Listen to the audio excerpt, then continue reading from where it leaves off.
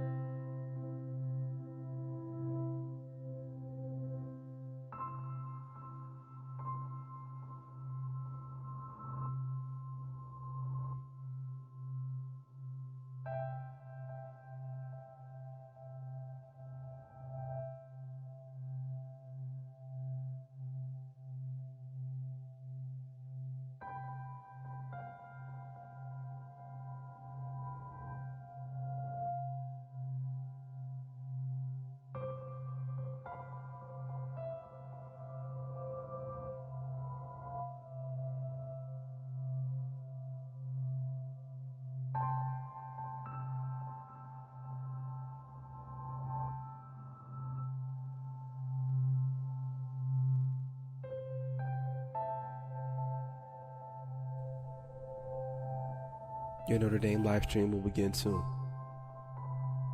Thanks for watching.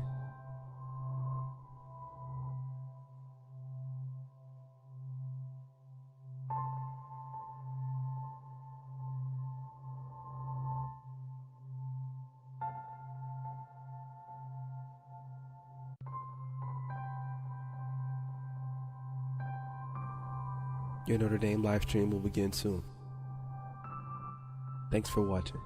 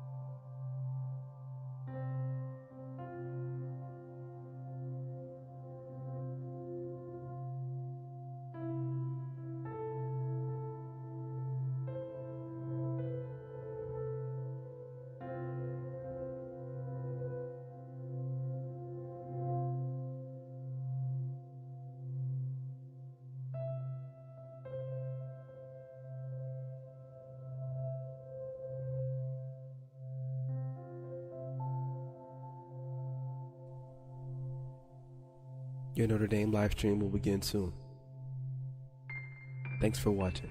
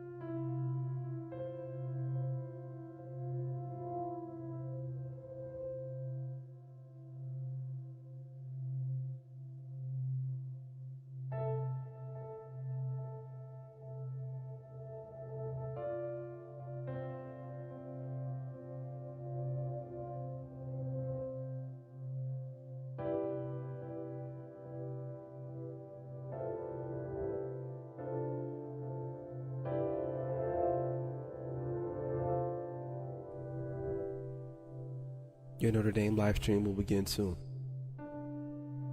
Thanks for watching.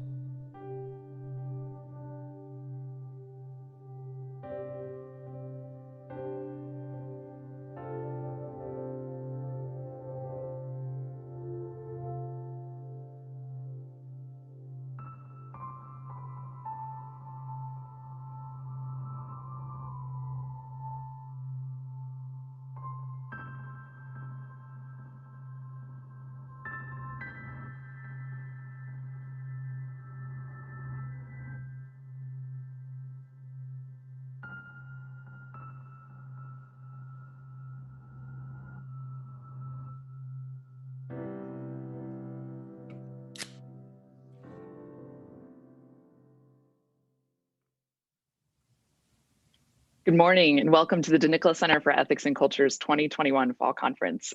My name is Margaret Cabanis and I'm the Research and Publications Program Manager here at the dNicola Center at the University of Notre Dame. We're delighted that you've joined us for this 3-day virtual conference, We Belong to Each Other. The dNicola Center for Ethics and Culture is committed to sharing the richness of the Catholic moral and intellectual tradition, both here at Notre Dame and in the broader public square. Each November, our annual fall conference brings together hundreds of students, scholars, and friends from around the world to consider questions of enduring import on topics ranging from beauty to freedom, poverty to good and evil. While we were disappointed not to be able to welcome you in person for this year's conference, we're delighted to offer this opportunity to gather virtually and continue grappling with these same questions surrounding truth, beauty, human dignity, and the common good. Our director, Carter Sneed, will have more to say about the conference and the dNicola Center before this evening's keynote with Archbishop Jose Gomez at 8 p.m. Eastern Time. We hope you'll join us then. For now, just a brief note about the format for our conference before we begin this morning's conversation. You can find more information about each session and the full conference schedule on our website at ethicscenter.nd.edu/winter conference. For those of you who registered, you can access all of our presentations over the next 3 days through this same Zoom link, where you'll be able to submit questions to our panelists using the Q&A function at the bottom of your screen. Those who haven't registered are welcome to stream the presentation on our YouTube channel or via the video player on our website. What's more, we'll be sharing recordings of all of our panels on our website after the conference ends, giving you a chance to catch up on all of these great conversations at your leisure. And now I'm pleased to turn things over to Father John Paul Kimes, Associate Professor of the Practice at Notre Dame Law School and the dNicola Center's Raymond of Peñafort Fellow in Canon Law, who will introduce this morning's panel.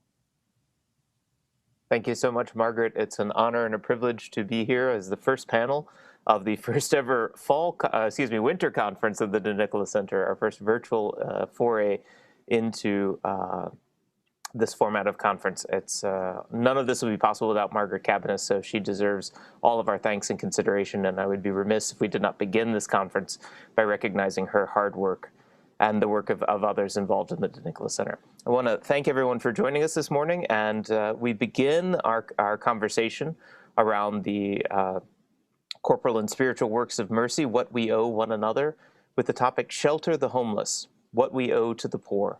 It's my privilege this morning to moderate the panel with 3 experts.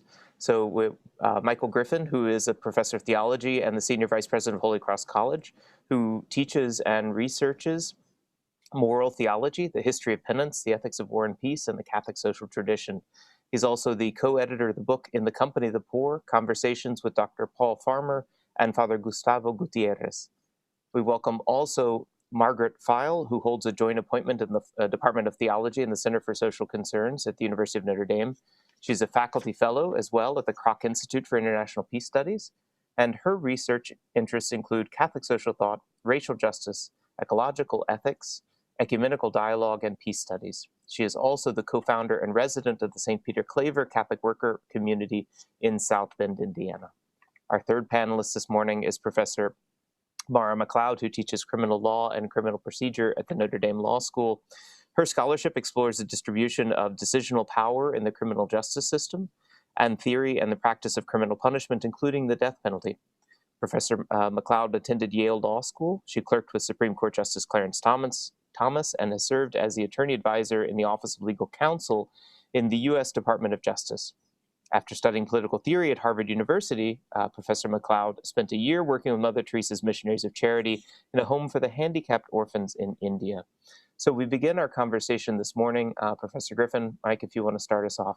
Yes, thank you, Father John Paul, and thanks everybody. This is really a privilege and an honor to be with everyone in the conference and with some old friends here on the panel to share a conversation. And I think one of the things that may help those who are watching is that we'll begin. I'm going to share a couple of conceptual and structural frameworks about the question that frames this session. What do we owe the poor? And then I think through the work of Margie Feil and Mara McLeod, we'll make it then a little bit more experiential. And what does this mean for today? Two voices I want to bring in right at the outset, and in some ways they're classic Notre Dame voices. One is the great philosopher Joseph Pieper. It's hard to get through one Notre Dame degree, let alone three, without reading a lot of Joseph Pieper. And the second is a contemporary voice, Dan Philpott, great political scientist here at Notre Dame. It all centers on this question of justice and what is owed. You know, many of us are familiar with a classic understanding of justice as what is due or what is owed.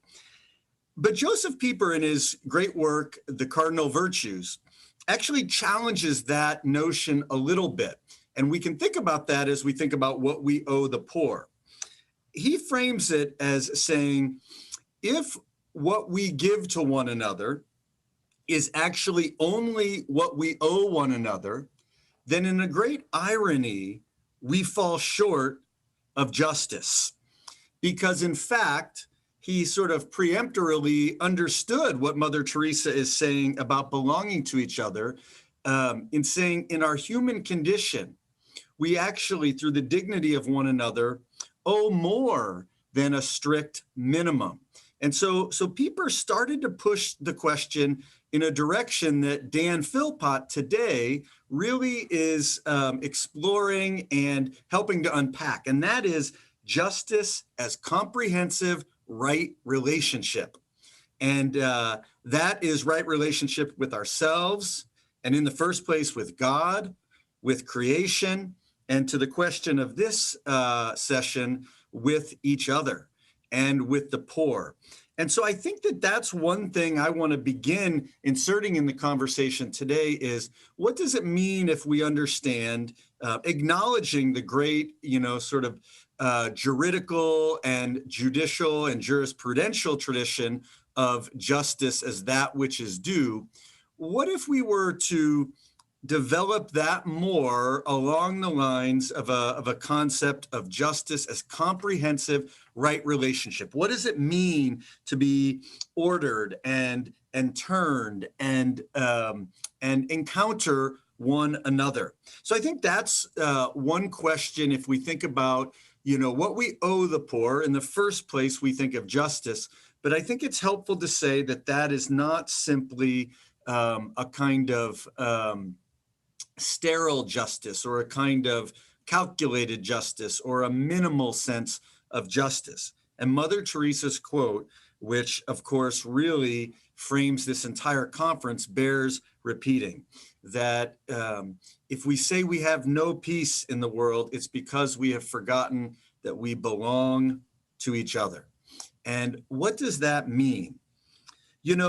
On the conceptual level, sometimes we will be jarred into seeing that, even conceptually jarred. And, we'll hear today, and certainly all of us living through the past year have been experientially jarred into seeing injustice. But I want to share one moment for me where I was sort of conceptually jarred about the question of the poor. Not just what we owe them, but what does right relationship look like right now? And this was in hearing a news report about a month ago that for some countries, and this could adjust somewhat, but you'll see why it was jarring.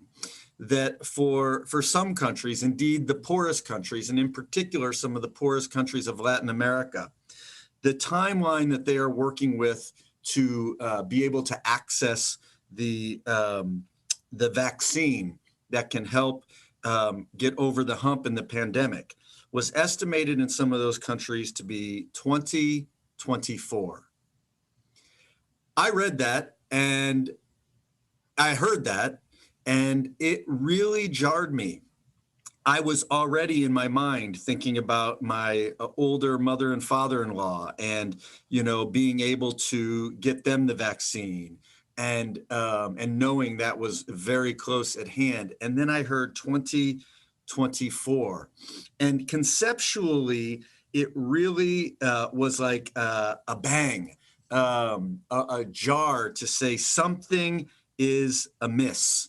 Something is deeply amiss when that is, even if the end result becomes sooner than that. Even the fact that at a certain point in human history, the way that humanity understood and conceptualized and organized something as important and life-saving as this vaccine could have such deep disparity. And certainly that provided a chance to say, okay, within this framework of justice, that's a starting point to say clearly we are not in a good position. And so certainly that has a global ramification as we think about what we owe one another as a human community, as brothers and sisters, as belonging to each other. But then I began to think about, okay, so what does that mean for me and for us, even locally? And this is sort of where I'll end with the reflection, as maybe we move into some of the questions that are really like facing us, not only globally but on the ground. And it began to have me reflect a little bit on maybe a starting point for some of us to think about the poor in the context of the present moment is to consider our own precarity during this pandemic. And in three ways. First, the precarity of walking alone. All of us, myself no exception, have had very, very significant ways in the last year where we found ourselves walking alone, where we found ourselves without our friends close at hand, where we found ourselves unable to be nourished at that table of social solidarity. And so much of the life of the poor can involve walking alone. And I thought that's one way that can be a kind of entry point for us to think about the poor in the present moment. The second is material uncertainty. That question that, even many of us who are shielded from some of the, economic precarity still lingers for all of us. Is there enough? Is there enough for me? And that's a question that now, as we see in the last year, more and more people are asking. And so it can kind of blur that line between something that really marks the lot of the poor and the lot of the human community, that economic precarity of is there enough? And then finally, the reality of preventive death. Paul Farmer, Dr. Paul Farmer, in that book with Father Gustavo, really reiterated a phrase that they often used in Haiti when they were working, Partners in Health was working with the poor. And they talked about the phrase stupid deaths that could be prevented. And from years working with Father Gustavo, one of the things that's really emblazoned in my mind is that one of the very first things he would always say about poverty is the fact of early death. And we think about now in the context of persons of color and death in the pandemic. We think about the context now of elderly folks who, even though senior citizens, even though older, can still themselves have an early death of an inability to have, we think about in the Catholic pro-life tradition, a life that is from natural conception to natural death. In some sense, the way we organize and the way even those who are non-poor have seen and have been bitten by that sting and experienced that sting of a death before time. And that can be a starting point to think about how can we, even conceptually, connect with the poor through that experience and idea of isolation, economic precarity, and premature death. And certainly my hope is that these things can help us as we enter this conversation and enter this new year. They can help us to understand more closely and more robustly vis-a-vis the poor, how we belong to one another. Thanks. Mike, thank you so much for those opening remarks, that great conceptual frame of our discussion. Margie, if you'd like to follow up. Yes, thank you. Thank you so much, Mike. And thanks to all of you involved in this panel. I've really appreciated the chance to reflect on this topic of what we owe the poor. And this title has left me pondering since I first encountered it. Who constitutes the we and who constitutes the poor? I think of particular people I've known in the context of the Catholic worker here in South Bend for the last 17 years or so, and the many times I've witnessed someone with almost no material possessions take off their gloves on a cold day and give them to someone they thought was in greater need, or guests in the women's house rushing to share their clean socks with the newest member of the community who just arrived on a raw night with holes in her shoes and soaked frozen feet. They were not thinking of the other person as poor, but first and foremost human, created in God's image and subject of human dignity. And I'm reminded of Pope Francis's meditation on the parable of the Good Samaritan in Fratelli Tutti. Jesus was inviting his disciples to be moved by one another's suffering and to act in love as each person in need would hope for from others. Again, as Mike was saying, Mother Teresa's invitation to realize that we belong to each other is right at the heart of that. St. Ambrose said, "You're not making a gift of your possessions to the poor person. You're handing over to him what is his. For what has been given in common for the use of all, you've arrogated to yourself." And Paul VI picked up on that insight from St. Ambrose in his 1967 encyclical on the development of peoples. And he continued to say, that is, private property does not constitute for anyone an absolute and unconditioned right. No one is justified in keeping for his exclusive use what he does not need when others lack necessities, unquote. And Saint Pope John Paul II pressed that case even further when he addressed the Latin American bishops in Puebla, Mexico in 1979 at their conference, and also in his 1987 encyclical Solicitudo Re Socialis that followed up on the 20th anniversary of Populorum Progressio. And he insisted, quote, "It is necessary to state once more the characteristic principle of Christian social doctrine. The goods of this world are originally meant for all. The right to private property is valid and necessary, but it does not nullify the value of this principle.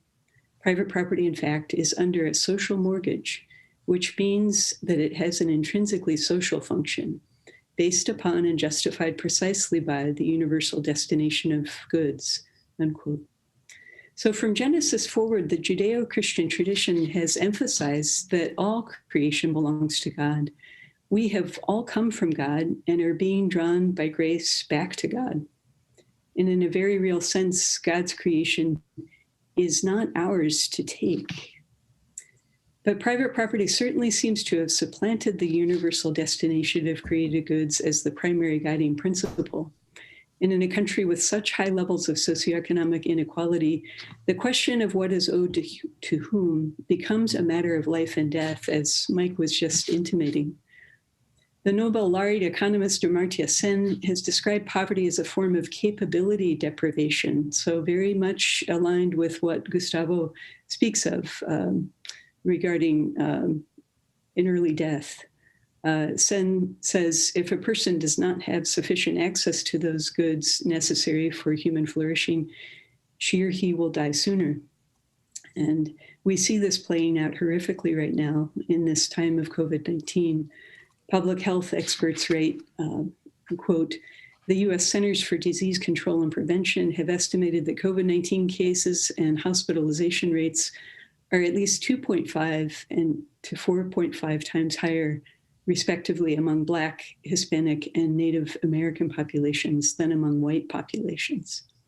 Black individuals have died from COVID-19 at more than twice the rate as white individuals. Area-based studies have similarly revealed elevated COVID-19 infection and death rates in socially disadvantaged counties with larger racial and ethnic minority populations," unquote. Chronic systemic inequities in access to housing, education, nutritious food, coupled with a system of mass incarceration, means that Black, Hispanic, and Indigenous citizens in this country are more vulnerable in a time of pandemic.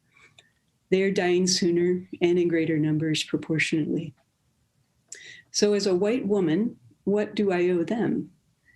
I think I owe them love expressed in a concrete commitment to work for justice, to transform the systemic death sentence that is white supremacy in our country.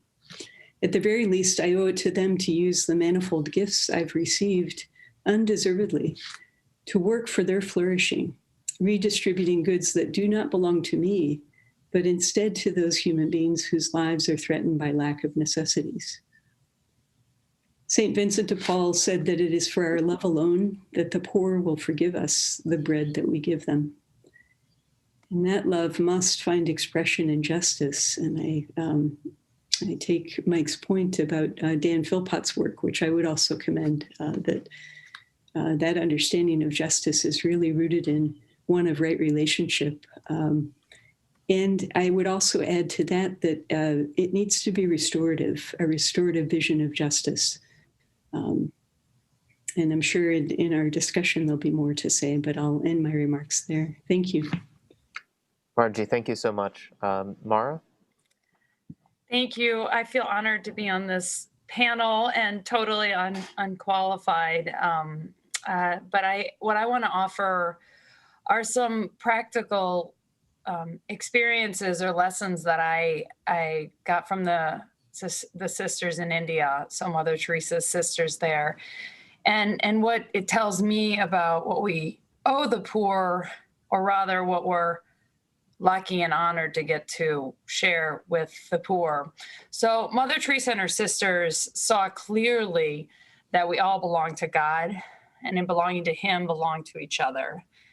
They saw that they were serving Jesus when they were serving the poor. And without this vision and a constant self-reminder of this truth, they could never have given so tirelessly, so constantly, and so joyfully. And let me just give you an example of sort of how this hit home. In theory, it makes sense to us, but to see it lived makes so clear how they can do what they do and how we can maybe kindle that kind of love of giving here as well. So one day in the orphanage where I was working, I was helping Sister Asha, who came from a tribal region in India and had become a sister, devoted her life to that. So she's washing the shorts of these boys, and they were severely handicapped. So many of them were just not potty capable. So these shorts doubled as diapers. And you can imagine this was really not a pleasant experience with these 3 sinks. You like wash off the obvious stuff in the first, and you do some scrubbing in the second, and you rinse in the third. And I was just about to throw up. I mean, it was so nauseating, it's so repulsive.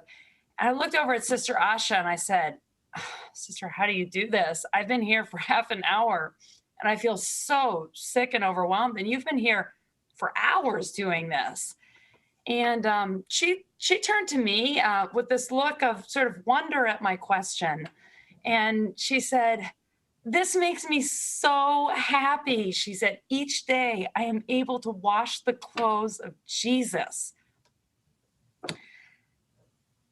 How could one not have peace in this world if one saw all those sharing the world together as embodiments of God to be served and loved and protected? And in our hearts, we have this awareness, we can see this vision, but I think it often becomes obscured and we erect barriers or we see these distinctions among ourselves. And I think that's something that in the current political state is one of the problems that we're facing, is to so readily distinguish ourselves from one another. And so one other point I wanted to bring in was sort of the Missionaries of Charity's approach to poverty and to what it means to be poor, not only what it means to lack the basic necessities of life in terms of physical care, medical help, shelter, food, but that need for love. Mother Teresa said that the greatest poverty is loneliness and the feeling of being unwanted. And although what we in the West tend to see as her work, bringing in people from the slums and the railroad tracks where they're abandoned by their families and caring for them physically, the greatest project that she had was to show them love. So they have a home for the dying, sort of informally called Kaligat. And the primary aim of that home is to shower the poor with love and care and comfort in their last days and moments. The sisters, they don't fight death.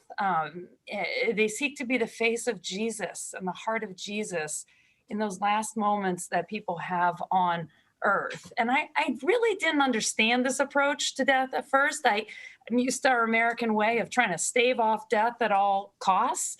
In our great model criminal law statute, the model penal code, there's a necessity defense. One is justified in killing in order to save two or more people, or at least the jury can find that one is justified to save two or more people from dying, even a natural death. So it's just this sense that we should be afraid of death. But the missions of charity recognize that we should be afraid of loneliness and abandonedness and unwantedness. And I think about what that means for us in America today. So I study the criminal justice system, and our prisons are full of the poor, full of the lonely, full of the abandoned. What are our duties to them? The ones we have condemned, so many of whom are also physically poor and abused, certainly socially isolated and abandoned. And I think there's a role for mercy, much greater mercy than we exercise today. But leniency without condemnation of moral wrongdoing becomes unmoored and meaningless. So there are many who want a criminal justice system that's therapeutic, that seeks not to condemn, but to reintegrate. And many academics deny true moral responsibility, and in a sense deny an aspect of our human dignity and our ability to choose to love, as well as to sin. And this is particularly true for people who have been abused or neglected or come from underprivileged communities. This temptation is simply to say that there isn't wrongdoing, but we, I think, are called for something that is truth-seeking and honest, but at the same time enormously merciful in a way that we certainly don't see in our prisons today. Our prisons are great at punishing. We're not very good at forgiving or at being morally clear but lenient in our physical actions. So I think this is a real trick for us to encounter this question of how we can be morally clear as to what is right and wrong, as to what we owe to one another in terms of decency, and while also having this place for mercy. So one thing I would just note within our prisons is the use of solitary confinement. If loneliness is the greatest poverty, the feeling of being unwanted, we're taking people who come from usually very, very difficult, very poor circumstances, and we're making them devastatingly isolated. We're depriving them of whatever little social connection they might have. Is this a way for us to be just, or is this adding injustice to the wrongdoing that they've committed? So that's one of the problems. Another is that in our prisons, there's an enormous amount of rape. And we turn and say, well, that's not part of your punishment. So, it's a bummer and we should avoid it, but we're not doing it. It's not part of your punishment. We are responsible. All of us, individually, personally, we live in a democracy, are responsible. We can put our prisons in places where we don't see them, but we can't forget them. Not as Christians, we can't forget them. And we have rendered these people defenseless against others, and now they're subjected to these kinds of torments. So I think it's easy for us to say these people deserve it, right? And they may deserve punishment, but they don't deserve inhumanity. And we need to love those who are unlovable, who may not want to be loved, who do not seem deserving of love. And that, I think, is the crucial message that Mother Teresa brought us. We're all sinful. And the people she brought into her home and loved, many of them probably didn't deserve to be loved, in a sense. We think of the poor, oh, they're just hungry. Oh my gosh, the poor. No, they're sinful too, just like we are. We're to love them anyway. And so I think that's our call in our country and around us, to love the unlovable, and to do so not because we necessarily owe it to them, but because we see in them Christ himself. Thanks. Wow, thanks to all three of you. This is an amazing start to what will be an amazing week of panel discussions. And as we begin now our discussion, I invite all of our listeners, everyone watching along with us, to submit any questions they'd like. But in the meantime, I'm going to take advantage of my position as moderating the panel, and I'll throw out a few questions. One, Margie, I want to start and go back to one of the things you said about this us and them. We already had a question submitted from one of our Soren Fellows, Kylene McCanns, who challenged even the framework of this conversation. The we who owe the poor, who are we and who are they? And does having this us and them conversation already put us off at really sort of an almost unchristian starting point? Margie, if you'd like to have a reflection on this this dichotomy of us and them. Yeah, and I'll just say hello to Kylene. We had a chance to talk about some of these things in class together last spring. So, as I said at the beginning, when I first heard the title of our panel, it really did give me pause because of that very challenge. And when I brought up a couple of examples of people that I live with who, from the outside would be seen as the poor, they see themselves as members of community. And when there is someone else in need, they also respond to that need. And I think this ties in with something that Gustavo Gutierrez has often emphasized as part of his explication of the preferential option for the poor. People who are dealing with socioeconomic deprivation also are called to be agents of love, agents in the world, to participate, to exercise solidarity. And as Mara mentioned, we're all human beings. It's not an idealization of anyone who is poor. It is to say, though, that there is an expectation that each of us will give ourselves to others who are in need. And that's a claim on every human being, because we do belong to God first and foremost, and all of creation belongs to God. So I do think the language of we and then we in reference to the poor invites us to go a little bit deeper and as Kylene is doing, to challenge those categories, because I don't know, who really knows this side of the eschaton, but I just don't think God thinks of us that way, all of us, of God's own creation that way. I think it's all one. And I'm very moved by Laudato Si's vision of the radical interconnection of all creation. I firmly believe that. And I think we're just, our sights are so limited here on this side of the eschaton. We can't really comprehend what that means.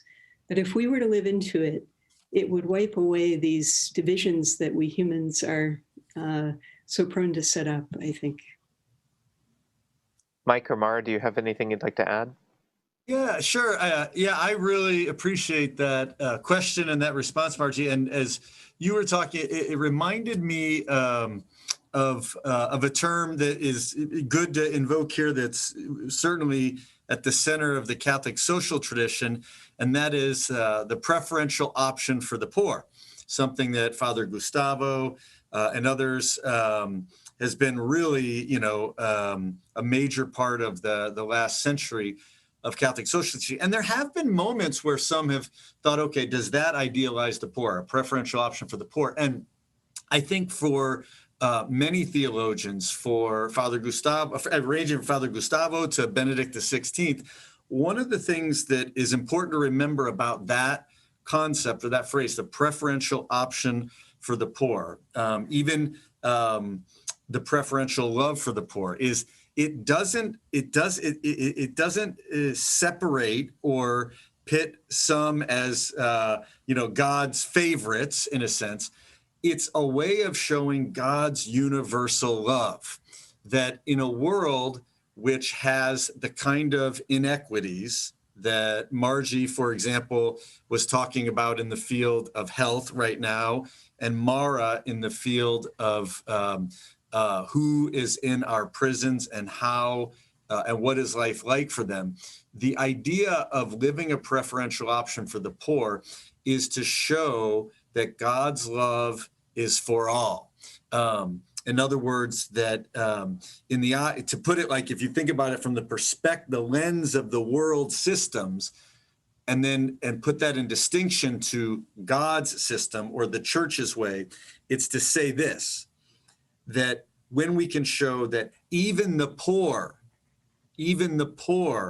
are loved in the fullest manner, then we'll see that it's universal. So that way of phrasing it, just because I want to really respond to that question, that even that phrase can jar us a little bit, even the poor. Well, does that sort of start to do the us and them?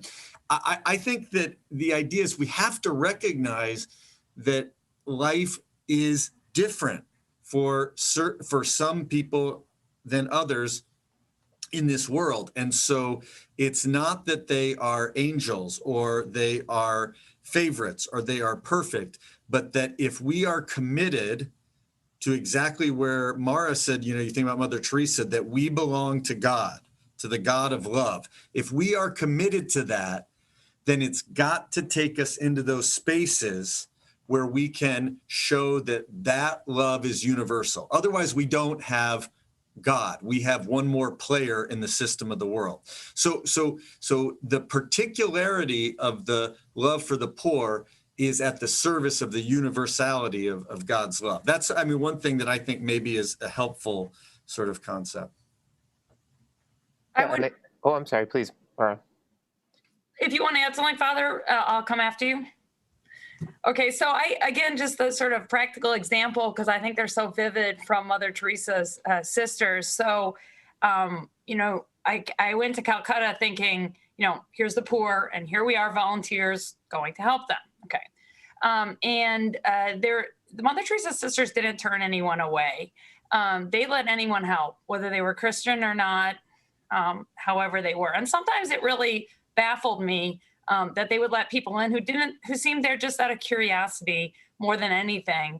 But I think they immediately perceived the call to love, the volunteers, and the magical nature of these beautiful children we were serving, and how they could really give something to us in our own deficiencies. So there was one young man who came, who was going to the Home for the Dying and some other homes of Mother Teresa's, and he punched this wonderful other volunteer who was there. He threatened to kill him. He was clearly extremely envious of this other volunteer. He seemed dangerous. The normal response would have been to say, you've got to leave. But Mother Teresa's sisters didn't. They saw his heart, this lonely, unwanted person, as a person who was really deeply poor. Of course, they didn't say that, but they took him to this charismatic church. So he agreed to go. And in the middle of this service, the priest calls up this man and says this prayer over him and talks about the suffering he'd faced in his life, that he was abused. This person had not told anyone this. It was miraculous. He saw into this man's heart and he blessed him. And that man ended up leaving and apologizing to the volunteer he'd threatened. He was never going to be his best friend, but he apologized. And he left with the love of Christ and this peace in his heart that what the sisters gave him was what he so desperately needed. He was poor in this profound sense, and we're all poor in some sense, though many of us have so many blessings that it's hard to think of ourselves as poor. And that it entirely flipped it. It was just roles. Some people needed food, some people needed shelter, some people needed love and the image of Christ. So I think that they really taught something there. And I felt that I was indeed the whole time being helped much more than I was helping. And I was surprised to see how they saw need wherever it was. Thank you all so much. And just sort of to continue along in the same vein, we talking about the dichotomy of us and them, and who are the poor, and what does poverty actually mean? That poverty is not merely limited to material poverty. As everyone has hinted to, questions of loneliness and other ways in which we all are poor. It seems, however, one of our listeners poses the question, says it seems often that these conversations about the poor take place without the participation of the poor. What kind of conversation, does that conversation, again, fall into this us and them and a misunderstanding of the preferential option and a sort of an idealization of the poor? How much richer is our conversation about poverty and the poor and the solidarity that we owe one another as all sons and daughters of God? How much richer is that conversation when the poor are included? And how do we do that? How do we greater involve the poor in the larger conversation about poverty? Whoever wants to go first, please. I could jump in on that. It's interesting that you raised that because I think that's an excellent question. And we have at our Catholic worker community, as part of the work we do, we have an outreach center called Our Lady of the Road. And through the pandemic, we've been using that as what we call a resource center. So using computers from the public library, which our main public library is closed for renovation. And that is a tremendous loss to people who are without other access to digital connection. And so, filing for unemployment, filing for healthcare, filing for jobs and housing, all of that is eliminated when a person doesn't have access in this digital age. And just this week, we're beginning what we call a school modeled on the Highlander Folk School that began in the 1930s, Miles Horton. And the premise of that is to say, in the Catholic worker lens and tradition, we speak about clarification of thought. If we sit down together as human beings and take seriously the contribution that each person has to make to the common good of society, how do we encourage people to claim their own voice and agency?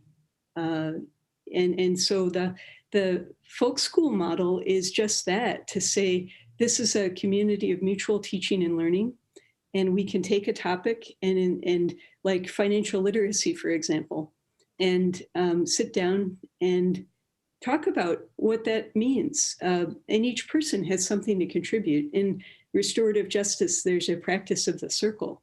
And part of the wisdom of the circle is that there is a pool of common meaning to which every participant in that circle is called to contribute. Very aligned to the vision in Catholic social thought of the gift and the task of participating as human beings in shaping the good of society. So I think that question is right on. And thank you. And Margie, yeah, thanks. And first of all, I'd say for any of the sort of students of the tri-campus out there, Notre Dame, St. Mary's, and Holy Cross, if you are interested in that, those kinds of conversations where, as that great question Father puts it, the poor participate, I would say find your way to Margie and the Catholic Worker. It's even like, once once it's safe again, kind of to have the first Friday discussions where students and everyone is welcome to share mass and a meal and a conversation, and the poor are often present. So to find your way to the Catholic Worker, one of Margie File's courses. And one thing I wanted to mention too, just because this is, something that Mara said that made me think about, like, even in a specific way, if you take on its face what we owe the poor. One thing to note that is happening now, in terms of that really site of pain in prisons. And that is two different programs that Notre Dame participates in, and Holy Cross. The first is a joint Holy Cross Notre Dame program called the Moreau College Initiative, where it's housed at Holy Cross College, and but it's about half Holy Cross professors, half Notre Dame professors. Some St. Mary's professors have been involved, where we are doing courses for incarcerated men at the Westville Correctional Facility, where it's a statewide application where we're really finding very intellectually sort of a high caliber of student and doing courses there. And this is changing professors' lives. It's not just to say what it's doing in the prison, of seeing when you give that voice to folks inside. And then the second one, which students, I think, Margie, you would know, students could get involved with as well, which is the Inside Out program, where that are courses in the correctional facility that are like half incarcerated persons and half students. So these are ways to be part of these, exactly your question, Father John Paul, of more robust conversations that include the voice of those who are suffering. And then, frankly, just the last word is how good it is. We have to challenge ourselves to do more of it. That we are committed to that, because what Mara was describing, prisons today form what you could even call a kind of anti-sacrament. They sort of show the life and vision of the church in complete reverse. Of instead of welcoming rites to bring people in, they send people out. Instead of baptism, we have the death penalty. And so the fact that, I think that the tri-campus community is involved in that is a real good thing. Mara, would you like to add anything? I want to make sure we have time for more questions, so I'm sure I'll add something soon. Okay. I'd like to set up a sort of a progressive series of questions now, sort of starting on a macro level and moving down to the micro level. If you'll bear with the way my addled mind works at this hour of the day. You all discussed the poverty of loneliness, the poverty of the individual, the poverty that we can all experience, feeling either abandoned or alone, either by choice or by circumstance or by tragedy. What is this poverty of loneliness that can affect everyone, and how do we as Christians have a duty to reach out to all who could be defined as poor through the lens of loneliness? Yeah, maybe I'll just say a little something. I think it requires a kind of vulnerability, that what we most have to offer in that reaching out is letting others reach in. Last year, in the summer, as many people in the Notre Dame world know, my wife Catherine died as a result of 3-year battle with cancer, and we have small kids, and the biggest sort of challenge is to have to bear that grief alone, and so one of the things that I think has been important for me. It doesn't, as there's this, as Catherine herself taught me, this in this world we can hope for, a modicum of happiness, but on this side we're not going to get supreme results. But one thing that I think is a consolation is allowing other people, even some of them very poor themselves, folks who I had met through the Catholic Worker and other places, to enter into that pain. And so I think that so I think we have to find that the starting point is maybe not, I'd be interested to see what the other panelists think about this. Like, it's not necessarily like, okay, what do they need? How can I reach out to their loneliness or their isolation? But maybe to sort of open up that place of fragility and pain and isolation in our own life. Yeah, I think one of the challenges for us is to love those who do not seem to want to be loved or cared for. Part of sort of success, the perception of success is to seem like sort of you have it put together, you've got it made, and you don't need anything. And loneliness is so easily hidden. And people who seem to have a great amount of material welfare or wealth or prestige sort of, well, why would I bother to help them? They've got all these great things. They should be doing fine. And our willingness to not be comparative, to not be judging, to not, and to just see where there's a lack. There's sort of a profound loneliness in so many people we encounter. And the temptation, I think, is to say, well, I don't need to reach out because that person has these other things, or that person, it would be weird to reach out. Or if I were to reach out, how would it look? Would I be associated with that person and some of their flaws? And I think just the willingness to try to love and be rebuffed. I mean, you give someone money because they can't buy clothes. They're probably going to accept it, at least assuming it goes through a normal way of donations but reaching out to someone who is feeling unwanted. There's maybe a reason why they're feeling unwanted. People may have turned them away because they're difficult to love. So to persist in that effort, even when it doesn't seem to be rewarding us with some love in return, I think that's the trick. And that's, I fail constantly at this, but that we really say, I'm loving Jesus. Mother Teresa, those of you who have read the collection of her dialogue with her confessor, which she didn't want published, but thanks be to God, people did publish anyway.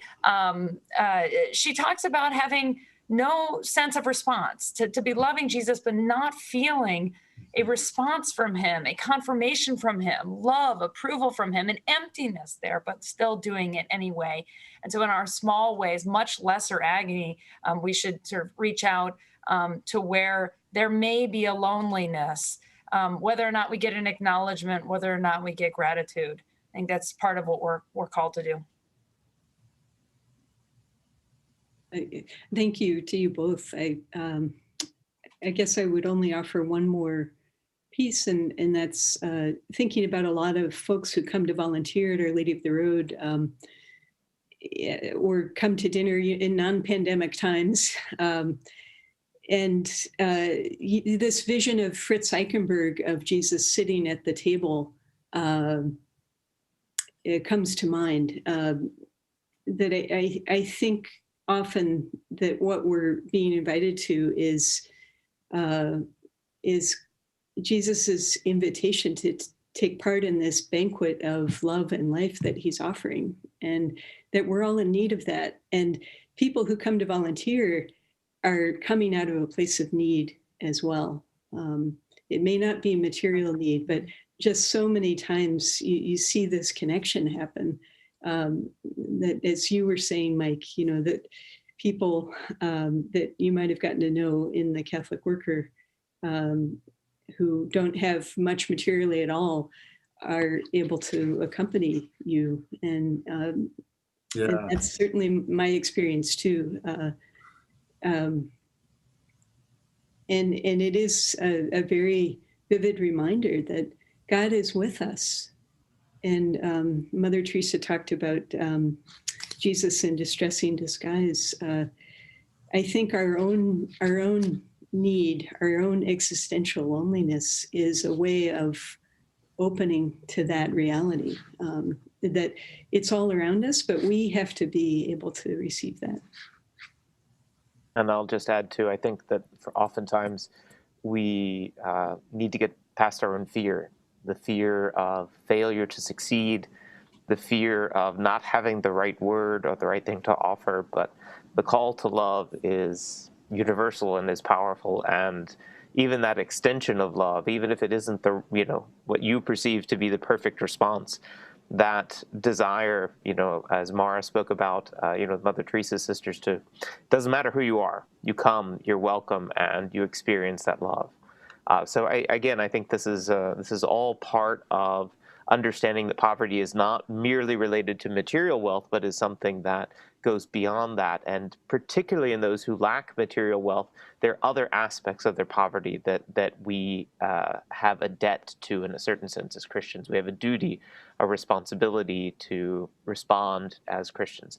And to bring this again into a theological Christian sort of also more practical aspect to sort of move again as we close down and on from the macro into the micro level, the relationship between justice, peace, and sin. I think it's important as Christians, again, as a canon lawyer, I unfortunately have the perspective of a very skewed perspective on reality, but there's a canon from the late 7th century, from the Council in Trullo, canon 102, which is one of the great expressions of penal law in the Catholic Church, but it sees all crime and in the context of sin. And it describes sin as being multiform and as a disease. It grows in the body, and as that disease grows, the response has to change. The response has to be appropriate for the disease. So in this context of sin and crime and justice and peace, and how do we help the poor? How do we help shape a society that understands that not all crime is equal, or not all criminals are equal, or that the response has to be modified such that, as again the canon in Trullo says, it can't be so lax that the person thinks that they haven't done anything wrong, but it also cannot be so harsh that they would lose despair and salvation.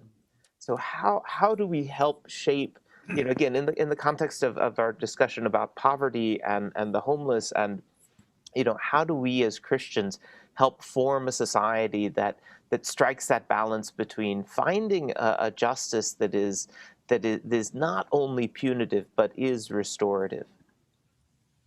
Yeah, I love that question, especially, because my doctoral work was on penance, and so the book that I wrote, not a plug for a book, but it is a plug for a book. Okay, The Politics of Penance.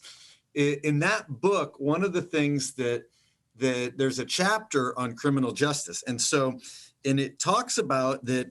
The connection between punishment properly understood is penance. And this is, I think, what that canon is getting at with, not being sort of, and something Mara said, not washing over crime or sin, but also having a constructive and a medicinal effect as well. So I think that if we began, as a society, if we began to think about penance, and there's all kinds of historical roots, you think about, why do we have the term penitentiary, the place of penitence, to think about punishment as penance. But then the second point, just to, you mentioned, Father John Paul, about, bringing this sort of more practical and into our Christian community, and thinking about the community of, around Notre Dame. I do think one of the things that we can do is also take up a little bit more of a penitential sense ourselves. So two very quick thoughts. One is, what would it look like if our efforts for justice in the world we're rooted maybe just a little bit less. Now, all of us in the Notre Dame world will smile a little bit less in self-congratulation every now and then, and more in penance. That those poverties and those problems in the world that we want ourselves, our students, our community to get involved with are actually partly, we're also responsible for those. And so our action is restorative, or to use a term that, again, borrowing from Dan Philpott into the theological world, of acts of reparation, of repairing sin. And then I'll close with this, because you did say practical.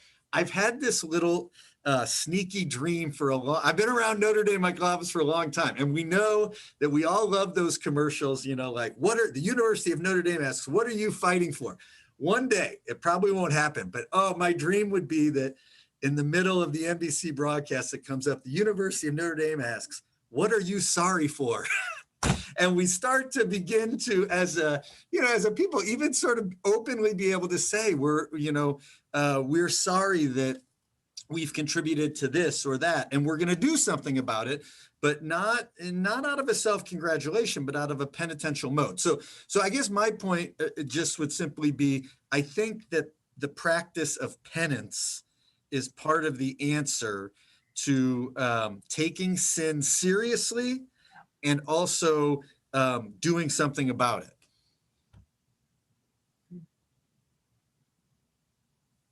Yes, I'll just, thanks, Mike. I'm with you on that. And I think part of that process of penance, repentance, and then repentance that leads to repair is lament.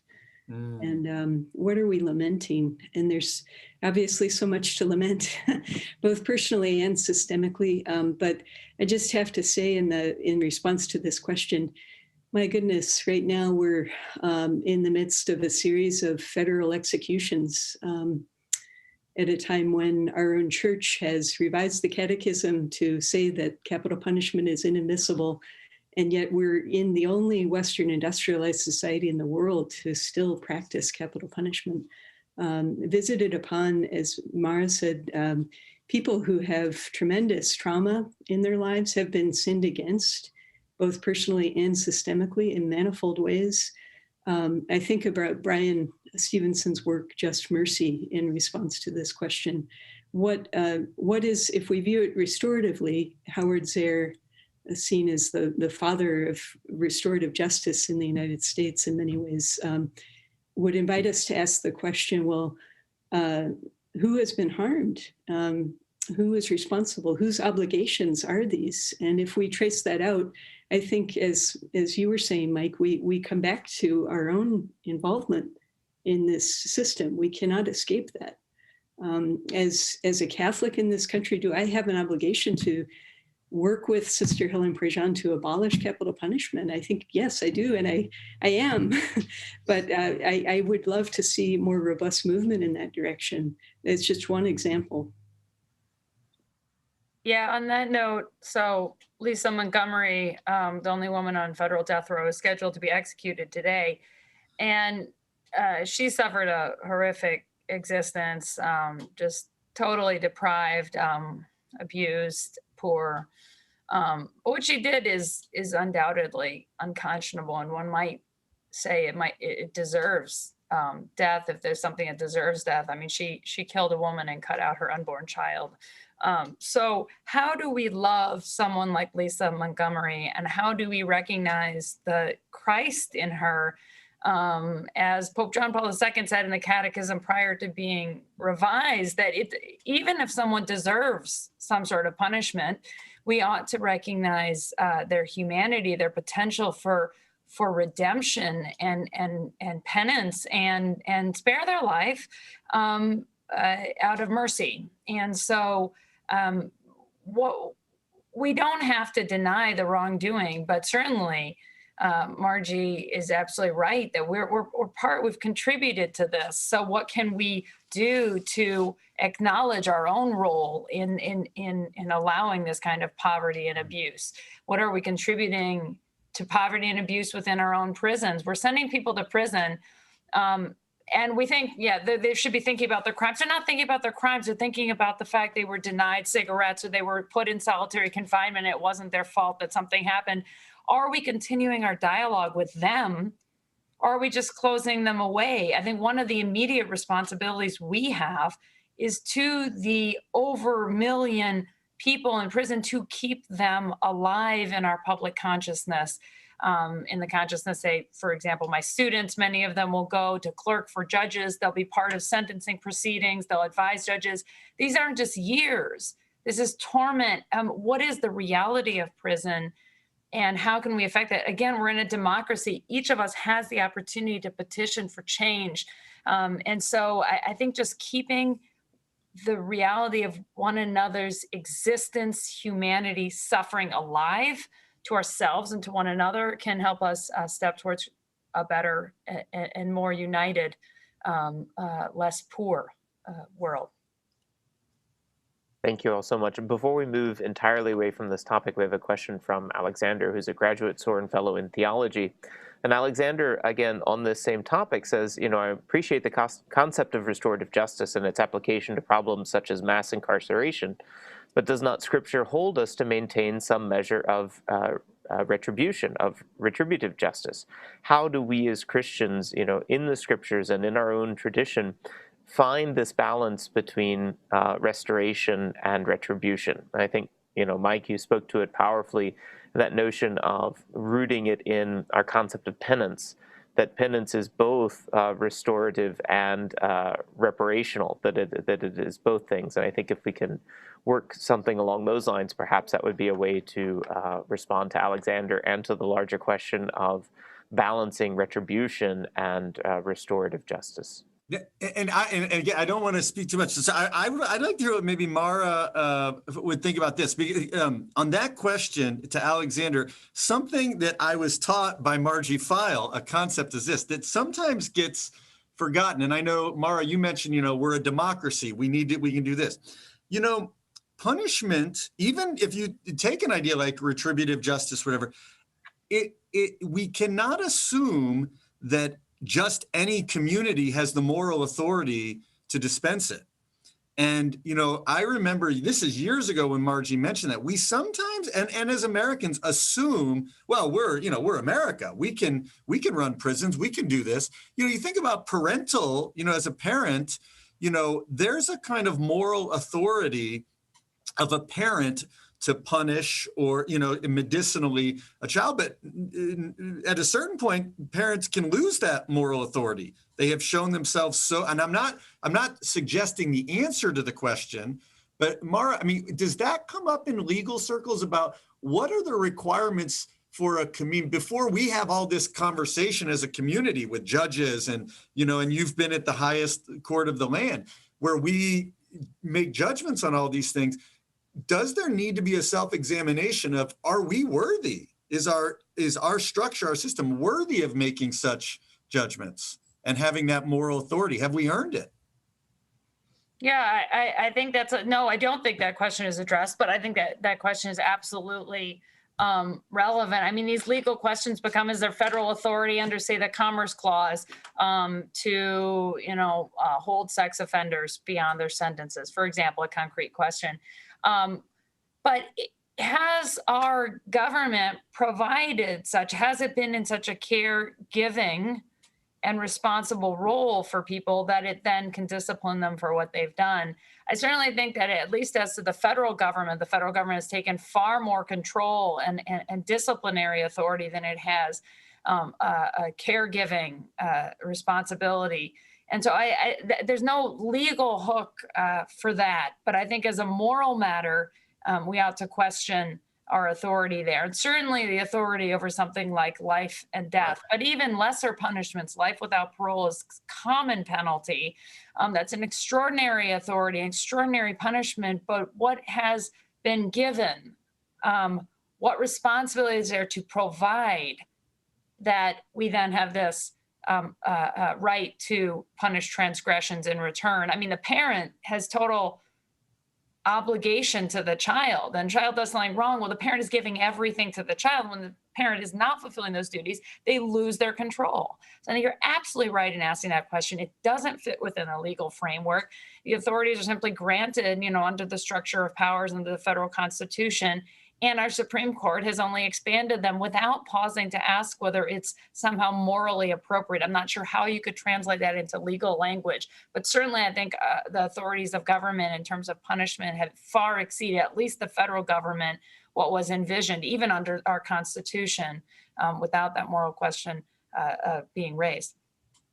And I'll just say too, thank you to you both, Mara and Mike. I affirm what you just said. And in response to Alexander, maybe we could have a virtual cup of coffee one of these days, because I think first within, of course, the commitment to nonviolence in the Catholic worker, one of the key texts is the Sermon on the Mount. And within the Sermon on the Mount, Matthew 5:38-42, which explicitly rejects the lex talionis, an eye for an eye and a tooth for a tooth. And Jesus says, instead of that, I say to you, love your neighbor, even the neighbor who is doing you harm. Love that neighbor. When you're struck upon the left cheek, turn and offer them your other cheek, right? When asked to go 1 mile, go the extra mile. So there's instead of that retributive vision of justice, instead there's a justice rooted in love that involves self-sacrifice, involves taking on suffering rather than inflicting suffering upon another person. Much as, Mara, the stories you've shared have been deeply moving, but the practice of Mother Teresa and her community in taking on difficult characters and saying, you know what, I'm going to love you anyway. That's not a retributive vision. That's a vision of Christian love that Jesus offered us in the Sermon on the Mount. Thank you all so much. As we move toward the close of our session, we have just one quick question. Since both Margie and Mike have mentioned Dan Philpott, one of our followers asks if there are any particular books or readings by Dan that either of you would recommend. And if you don't have anything off the top of your head, I'm sure we can post something later. But if you do have something off the top of your head, please offer it to our friend Mark. Yeah, well, a couple of things. One would be, I think his magnum opus so far is Just and Unjust Peace. Just and Unjust Peace. And Dan's also now working, and he's published something. And maybe you could post one of his essays on his emerging work on a Catholic concept of justice, where he's incorporating this idea of right relationship. Yeah. Great, thank you so much. And again, sort of to wrap up a number of questions into one kind of meta question, I apologize in advance that we could have an entire conversation for another hour just on this topic, but if we can wrap up in the next few minutes, just sort of thinking along the lines of a lot of what we've touched on, we implicitly as Americans, we're sort of torn.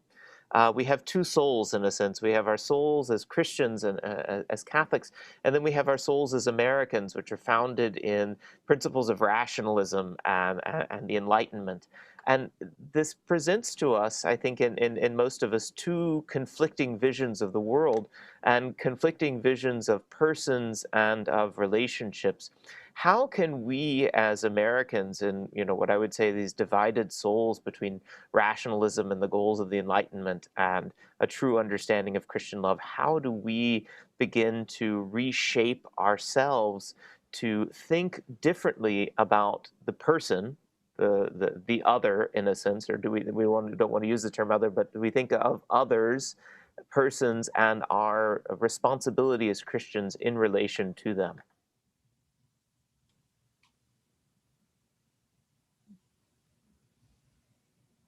Well, one thing I would say is that it's a little bit of a variation on your question, is that how much we as Americans sort of look to our laws, which are also rooted much in the Constitution, our Declaration of Independence, and ideas of natural rights. But we look to the law as an answer and as a sufficient answer And certainly what Mother Teresa would tell us is simply providing for needs is not enough. It has to be done with personal love and a humble acknowledgement of the Christ in one another. And so a willingness to look outside of the government, outside of the rights that are provided there, and give to one another, recognize one another through church organizations, through charity, through our own initiatives. So I think there's just a tendency to say that whatever we owe to one another ought to be instantiated in legal rights. And that is not the only answer. And I don't think it's the most loving or effective answer. We have to do more. The rights are sort of a minimum that our laws provided. And we're called to something that is greater and certainly fuller. I would totally affirm what you just said, Mara. And the legal bar is lower than the moral bar in society, and we're called to rise to the moral bar. In the Catholic worker tradition, Peter Maran said, let's try to build a new society in the shell of the old. And that means taking personal responsibility with and for one another, first and foremost, so that there, if that happens in local communities all over society, then there is a clearer vision of where government is necessary. But governmental response is not the first resort in that vision, because there is a sense of a rich and thick vision of moral responsibility shaping that vision of the new society in the shell of the old. Yeah. And if we let our Catholic imagination stoke us through thinking sacramentally, thinking through the practices and the works of mercy, I would just say too, they often have, because we are a tradition of faith and reason, of grace and nature, they often have natural analogs for neighborhoods and cities. And so I think we can't be too quick to want to have these as two separate realms, but allow our deepest realm of our Catholic tradition to inform some practices that could help build that new society in the shell of the old. Well, wonderful. I want to thank the three of you on behalf of the De Nicola Center for getting our first ever winter conference off to such an amazing start. I want to thank all of our listeners, everyone who followed along with us today. And we want to mention as well the upcoming panel. Our next panel will be at 11 a.m. Eastern Time, Why Beauty Matters. Everyone is invited to continue to use the same Zoom link for all of the sessions for this year's winter conference. And again, to Mike, Margie, and Mara, my sincere thanks to the three of you for an amazing conversation on what we owe the poor. Thank you all very much. Thank you.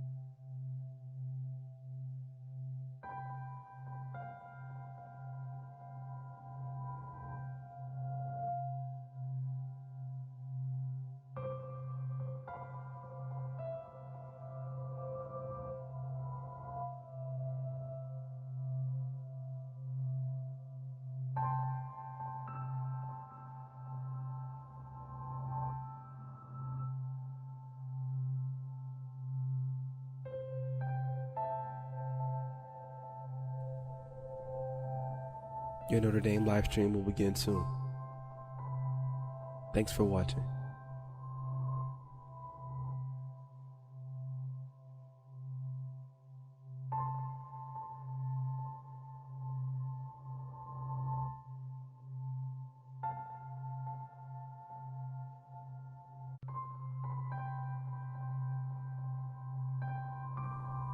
Your Notre Dame live stream will begin soon.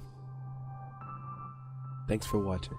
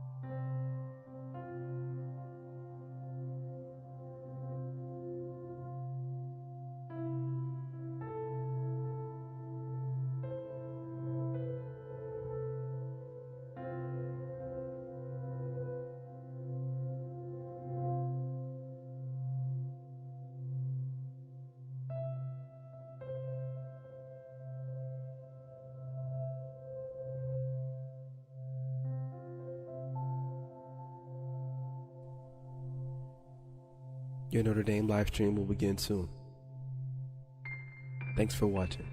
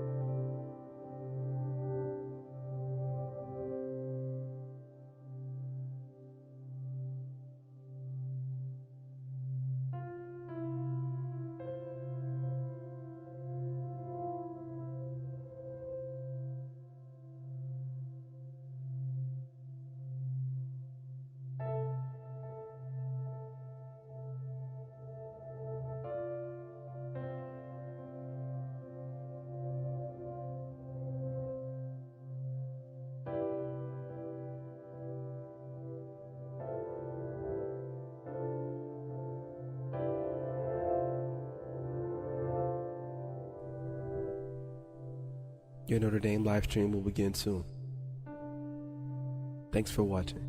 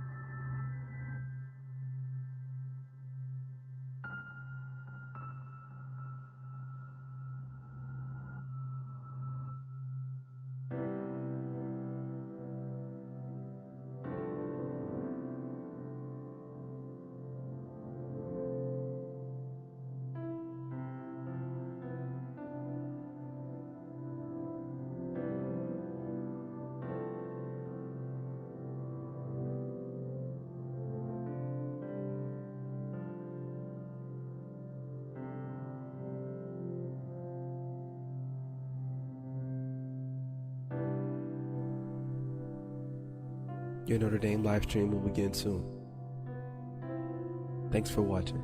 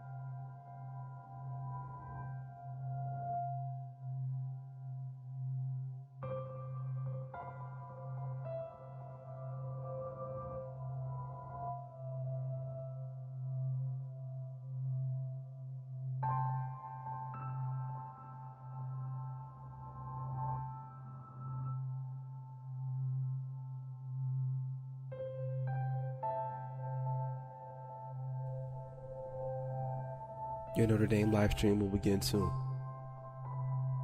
Thanks for watching.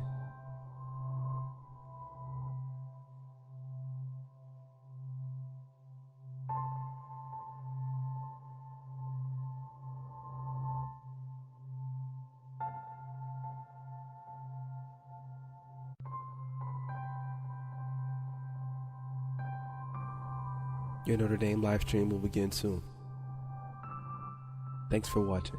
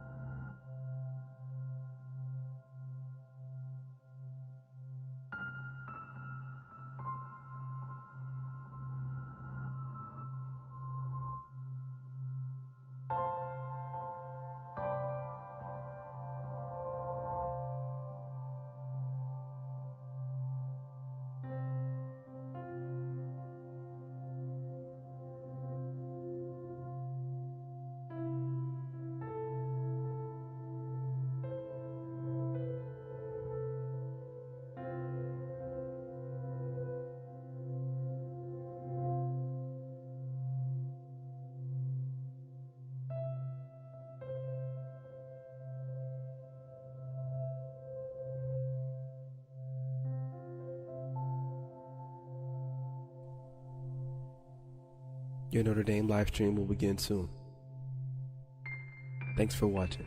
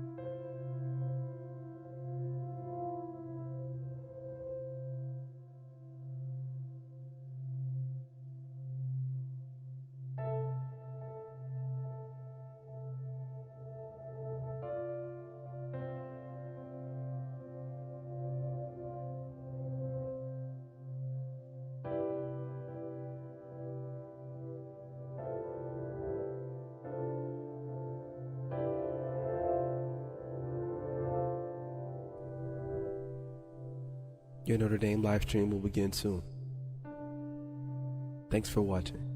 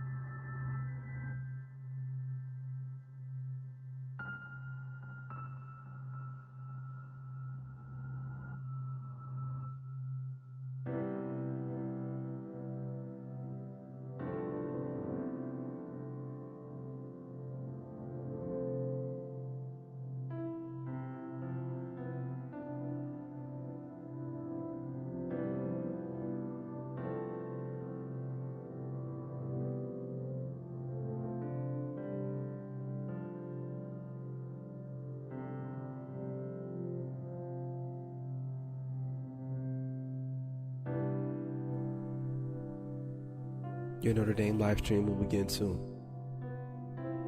Thanks for watching.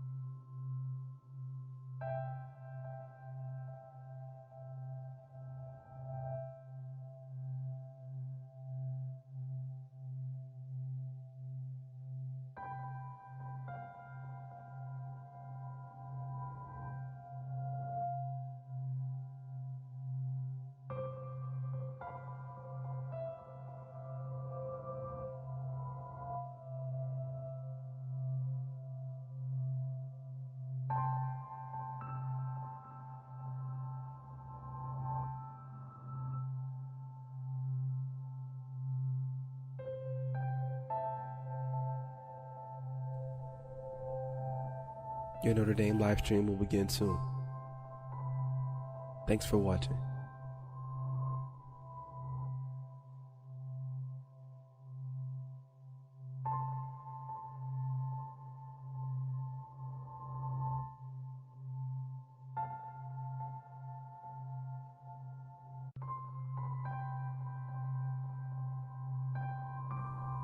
Your Notre Dame live stream will begin soon.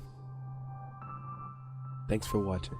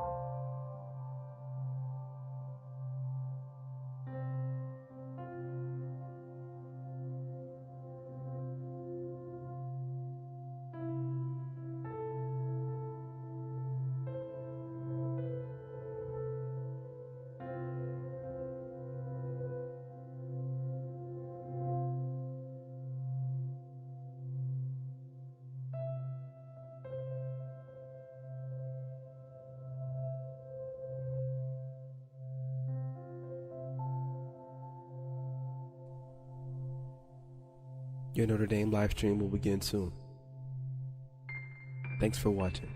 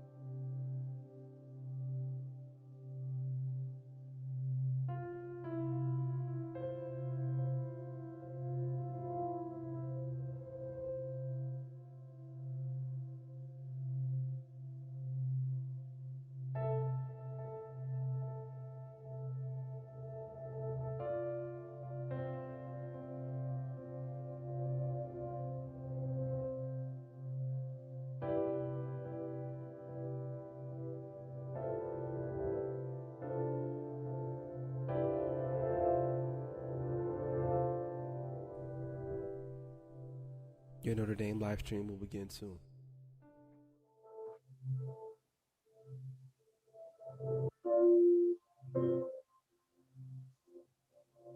Greetings, everyone. Welcome back to the De Nicola Center's Winter Conference, We Belong to Each Other. My name is Nicholas Tay. I'm professor of philosophy at the University of Notre Dame. It's my privilege today to moderate this panel titled, To Gaze Upon the Beauty of the Lord, Why Beauty Matters. Our panelists today will offer some opening comments, followed by conversation and questions from you, the audience, that end with explain how the Q&A is going to work. The Nicola Center's Winter Conference, We Belong to Each Other. My name is Nicholas Tay. I'm professor of philosophy at the University of Notre Dame. Participants can click on the Q&A icon at the bottom of their Zoom screen anytime and submit a question to the moderator. Our panelists today will offer some opening comments to the panelists at the end of the session and questions from you, the audience, that then explain how the Q&A is going to work. We'll now proceed to the panelist introductions. My name is Nicholas Tay. I'm Elizabeth Lev is an art historian, our first panelist. Participants can click on the Q&A author and tour guide currently living in Rome, submit a graduate of the University of Chicago, who did graduate work at the University of Bologna before settling in the Eternal City. She has taught at John Cabot University and is currently on the faculty of Duquesne University's Italian campus and is a member of the teaching staff at the Pontifical University of the Angelicum in Rome, as well as Christendom College. She is the author of a number of books, including How Catholic Art Saved the Faith, The Triumph of Beauty and Truth in Counter-Reformation Art, and The Tigress of Forli. And she has appeared on numerous TV and radio shows, from The Today Show to the series Museum Secrets. Welcome, Elizabeth. Well, thank you very much for having me, and I'm delighted to be here. I do look over our panel, and I am realizing that it's one of those situations where if you can't build churches or you can't make sculptures, I guess all you can do is teach. So I'm the one who's not the practical one on the panel, but I do want to start by thinking a little bit about the experience of art, which is something that I do have a lot of experience in. Let's start by imagining being together again. Let's just start by imagine being together again and what it's like to be in a group. And we have this sense of belonging, but at a certain point, we sometimes have the habit of starting to get too fixated on each other. In many ways, eventually, this constant belonging and being together sometimes leads to bickering, to arguing, and that facing each other can occasionally or frequently lead to conflict. So what does art do in those situations? Art is kind of like a time out, if you will, by forcing us to stop focusing on each other, focusing on this sort of immediacy, and we look outwards together. Imagine being in a museum. So imagine the joy of being back in a museum again. Let's say standing in front of Leonardo da Vinci's Last Supper. And there we are, maybe in the third, fourth row of people, we're all gazing in the same direction.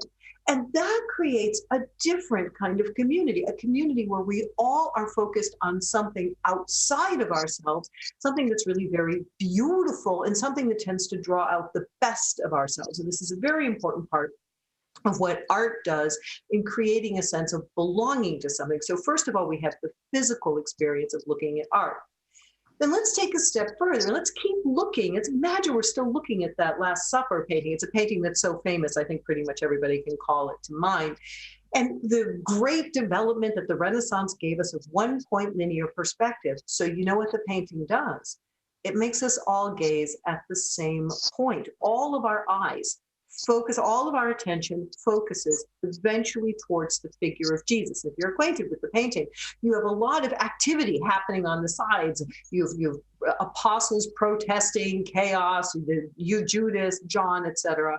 But at the very center, all of our eyes are brought to that image of Christ, who is this beautiful sort of triangular constant in the painting. And then we go one step further.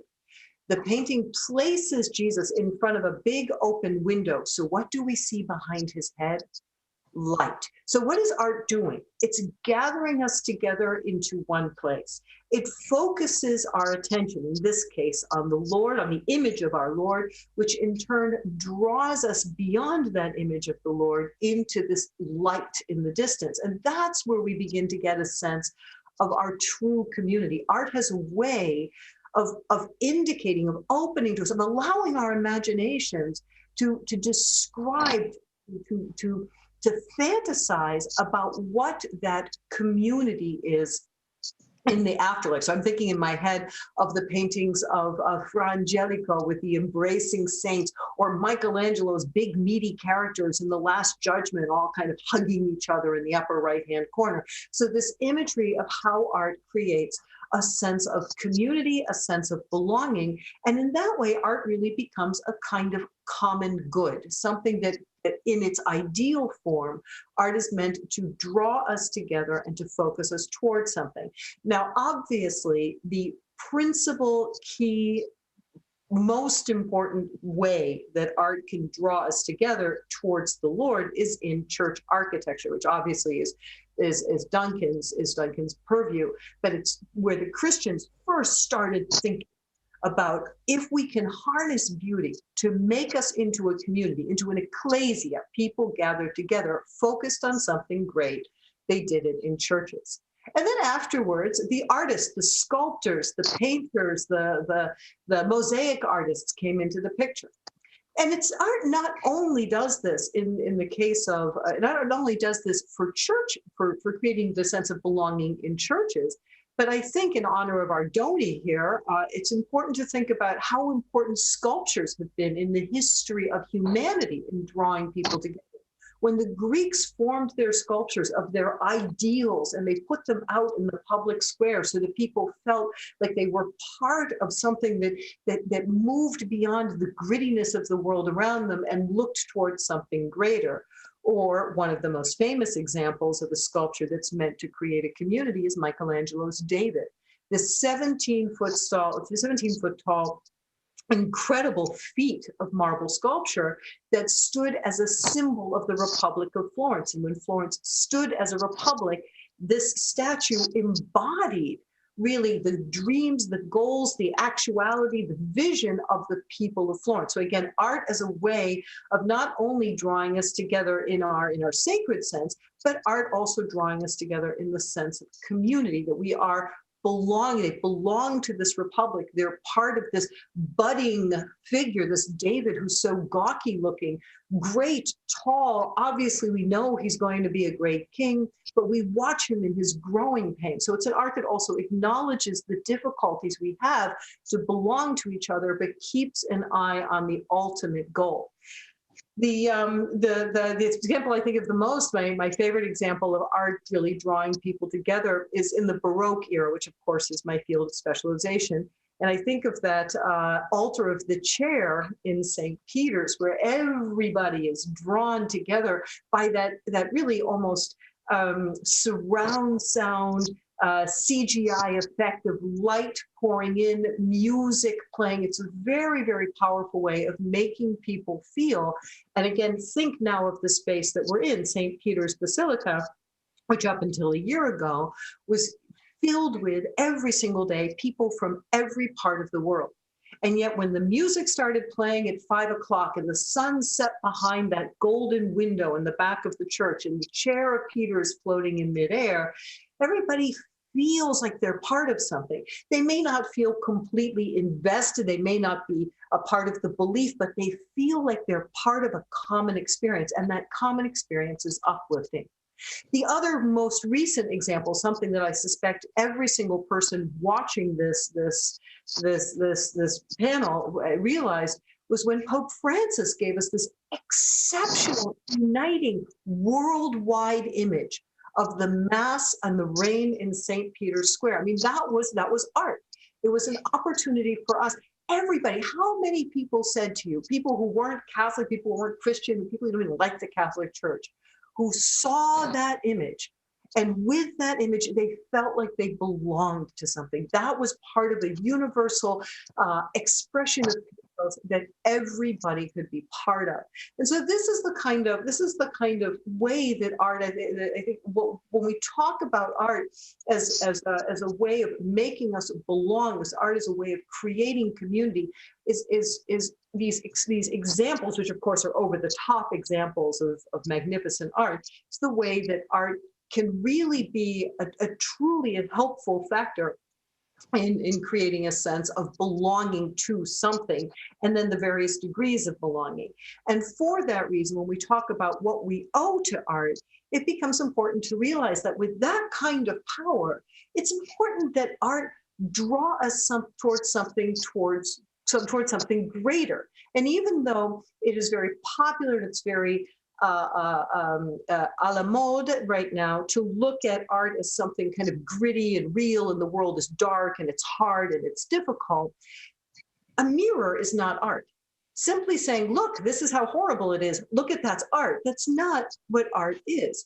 Art is not supposed to ground us in the common misery, but art is supposed to help us realize we belong, particularly Christian art, we belong to something greater and to something more important.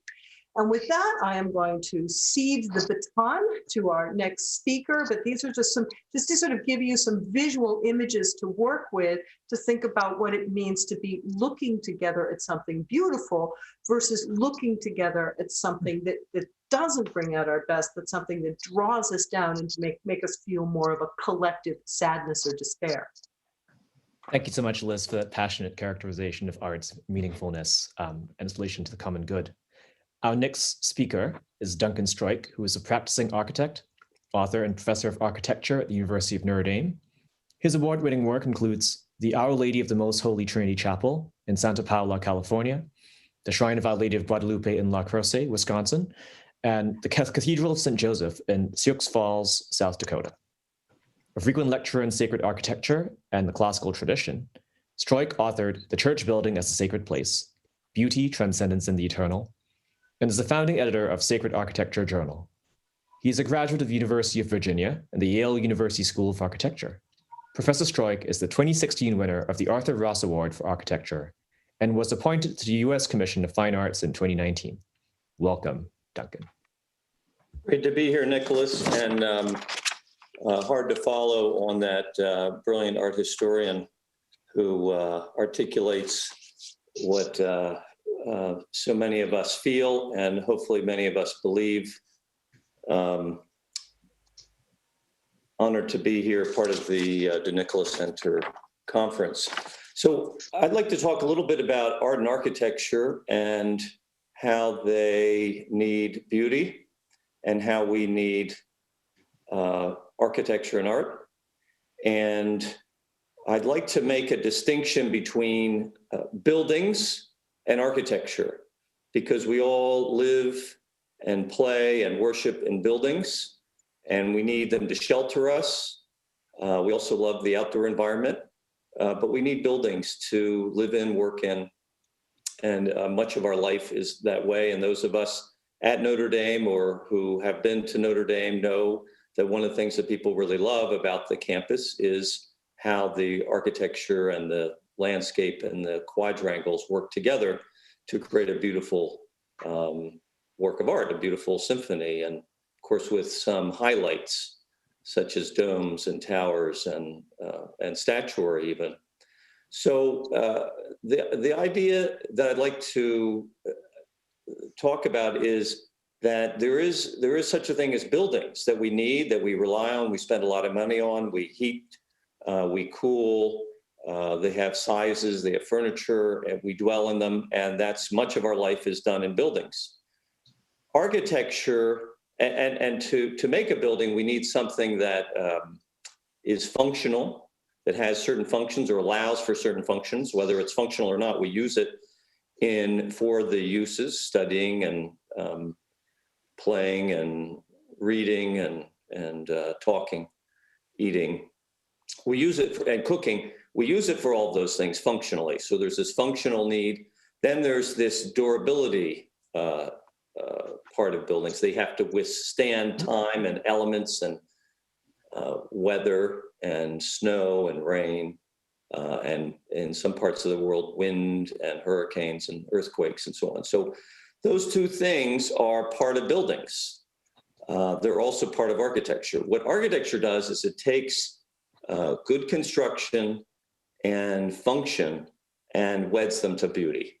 That is the distinguishing feature of architecture as opposed to just buildings. We need our buildings, but to make them architecture, they also have to be art. They have to be functional, they have to be durable, but they also need to be beautiful. And when I was in architecture school, no one ever used the B word, beauty. Modernism got rid of the word beauty because they were focused on function, form follows function, or they were focused on expression of the architect or other things. They're focused on everything but beauty. It's back in style now, but the buildings aren't necessarily reflecting that. But I'm saying we need, as architects and as clients and as users, to ask our architects and our artists to give us beauty. And the ultimate beauty is God, and in his image are man and woman made. So the secondary beauty is of the human beauty. And inasmuch as architecture reflects the human person, we talk about buildings having a top and a bottom, or columns being like people being like pillars of a community. There's a lot of anthropomorphism. There's a lot of analogy with the human body, the center of the building, the head of the church, that relates. But so the human body, the people, which is what we do architecture for, is in God's image, and we as architects try to create architecture that is in the image also of people. And we strive for beauty. And you say, well, how do you make beauty? Well, some would say we know it when we see it. It's hard to make beautiful things. And especially in the modern age, it's hard to make beautiful things. One, because of the way we build.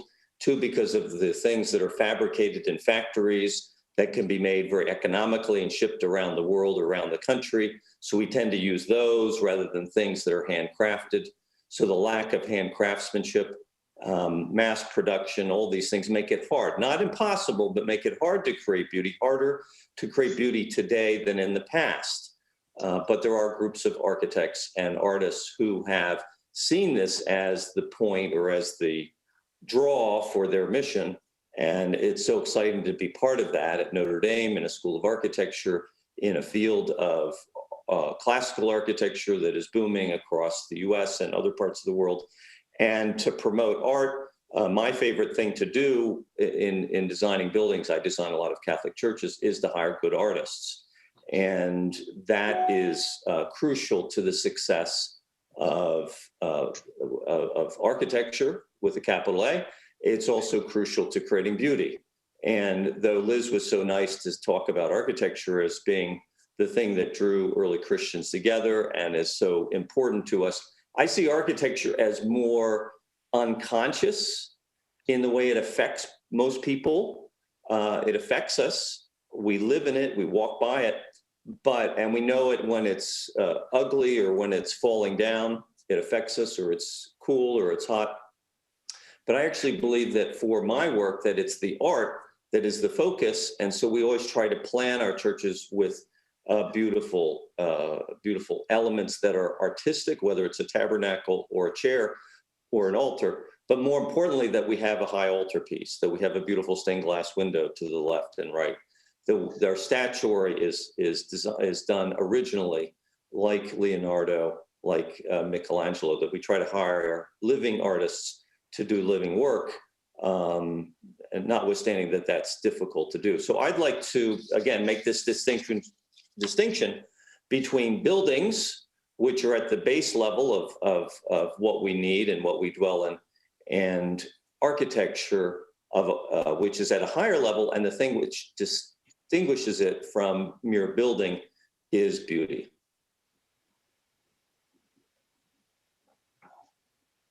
Thank you very much for those reflections, Duncan.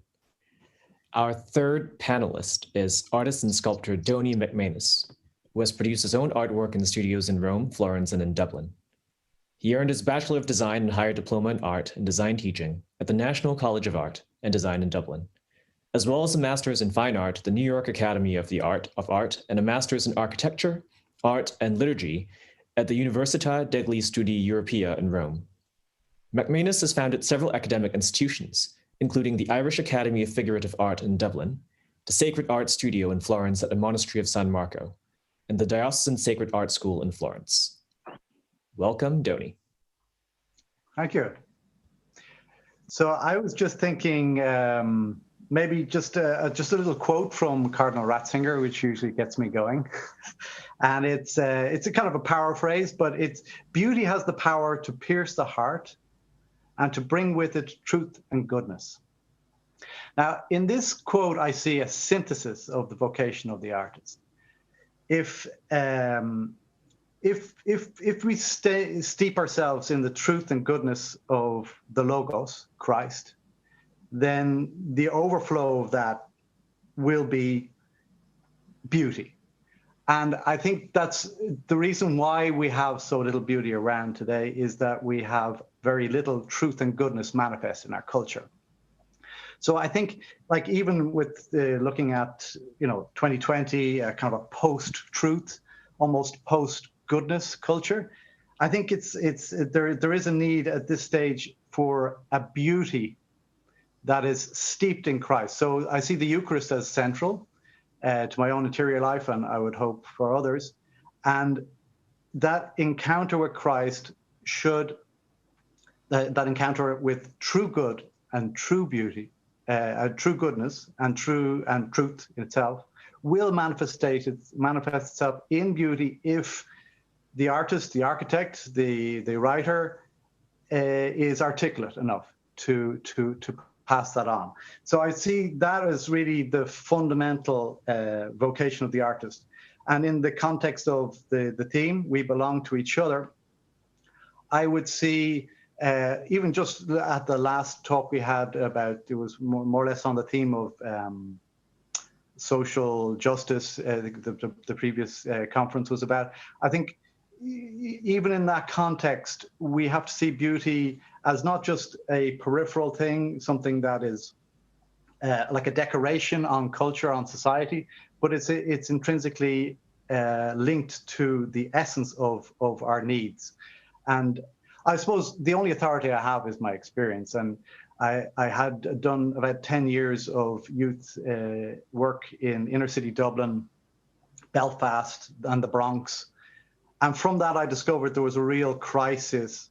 The real crisis was not necessarily a poverty of a financial poverty, because it was more a crisis, a poverty of ideas, a poverty of culture, a poverty of faith. And in particular, what I was witnessing was a crisis of paternity. And that's why I centered a lot of my work on St. Joseph at that stage, one in the CIC in Washington, D.C., and another one in Tallahassee, Florida. They can be seen on my webpage.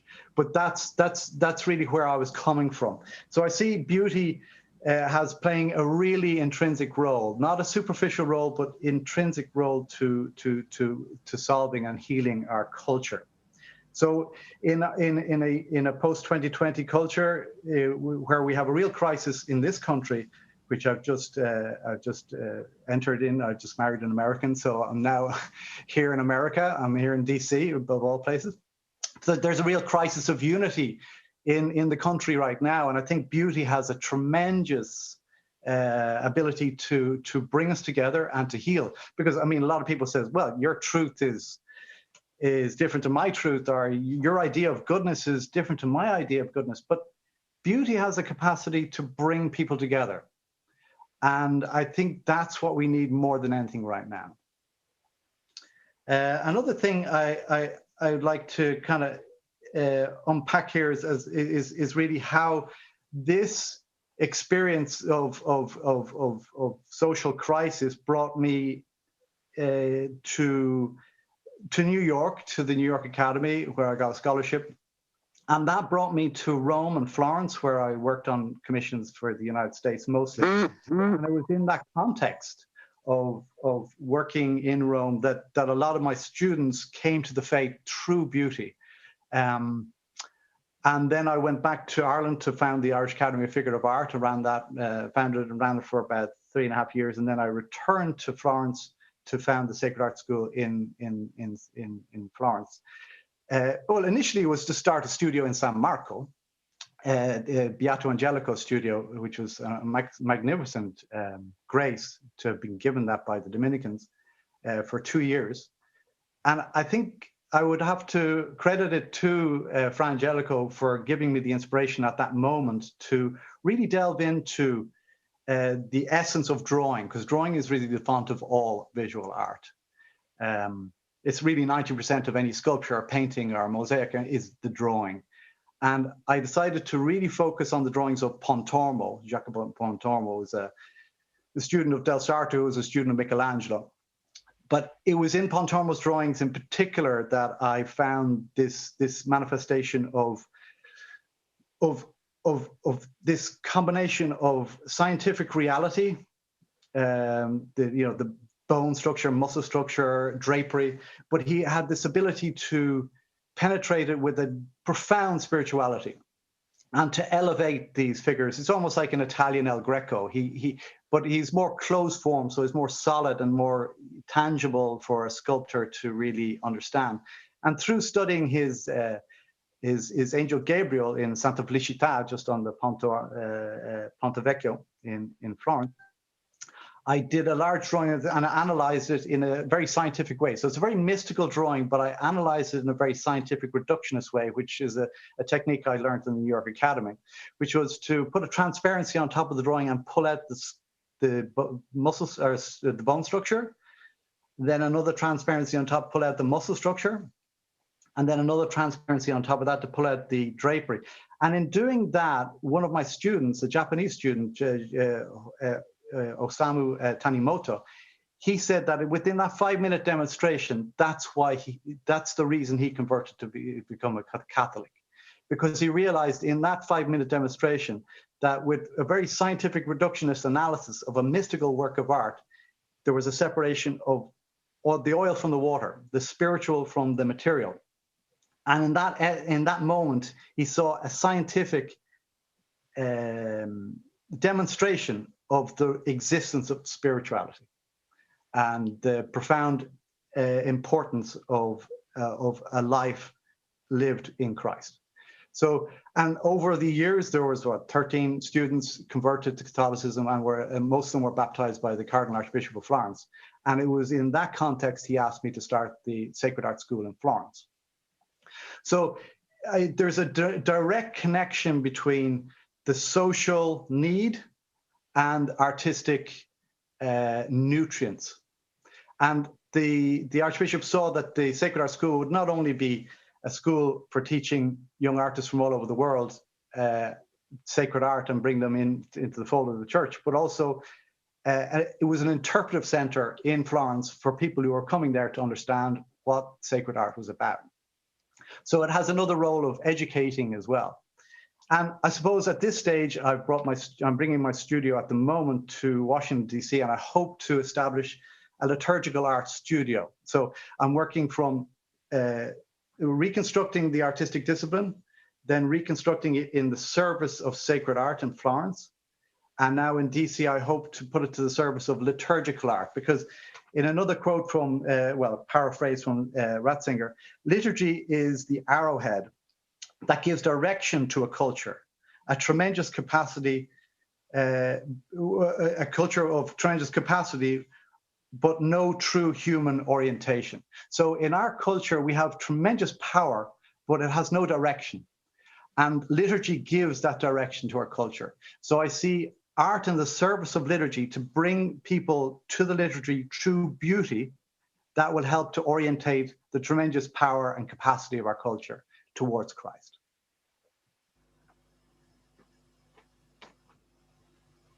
Thank you so much, Donny, and once again to Duncan and Liz for providing such rich, fertile materials to stimulate your conversation. And maybe to start you off, I can note that the characterization that Liz gave of beauty, though very compelling, was also very broad. And I agree with this. I don't think it's a strike against it, but on Liz's conception, it turns out that actions are beautiful, right? Human beings are images. The scope of what's an image and what's possibly a beautiful image encompasses just about anything, a game, an action, and so on and so forth. And I think it's true that all these things can bring us together. But here's my question to start you off. Since we have an art historian, an architect, a sculptor, what is it about the distinctive modalities of your particular media, of painting, of sculpture in the round, or relief, of building transfigured into architecture, that evinces this connection with bringing us together or with the common good? And while both Duncan and Donny commented on the relationship with truth and love for the Holy Eucharist, is it not possible that someone who has genuine, a wonderful, very pious devotion to Holy Eucharist, as we all ought to, nonetheless goes in for the sentimental and the kitsch? It seems that love of truth and love of the higher things that really matter in one sense, need not necessarily translate into appreciation or assessment of art that's salutary.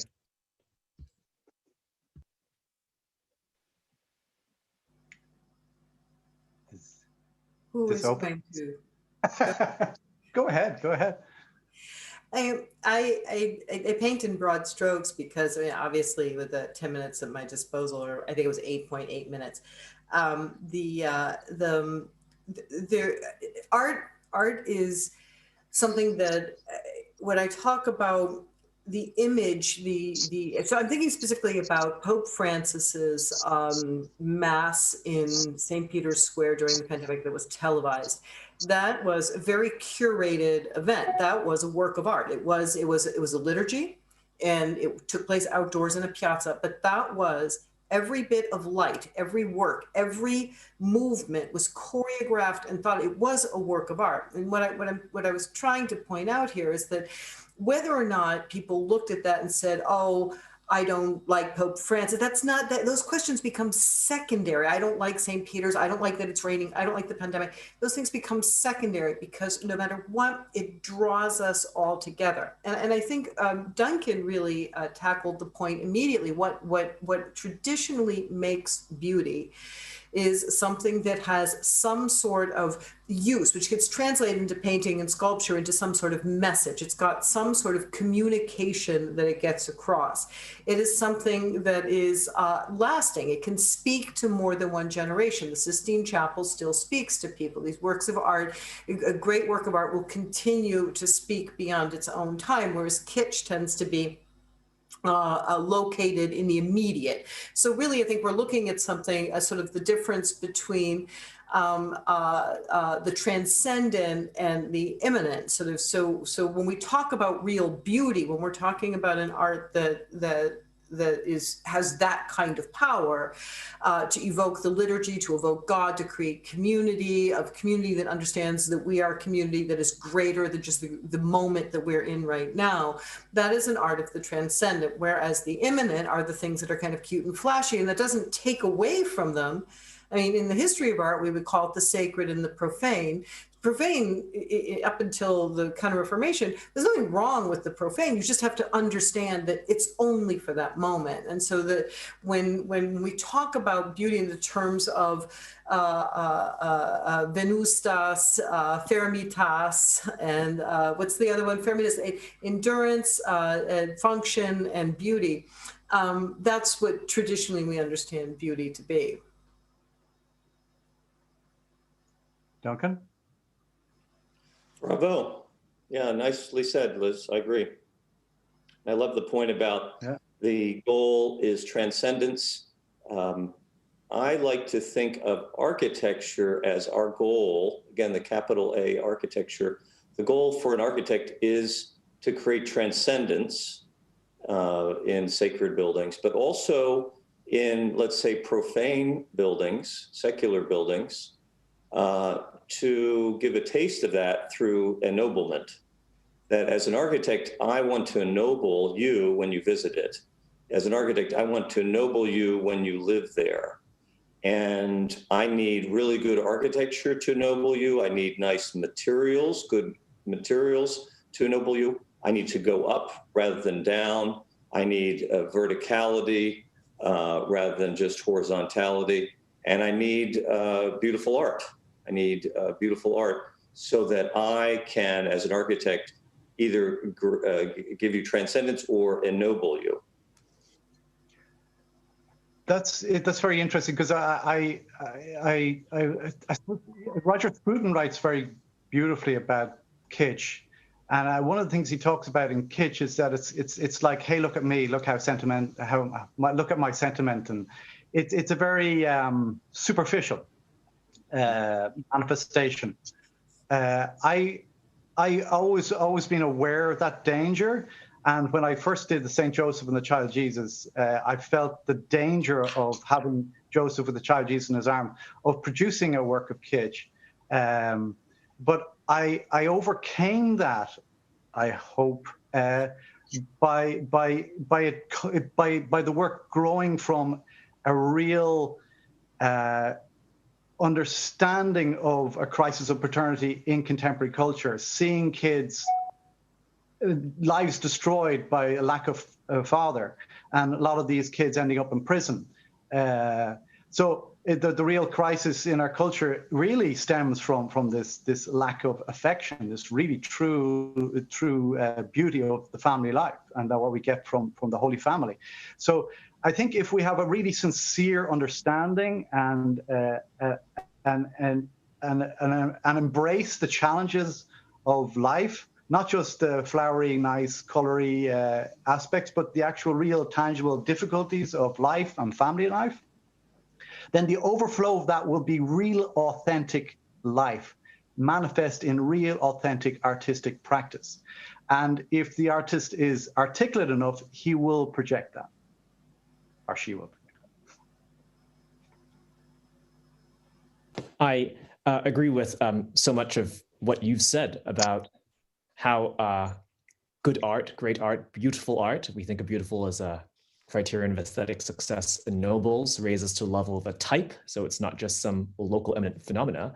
And I was wondering if you, some combination of you, could comment on works of art that very much seem to do this, raise to the level of a type, raise to the level of universality and necessity, and yet have conceptions of dignity, conceptions of the human person, of what matters, that seem very much to differ from, at least in some respects, from what we think is true. So think of Homer's Odyssey. So that certainly raises to a level of a type, right? But the notion of heroism is not a Christian notion of heroism, right? And I think we can see the same phenomenon occur in lots of other great works of art that we would say, yes, that's a kind of aesthetic success. It satisfies these criteria of raising to a type. And I'm sure you can give us many more illuminating examples than I can. But nonetheless, it doesn't quite fit with exactly what we think the truth is about the matter. Well, in the words of Robert De Niro, are you talking to me? Is the question to me? Or? Any of you, yes. Well, basically, the perfect example I would see is the Pietà by Michelangelo. Everybody knows the piece.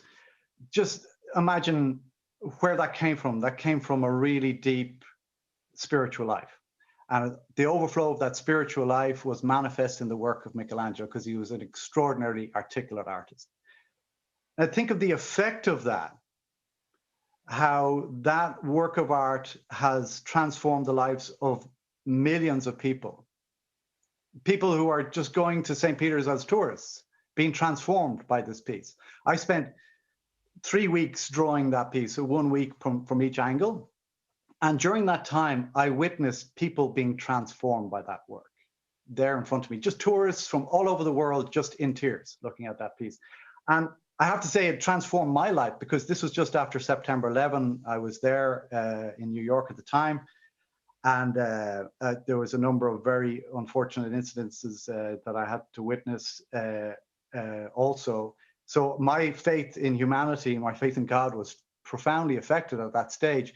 But those 3 weeks of drawing the Pietà healed my faith in God, healed my faith in humanity, and gave me a vocation. It helped me realize that if I can only get a fraction of what Michelangelo achieved in my own work, then I will be bringing something worthwhile to culture, because he has transformed me. He has healed me with this work. Maybe I might be able to heal others with what I have. Nicholas, may I ask you, Nicholas, was the question also meant to be something that, were you asking about something that is not within a Christian vein, something that has the status of being considered a great work of art and falls under the heading of being beautiful and lasting and proportion, whatever you want, but doesn't express necessarily the values that, or the exact values that the Catholic culture, the Christian culture has. So in that, from that point of view, I mean, the obvious thing I would throw at you would be the Apollo Belvedere, which is, of course, our magnificent statue in the Vatican Museums, which is a work that is, produced originally in the 4th century BC. It's got all of the canons of perfection, but it does represent this pagan god of light who in his spare time chases girls until they turn into trees. But from that work, we get, without that work, really things like the David and in many ways the Pietà are unthinkable. So they become stepping stones. If I were to use a contemporary example, when you sort of thinking about this question a little bit from this point of view, my go-to tends to be any film, or most of the films produced by Pixar Studio, because they are everything that they falls under the heading of incredible craftsmanship. So when we talk about Duncan, the incredible painstaking amount of craftsmanship, where you can see the artists of each film are presenting themselves with a problem that then they figure out how to solve, and you feel that artistic genius that, Doni, you understand, that comes from, you have an aesthetic problem, you've resolved it, and you are so excited to share it visually. There's stories that preach, in the end of the day, values that we all share, although you will never see a church in a setting of a Pixar movie, right? Except I think in The Incredibles, like, shows up for 20 seconds or inside some sort of religious building for the wedding. So these are not buildings that, these are not stories per se that extol the transcendent notions of the divine or God made man, but these are works that do hold up common human values in a very, very, very engaging and visually beautiful. I mean, I would call them, some of these movies, really quite beautiful. Mm-hmm. Yeah, I was actually thinking of a slightly more dangerous scenario, the scenario in which you have a work of art that clearly by some kind of standard is an aesthetic success, but actually tempts us in directions that we don't think are salutary. Right? And one can, I mean, we could give examples of whether you think it's Lucian Freud counts as an example, or, you know, the kind of certain kind of sensuous gaze that objectifies in a Sargent painting counts as an example. So works like that. I'm sorry, I did. Duncan, Doni, do you want to tackle this? Keep going. No. So when we're talking about something like, there's a difference between an epic, like a Homeric epic, and a work of art of a pretty naked girl on a couch that's leading us in the wrong direction, or a portrait by Lucian Freud. These are different types of stakes. First of all, we're dealing with works of art that are private rather than public. So that changes the setting. When you think about a work of art that goes into a private space, a whole other series of considerations come into play, where it can be much more personal, subjective, and of the moment. And so while one might find, I don't really like Lucian Freud, nor do I like, I'm trying to think of an artist who leads, I have a great passion, I shouldn't tell people this, but I love the paintings of Boucher and Fragonard. Like, I sneak off to the corner of the Louvre when people aren't watching, and I go look at those paintings. I don't like to share that with people because it is, but it's kitsch. I mean, it is in that case, they're very beautiful. I don't think the people who study Fragonard would appreciate my calling them kitsch, but that's what they are to me. They're works like, they're works that provide this brief pleasure. They're beautifully constructed, and they provide a brief pleasure, but I don't go home and think, you know, I'm going to reconstruct my life so I can be like the girl on the swing. And that's kind of, I mean, unless I can think, I'm trying to think of a better example. I mean, I think perhaps the most problematic example of what you're talking about is, for example, when in the mid 19th century, the subject matter of art moved firmly away from the human and into the representation of objects or sort of daily things, or a haystack for that matter, and where the focus of art and the intention of art was to kind of draw us into these sort of very pretty natural settings. I don't see there's something terribly wrong with it, but I do think it's fascinating to sit in the room of the water lilies of Claude Monet, who is a affirmed atheist, no matter what happened. But when you stand in that room of the water lilies and you're looking around at these works, you're seeing a substitution, somebody who's really trying to substitute prayer and the spiritual life with these works. So I think when there's something that draws us, that we feel kind of collectively, so it begins to satisfy a yearning versus an itch. Does that make sense? So like these paintings that are kind of, oh, that's cool, or that's interesting, or that's shocking, or I'd love to look at Damien Hirst because he gets me so upset. That's an it. Whereas a work of art, whether it's the water lilies, it begins to play upon our sense of longing. Yeah, there's an experience I had. I exhibited an academic nude, the drawing of a nude lady, and it was just an academic study. And this old lady came up to me and she said, "That's pornography." I thought that's really interesting because I did it, and she said, "Yes, I know you did it." And I said, "Well, okay, let's break this down." This drawing is basically a sheet of paper with charcoal and chalk. I drew this with purity of intention. This image has, if there is impurity in this relationship or a poor understanding of the human condition, if it's not coming from me and it's not in the material itself, it has to be coming from somewhere else. And I got the dirtiest look I've ever seen in my life because there's this capacity for, I suppose, there's a responsibility of the artist to draw and paint and sculpt with purity of heart so as to bring the best in life to be manifest in the work. And also, the viewer also has a responsibility of viewing works with purity of intention. So you could look at a Fragonard, like I was admiring them just before the gallery closed here, just magnificently beautiful painted works of art.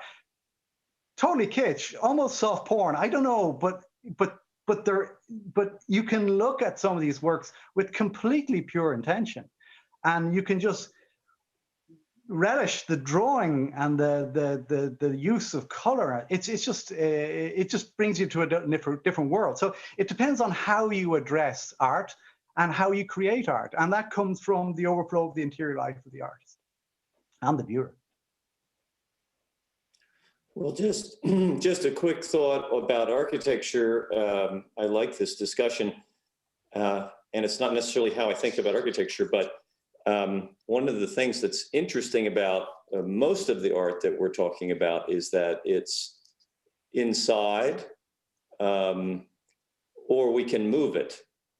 One of the problems with architecture or buildings that are not beautiful is that we can't move them, we can't hide them. Frank Lloyd Wright said the only thing you can do is plant vines.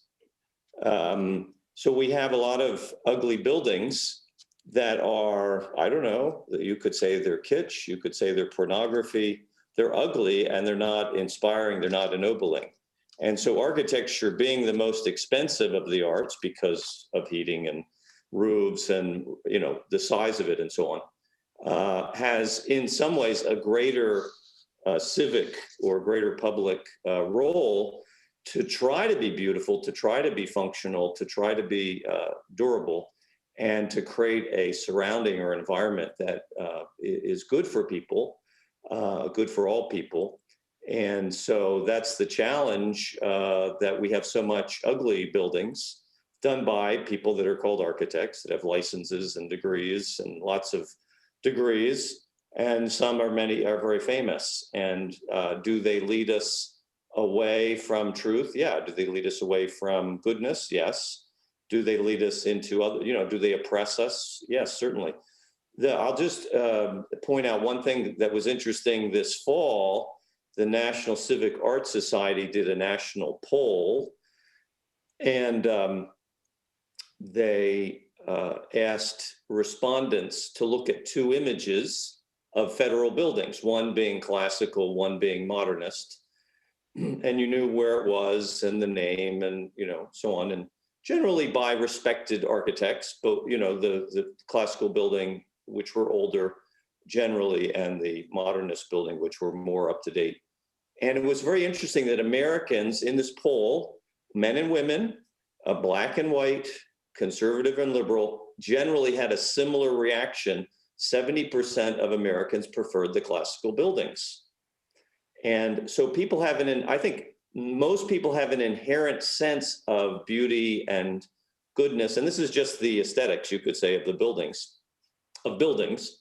And that people appreciate beauty. People, I think, of all stripes, even if they like kitsch, if you take them to The Last Supper by Leonardo, they will get it, at least a little bit. So we have inherent in us a sense of what is right and good and just and beautiful. And that's very exciting that in architecture, people appreciate it. Now, if you go to school and you go to graduate school and you take a lot of modern art history classes or modern architecture classes, we can train you to not like that and to prefer something else. And that's what my profession has done very well in the last 70 years. And so we have architects who create these ugly buildings and think they're doing the world a great service. I would echo that, Duncan. I mean, I've experienced Stendhal syndrome twice. Stendhal syndrome is basically a physical reaction to beauty. The first time was after 2 years studying the figure in New York Academy and drawing a whole selection of plaster casts of Michelangelo's in the Victoria and Albert Museum in London. It just blew my mind. I had to sit down because I was going to collapse because of the intake, because you develop capacity to understand anatomy as a grammar, and then you start to pull in so much information that you can't deal with it, you can't filter, you can't process it strong enough, and you fall faint. Now, the second time this happened was in Paestum, when I was drawing the temples in Paestum near Napoli, these Greek temples, and I was just drawing one pillar, and this pillar was so beautifully proportioned that I experienced Stendhal syndrome again. And I think that's because these pillars, as you know yourself, Duncan, are directly linked with human proportions. And the beauty of these temples are so extraordinary that they affect us so deeply. And here is a physical, scientific reaction to a beautiful phenomenon. So it's not just fluffy notions of decoration and kind of kitsch fluffy notions, but it's actually a real solid, concrete reality that we have to acknowledge in our culture and its need for this.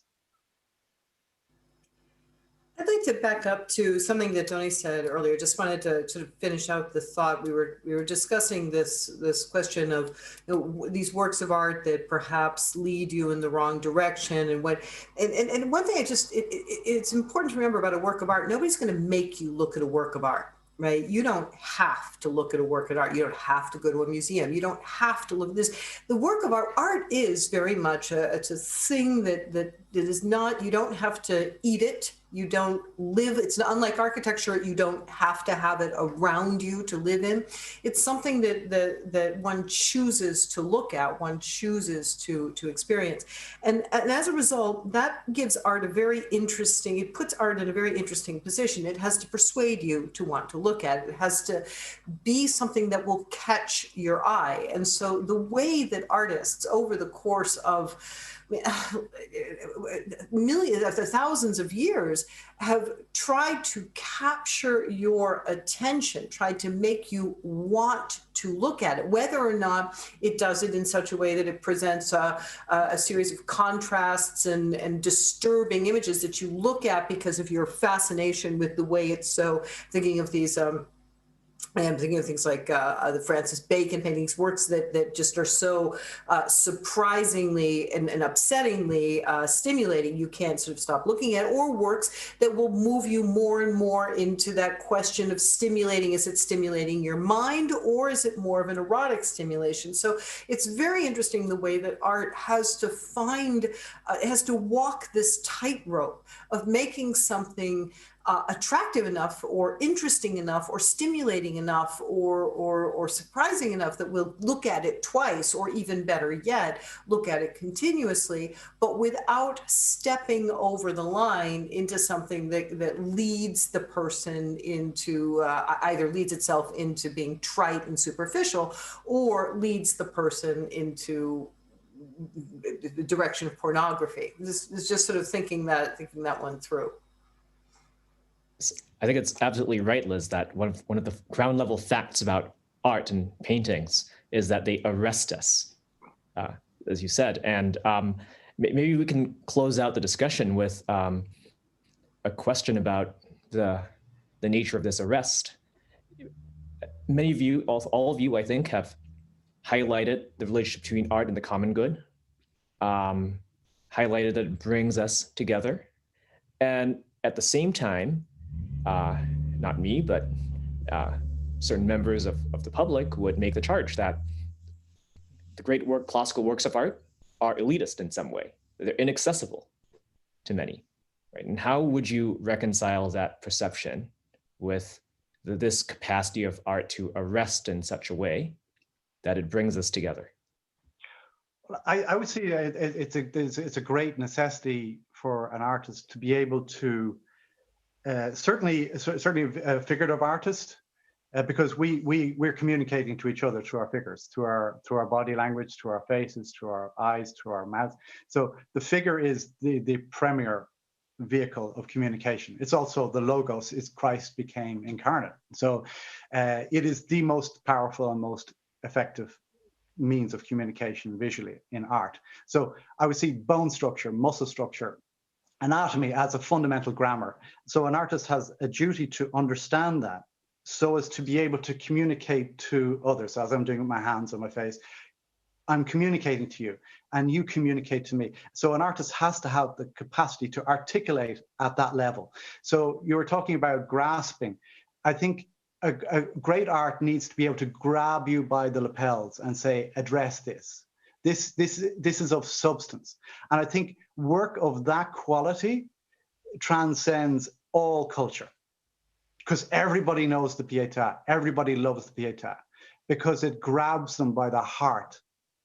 And that's what we need. So I don't see an elitism in that at all. I think the real elitism is in abstract art. I think all art is abstract. There's informed abstraction and uninformed abstraction. Informed abstraction in the hands of somebody who is rightly formed spiritually can bring people closer to God and to truth and goodness and beauty. Uninformed abstraction leaves an artist inarticulate, not even having the ABC, just babbling away. And that just creates confusion and frustration. And I think it's part of the problem we're in right now in contemporary culture.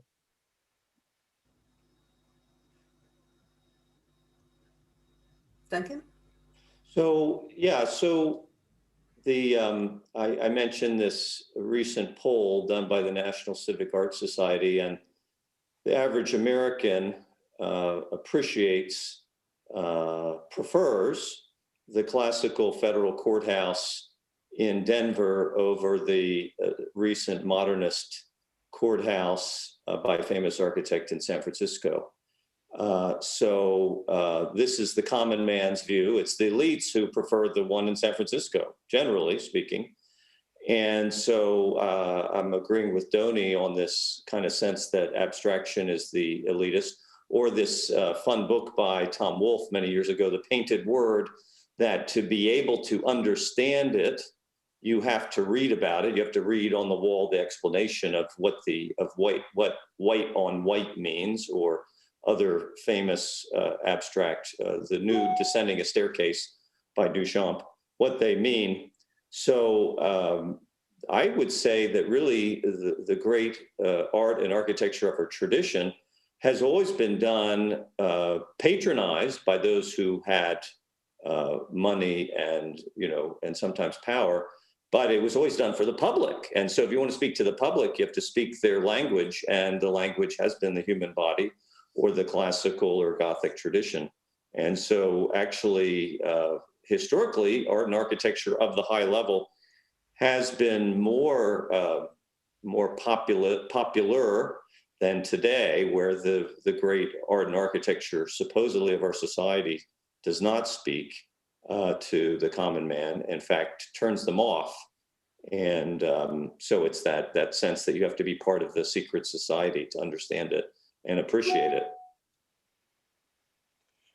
I'm still struggling with the art is elitist thing. I'm running into a problem understanding how can it be that, at least in the 2,000-year-old tradition of Christian art, it was generally placed in public places. It's painted on the walls of the catacombs where anybody can go. Even before that, when we look at Greco-Roman art, it was public art. Some, fresco paintings in people's houses, but the works that we admire, the temples, they're there placed out there for the public, for public consumption.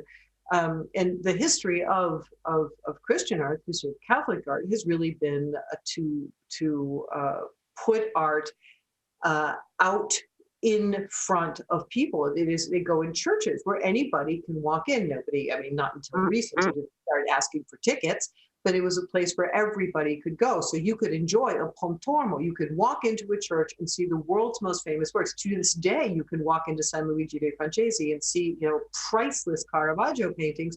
All you have to do is walk in the door.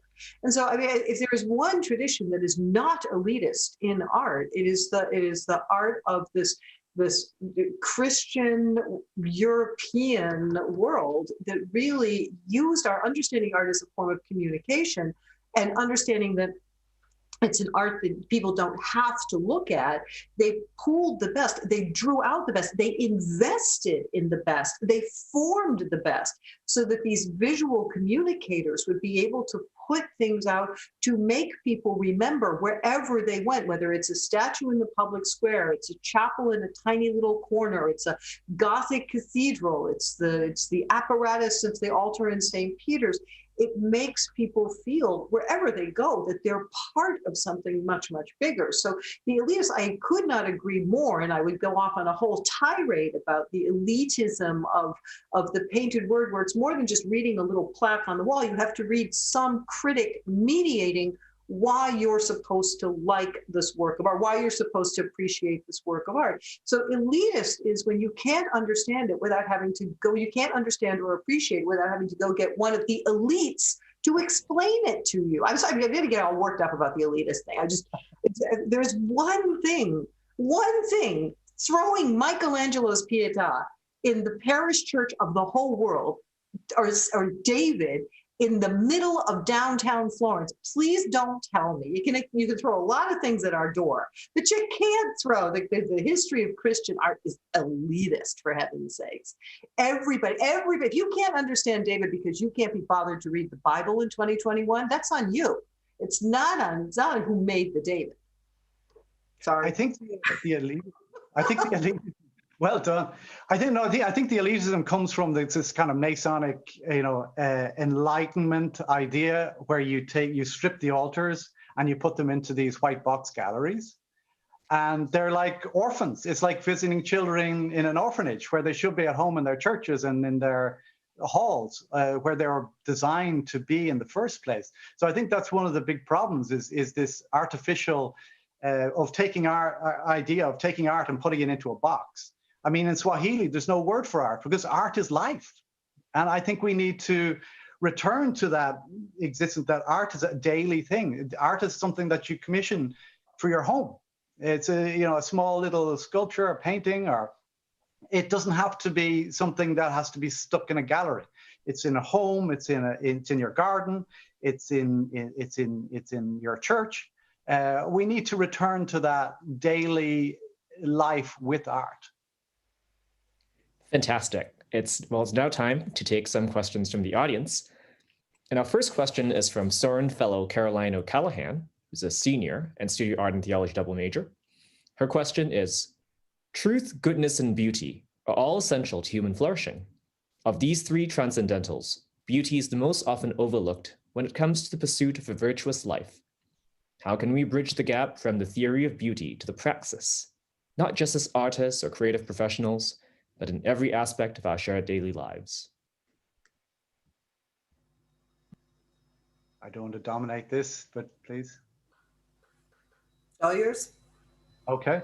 Well, I mean, it links to what I was just saying there about, art should be in cooking a beautiful meal, dressing a beautiful table, making a lovely armchair.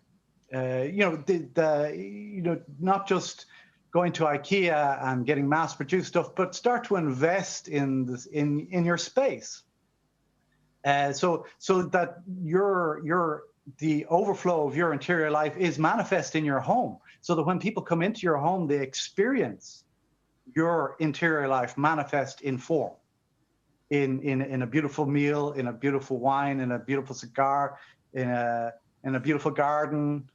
this is where we can manifest beauty as a natural overflow of our interior life. I would say that the way that we need to promote beauty, as Carolyn O'Callaghan so nicely put it, how we promote beauty is we need excellence. We need to ask for excellence.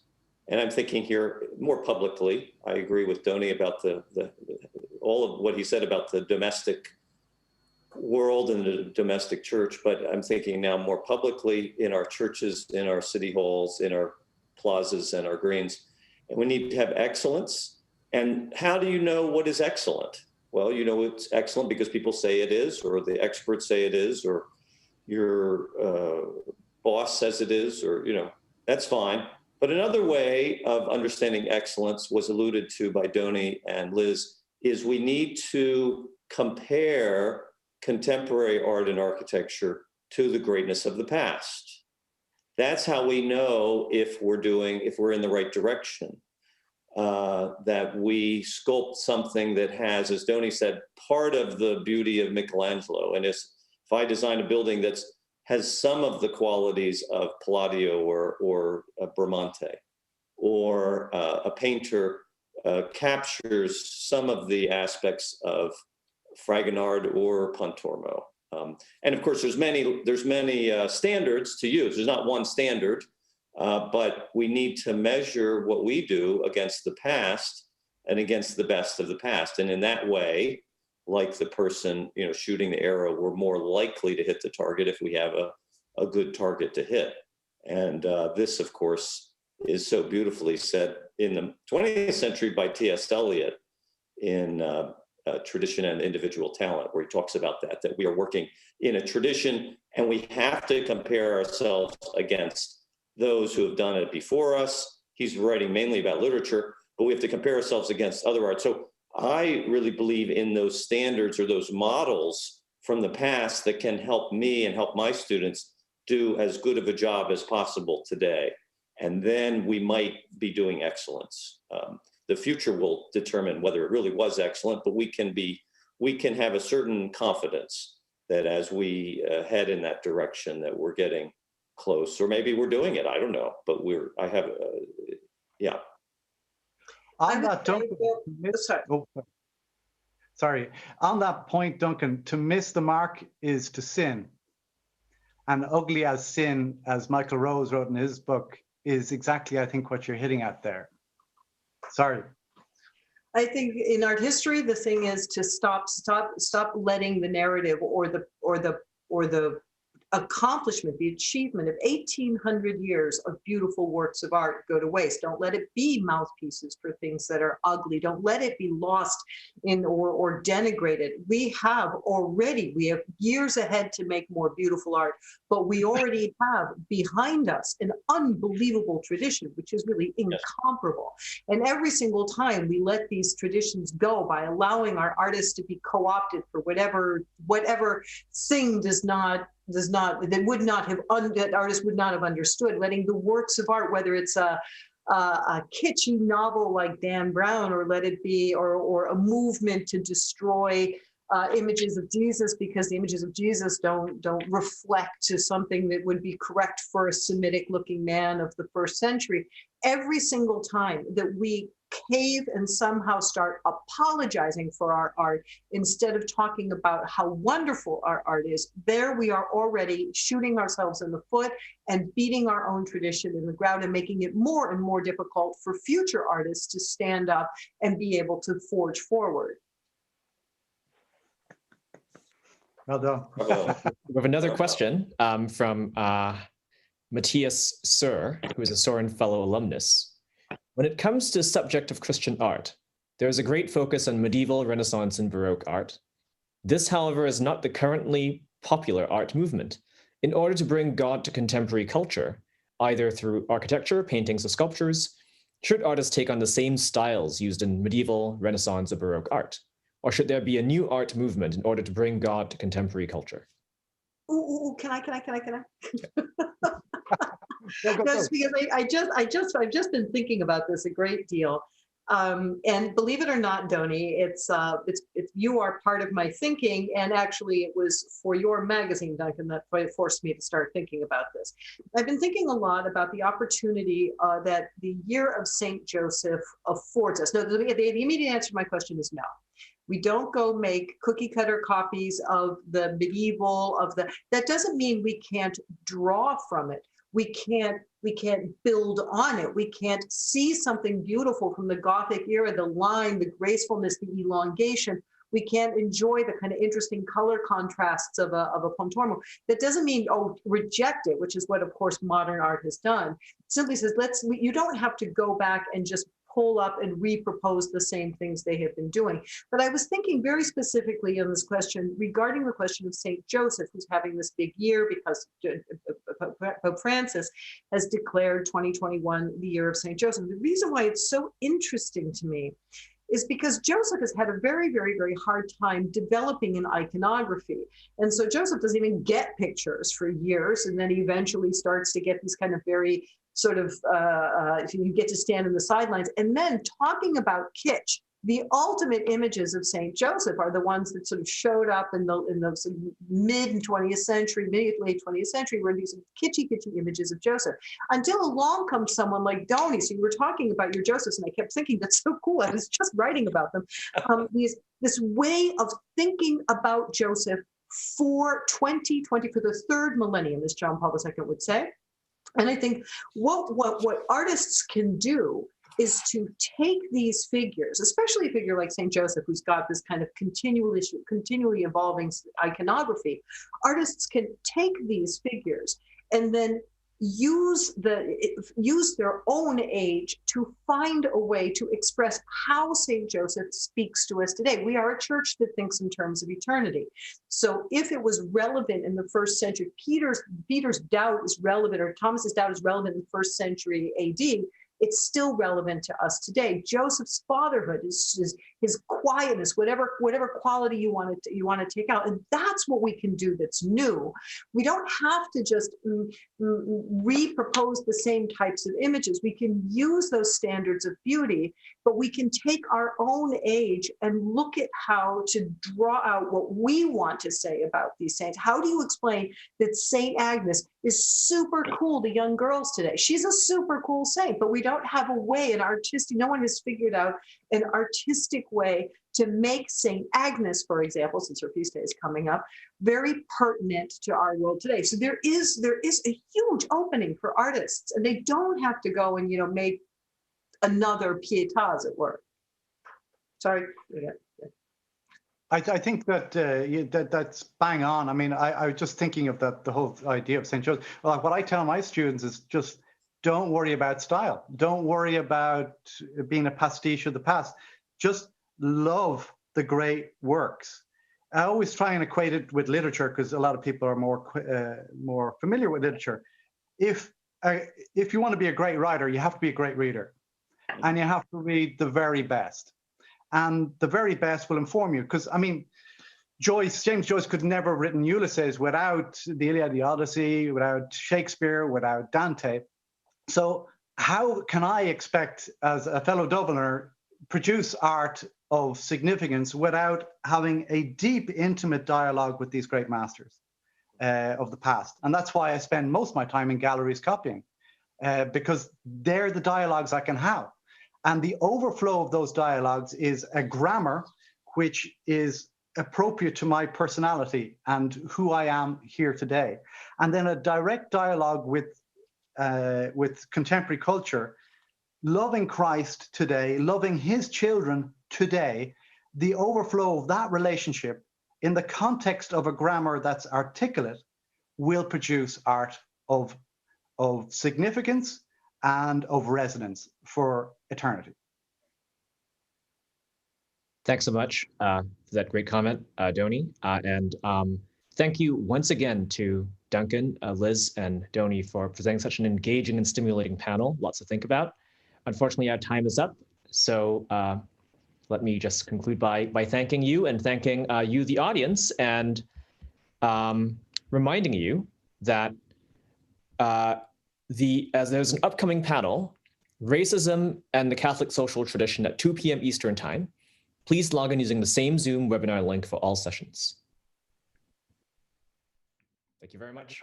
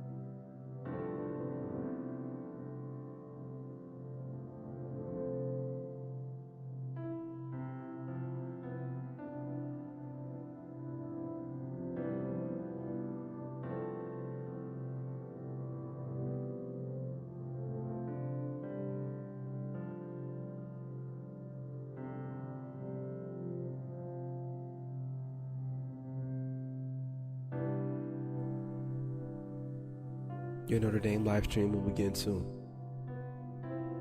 Thanks for watching.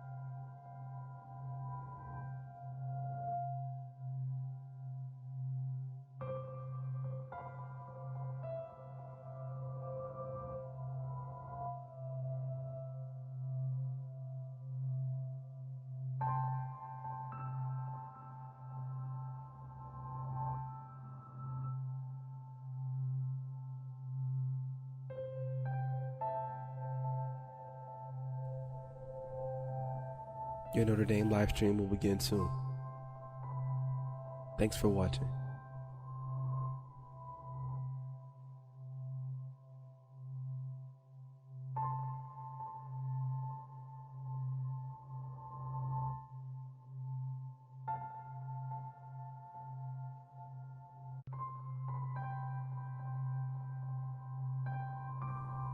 Your Notre Dame live stream will begin soon. Thanks for watching.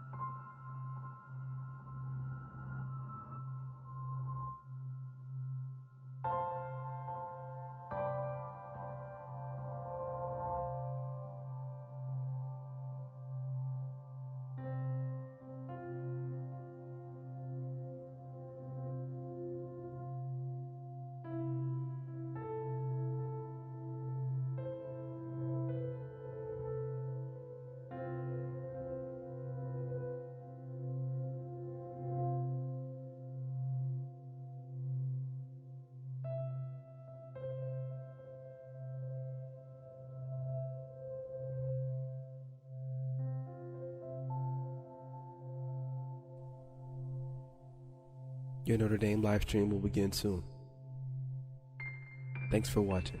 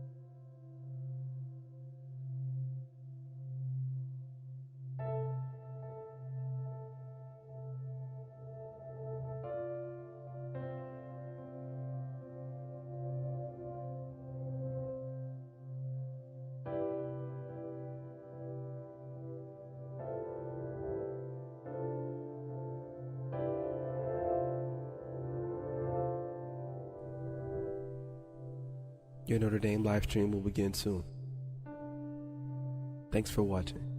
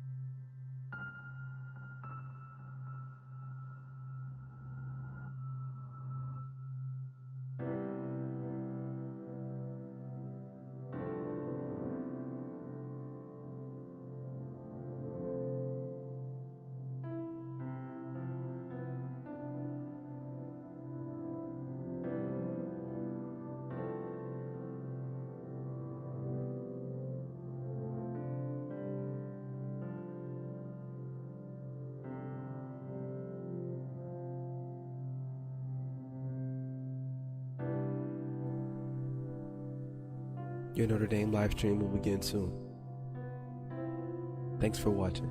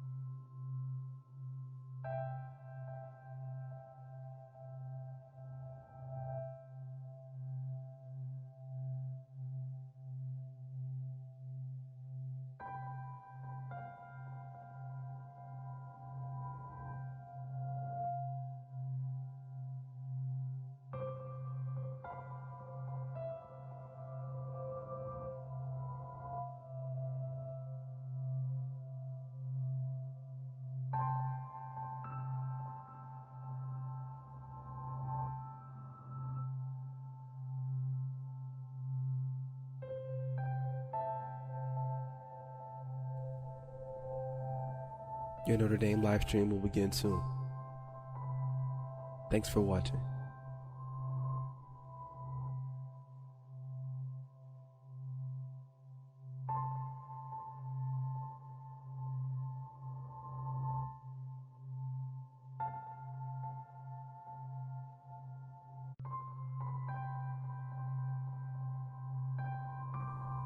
Your Notre Dame live stream will begin soon. Thanks for watching.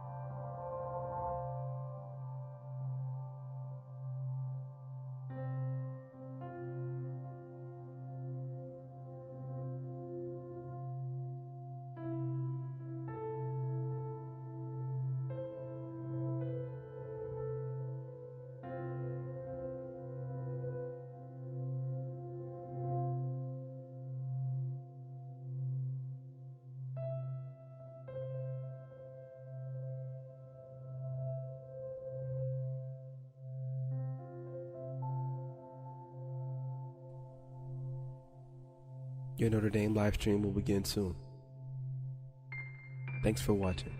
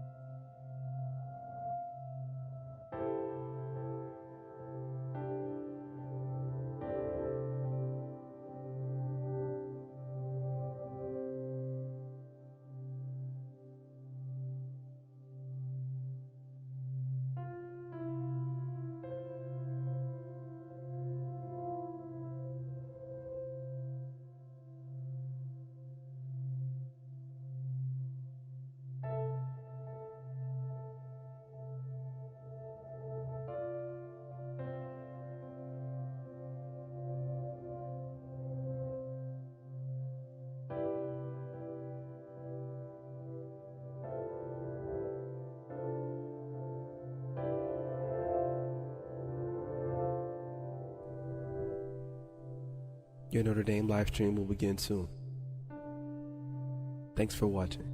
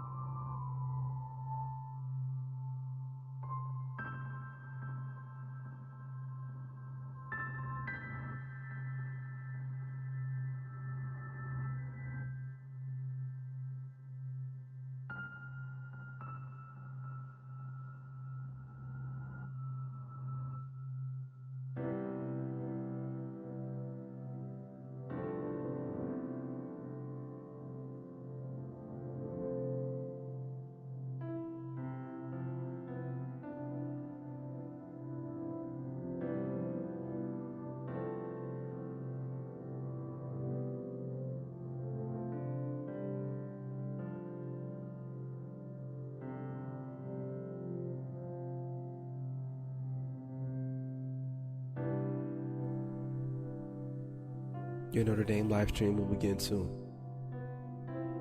Thanks for watching.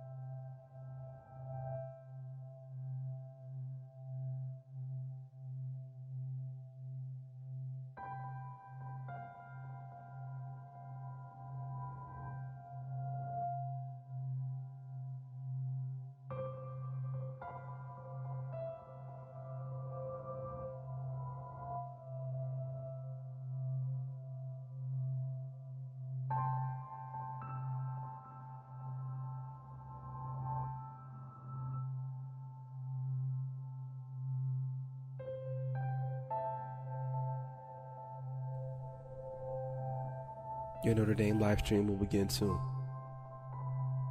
Thanks for watching.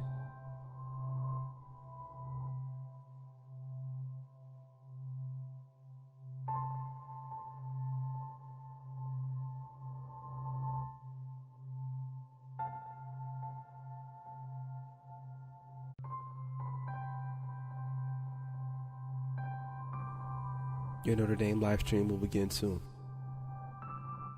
Thanks for watching.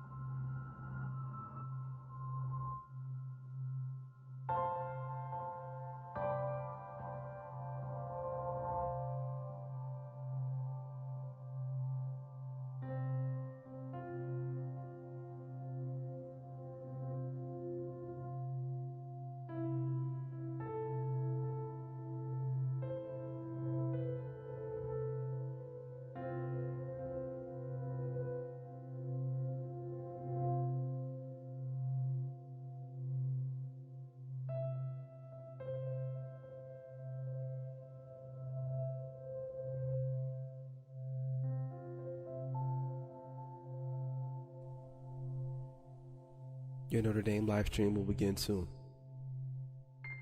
Thanks for watching.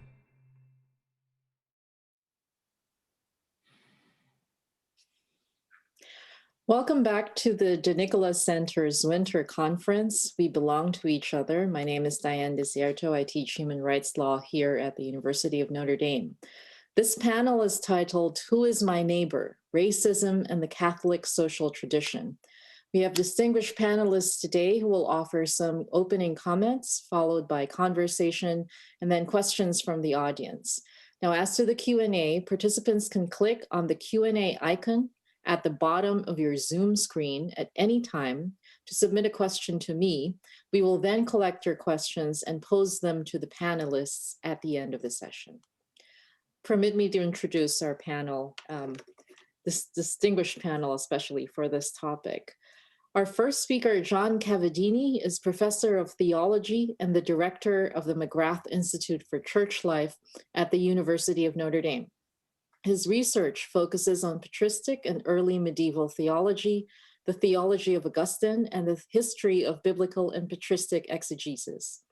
Professor Cavadini is the author of several theological books, including most recently Pope Francis and the Event of Encounter and Mary on the Eve of the Second Vatican Council, as well as a number of essays, articles, and reviews that have appeared in a wide range of scholarly and popular journals.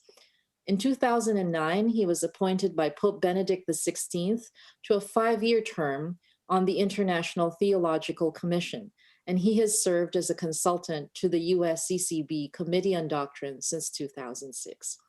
Professor Cavadini will speak first, followed by our second speaker, Professor Ernest Morel, who is the Coyle Professor in Literacy Education and the Director of the Center for Literacy Education at the University of Notre Dame.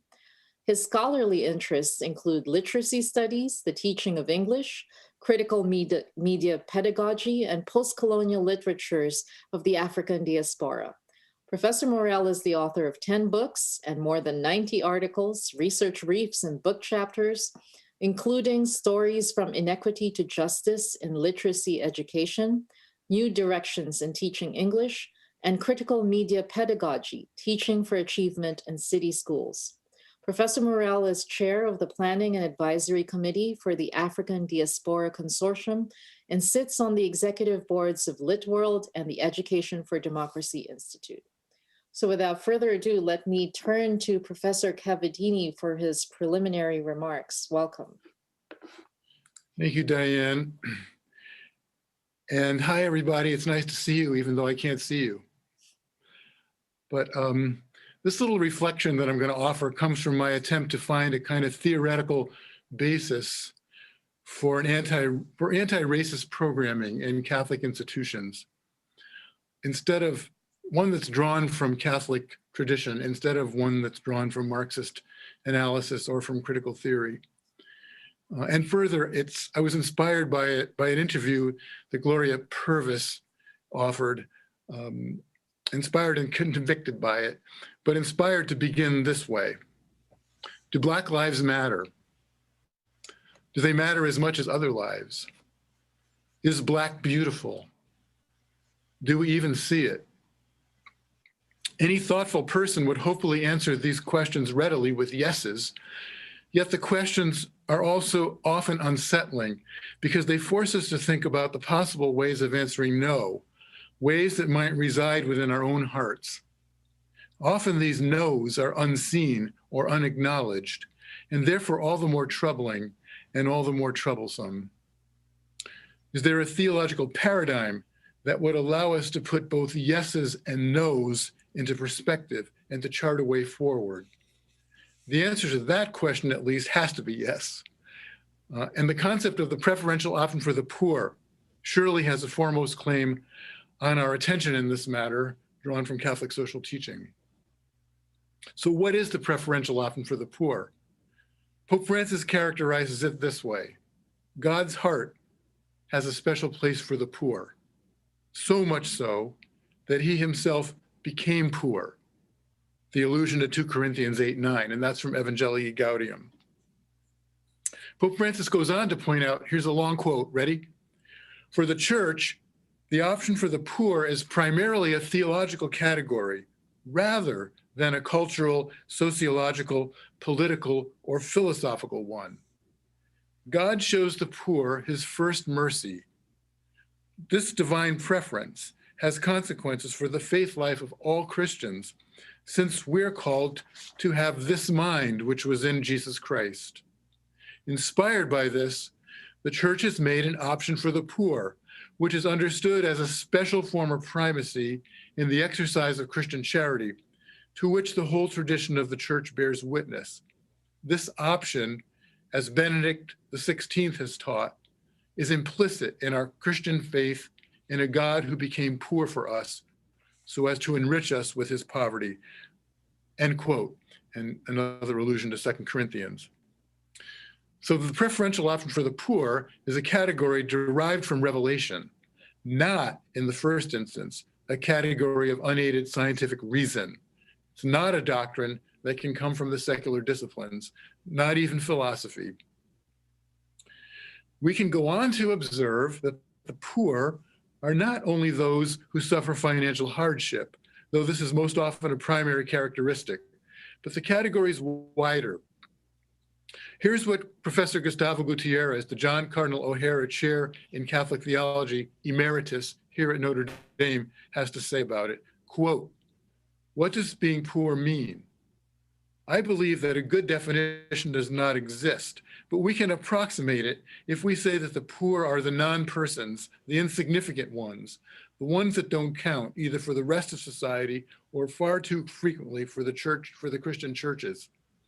For example, the poor are the ones who have to wait for a week at the door of the hospital to see the doctor. The poor are the ones who have no social or economic relevance, the ones disowned by means of unfair laws. The poor are the ones who have no possibility to speak, to change their predicament. The poor are the ones who constitute a despised and culturally marginalized race. At best, the poor are present in statistics, but they do not appear in society with proper names. We do not know the names of the poor. They are and remain anonymous, end quote. In other words, the poor are those whose lives do not matter, or do not matter much. They are neither beautiful nor not beautiful, but mostly faceless, relatively invisible because they are forgettable. Perhaps a photo in a solicitation for a charitable cause catches the imagination for a few seconds, but mostly one does not stop to ponder the beauty of that which is already forgotten.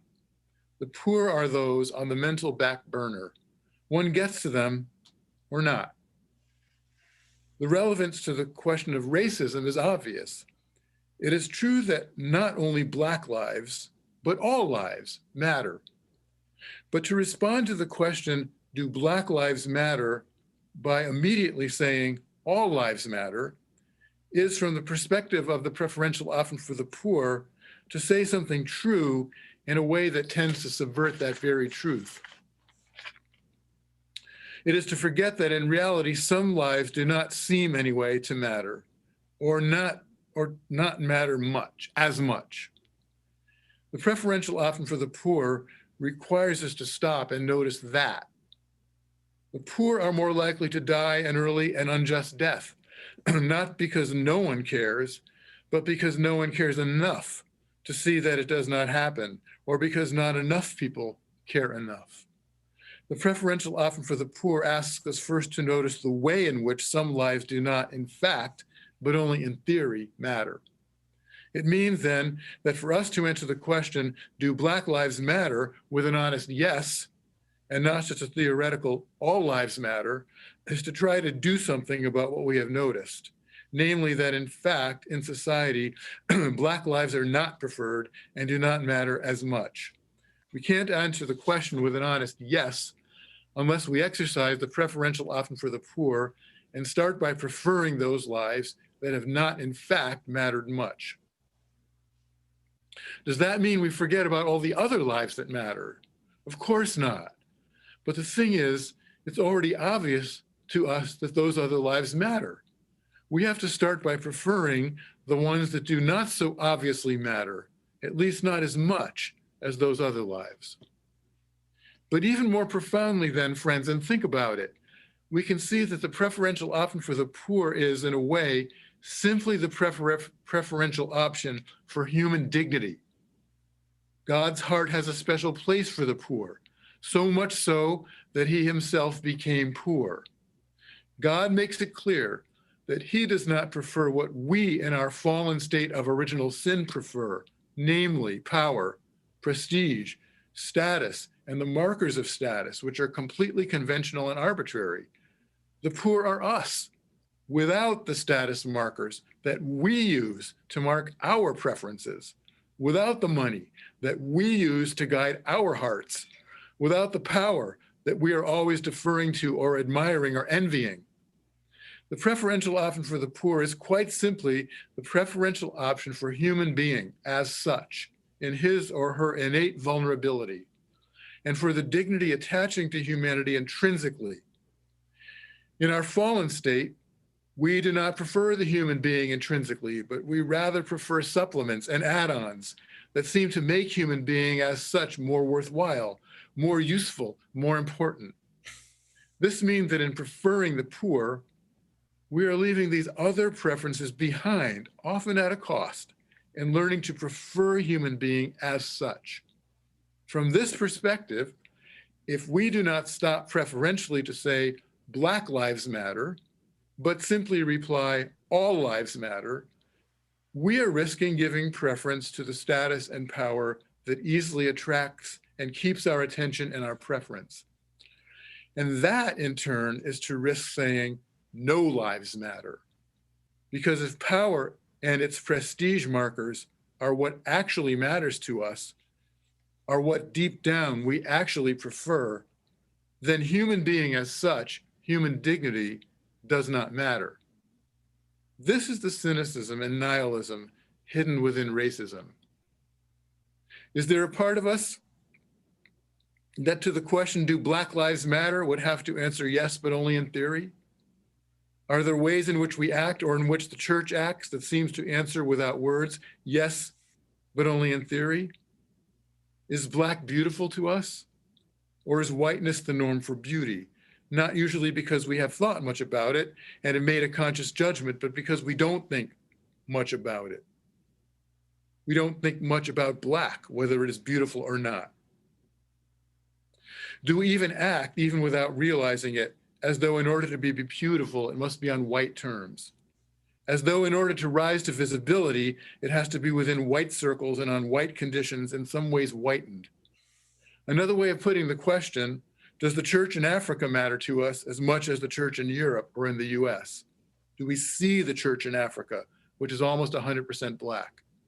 Do we see it as the church, or only the backyard, as it were, of the real church?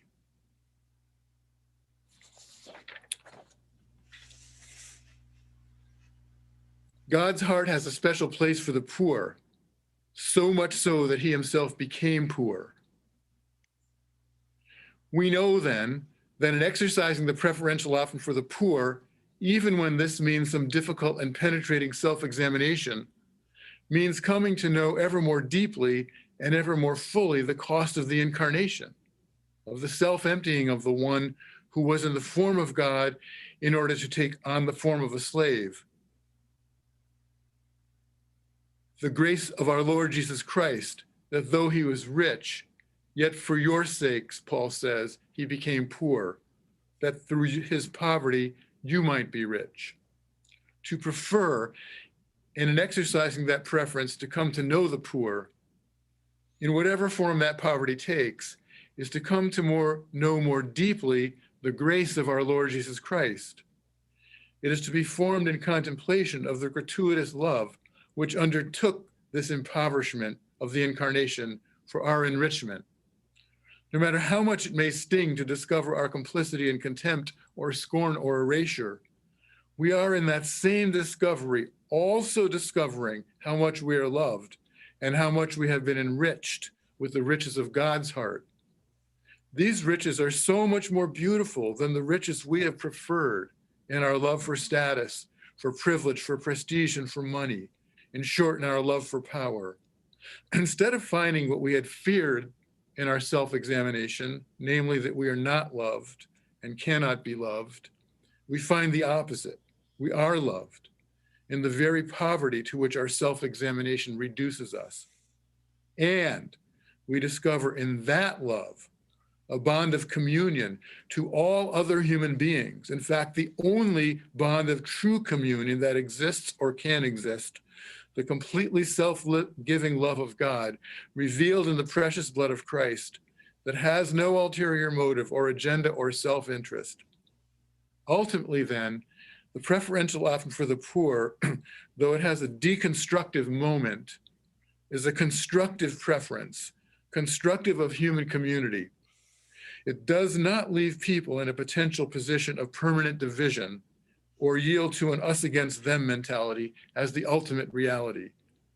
As the US bishops once wrote, quote, as followers of Christ, we are challenged to make a fundamental option for the poor, to speak for the voiceless, to defend the defenseless, to assess lifestyles, policies, and social institutions in terms of their impact on the poor. This option for the poor does not mean pitting one group against another, but rather strengthening the whole community by assisting those who are the most vulnerable. Pope Paul VI, and especially John Paul II, and echoing them, Pope Francis, calls this the project of building of civilization of love, a constructive project. And that's where I'd like to end, friends. Thank you.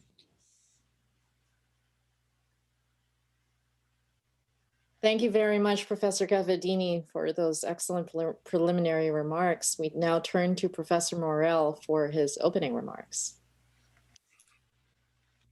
Thank you, Diane, and thank you, John. And I'd like to offer a special thanks to the Nicholas Center for Ethics and Culture for hosting this panel. I'd like to begin my brief comments with a focus on the theme of solidarity. When speaking on this theme, the United States Conference of Catholic Bishops remind us that we are one human family, whatever our national, racial, ethnic, economic, and ideological differences. We are brothers and sisters, keepers wherever they may be. Loving our neighbor has global dimensions in a shrinking world. At the core of the virtue of solidarity is the pursuit of justice and peace. In the January 1st, 1972 message for the celebration of the Day of Peace, Pope Paul VI challenged that if you want peace, you must be involved in work for justice. In the Gospel of Matthew, Christ invites us to become peacemakers and to practice mercy.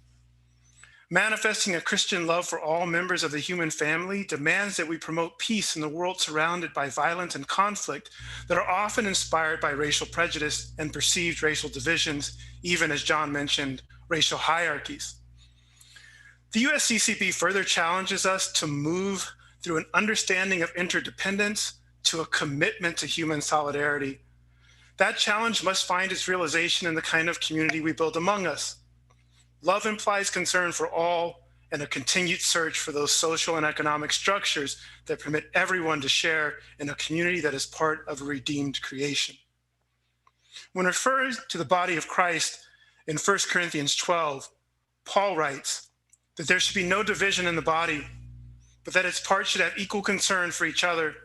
If one part suffers, every part suffers with it.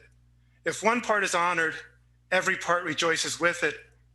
A contemporary reading of Paul's words through the lens of solidarity demands a movement beyond the current discourse of division that permeates the media and our contemporary political paradigm. We must develop what I have called elsewhere a critical Catholic media literacy, one that reads against all media through the lens of the Catholic social tradition.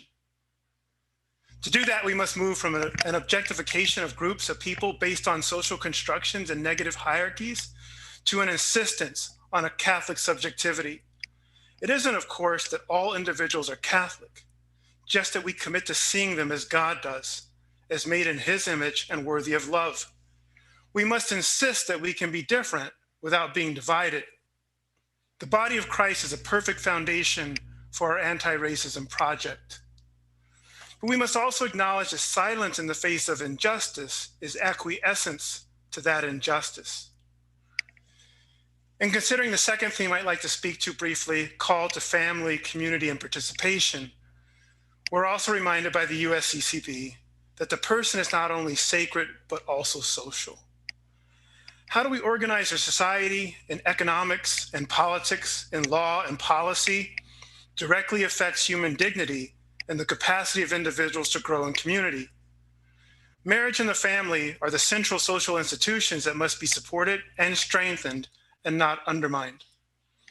The USCCB further advocates that people have a right and a duty to participate in society, seeking together the common good and the well-being of all. Two principles that are germane to our discussion here. One, how does structural racism assault the Black family? And two, how do we as Catholics participate in communities that transcend racial divides? Again, speaking to the body of Christ in Romans 12, Paul writes that in Christ, we, though many, form one body, and each member belongs to all the others. We have different gifts according to the grace given to each of us. In Laudato Si, Pope Francis reminds us that local individuals and groups can make a difference. They're able to instill a greater sense of responsibility, a strong sense of community, and a readiness to protect others. Social problems must be addressed by community networks and not simply by the sum of individual deeds. As we consider how we might further engage the themes of solidarity and call to family, community, and participation in the work of anti-racism, I would like to offer a few thoughts and questions. The first, how do we better leverage our networks to work against racism, and more specifically, the divisions that are exacerbated by our perceived racial divisions, which are also, as I mentioned earlier, perceived racial hierarchies? What are the ways that the sin of racism manifests itself in our local communities and institutions? And how have Catholics engaged powerfully in anti-racism work? I'd like to spend some time considering Catholic education as an example. of how we might ask all of these questions. Some of the first schools, including the very first school to integrate and to educate students of color in the United States, were Catholic schools, that being the Ursuline Academy in New Orleans in 1727. The NCEA reports that 99% of Catholic high school students graduate, with 86% of those students immediately attending a four-year college. 20% of the students enrolled in U.S. Catholic high schools are students of color who also have the same very high demanding standards applied to them and the same patterns of achievement for at least 2 generations. Dating back to the early 1990s, we have published studies showing African-American students taking harder math and science courses in Catholic schools than the national average. And that, is, again, has continued for the past 30 years. As the single largest non-governmental provider of education, the Catholic Church saw over 53 million students pass through the doors of its nearly 150,000 K-12 schools in 2015. Since 1970, the number of students attending Catholic schools globally has nearly doubled. According to the 2017 Pontifical Yearbook, recent trends indicate that most of the accelerating growth of the Catholic school population is occurring in Africa, South Asia, and in Latin America. We're also lucky here at the University of Notre Dame to have very smart domestic and international Catholic education policy work conducted by scholars like Nicole Garnett, a colleague of Diane's in the Notre Dame Law School, who has published several articles and books on this subject, including Lost Classroom, Lost Community, Catholic Schools' Importance in Urban America, and the Comparative Legal Landscape of Educational Pluralism. Professor Garnett has also advised the USCCB on issues of Catholic educational policy that increase the likelihood of maintaining vibrant, diverse, and successful Catholic schools. The Kellogg Institute for International Studies, directed by Paulo Corazza, has sponsored a research cluster on global Catholic education that has convened scholars, educators, and clergy from every continent. I am also happy to be a member of a cross-disciplinary research team that is exploring the historical impact of Catholic schools on social mobility in the African diaspora. But we have a long way to go. How can we make our curricula, our pedagogical approaches, and the school leadership philosophies at these Catholic schools more culturally responsive and anti-racist? How can we ensure that our teaching force and school leaders more adequately reflect the ethnic representation of children and families? How can we work to ensure that Catholic colleges and universities are recruiting and retaining the graduates of our Catholic K-12 schools? And how can we do the historical work of acknowledging when and where we have not gotten this right? The Catholic social themes of solidarity and call to family, community, and participation underscore our oneness, our unity, the inherent dignity of all human beings, and our call to love one another as Christ loves us. More importantly, for today's conversation, we're called to see others as we see our own family members. We're called to be responsible for one another, to participate meaningfully in the lives of one another, to advocate for one another, and to leverage our networks in the church to work more feverishly for social and racial justice. Thank you. Thank you very much, Ernest, for those wonderful remarks and very, very insightful and informative. Thank you as well, John. I know we have a number of questions. I will exercise the moderator's prerogative to start with mine. Both of you really touched on the core theme of where present responses appear to focus on division and how that is not consistent with Catholic social teaching, particularly when it comes to anti-racism.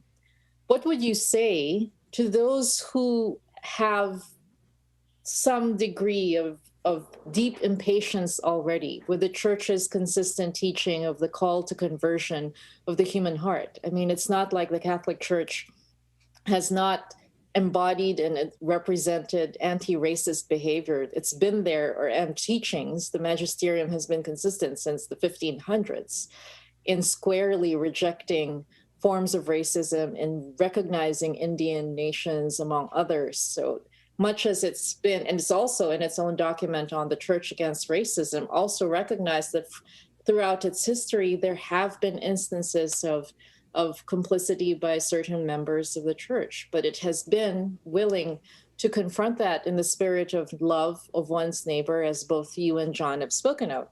But in today's climate, where there's popular impatience, how do we appeal to those who think that the call to conversion or the call to education or even a call for a preferential option for the poor is not enough? How do we center the discussion back to that unity? And so let me turn the question to either of you who would like to respond. John, yes? I was actually gesturing to Ernest. I wasn't raising my hand. Ernest? Sure, I was looking forward to John's response, but I think that there are a couple of important points that you make, Diane. In preparing for the talk, I was thinking this morning of kind of the liminal space that Catholics have to walk within. And that's why I brought up this notion of a discourse or a common conversation that always seems to have a sense of urgency and preeminence. While that conversation may change over the centuries or the generations, its preeminence doesn't. The Catholic space is a liminal one. We operate in a different time horizon. As John was talking about, we operate on different principles, theological principles, as opposed to kind of the principles of economics or law that may guide the world. So our pathway is going to seem at times too patient, too soft, too unexacting in its revenge. But we're also called to center ourselves in a discourse of love. Yeah. That being the case, I do think that where we can move forward, and I think particularly in the words of Pope Francis and the USCCB, is in thinking about how we leverage our institutions and our networks actively in the anti-racist work, which is why I ended with a case study of education. We could think about healthcare, we could think about parish life, we could think about higher education. And those are places, particularly those of us who are centered in that world, can think very actively about what we do together. And I think the distinction in Laudato Si that Pope Francis makes between the sum of individual acts, as opposed to kind of leveraging our Catholic faith, the 1+ billion of us, I do think we are challenged to think more proactively there. What does that mean in higher education? What do we do at Notre Dame and the other institutions that are represented here at the conference? We can be very active in that agenda. I think John's work is an excellent theological foundation. And then I think some of the work of the solidarity and the call to family, communities, and participation is how we enact that. And I definitely think that should be the question. What is it that we do in this moment? How are we called to embrace what are really the timeless principles of our faith, but how do we respond to this moment, leveraging the institutions and the networks that we have at our disposal, which are considerable? Thank you so much, Ernest. John, before I turn to the other questions now. Yeah, what Ernest said, certainly. I'd also, I guess, impatience is, I guess, something we all feel. I wonder, I think that what we find in Pope Francis and other magisterial documents, though, is that, the cultures don't change unless hearts change. So you can change laws, and that has an ameliorating effect, but it doesn't change a culture unless you change some hearts, unless you change hearts. And so the issue of conversion is very pertinent, and it's also slow. Hearts don't change that quickly because it often involves, self-examination that's not as pleasant as you might want it to be. You find out things about yourself that you maybe wish you hadn't found out, maybe. I don't know. But I think impatience leads to utopian thinking. And utopian thinking inevitably leads to the creation of another class of people who are disposable. Utopian thinking, Marxist thinking, etc., ends up, because it's a systemic response only, it ends up creating another class of marginalized and poor, and sometimes destroying them. So I think what we're looking for is kind of the ability to think about creating a culture, what Peter Morin used to say, where it's easier to be good. Not a utopia, but a society in which it's easier to be good. And in such a society, I think personal witness matters a lot. I think that if we're always thinking about the only recourse is massive systemic change, then that also feels like I can't do anything, or my personal witness doesn't matter. But culture is actually built up through the personal witness of individual people. Sister Thea Bowman, by the way, is a great example of that. In a sense, it's this personal witness that begins to create culture.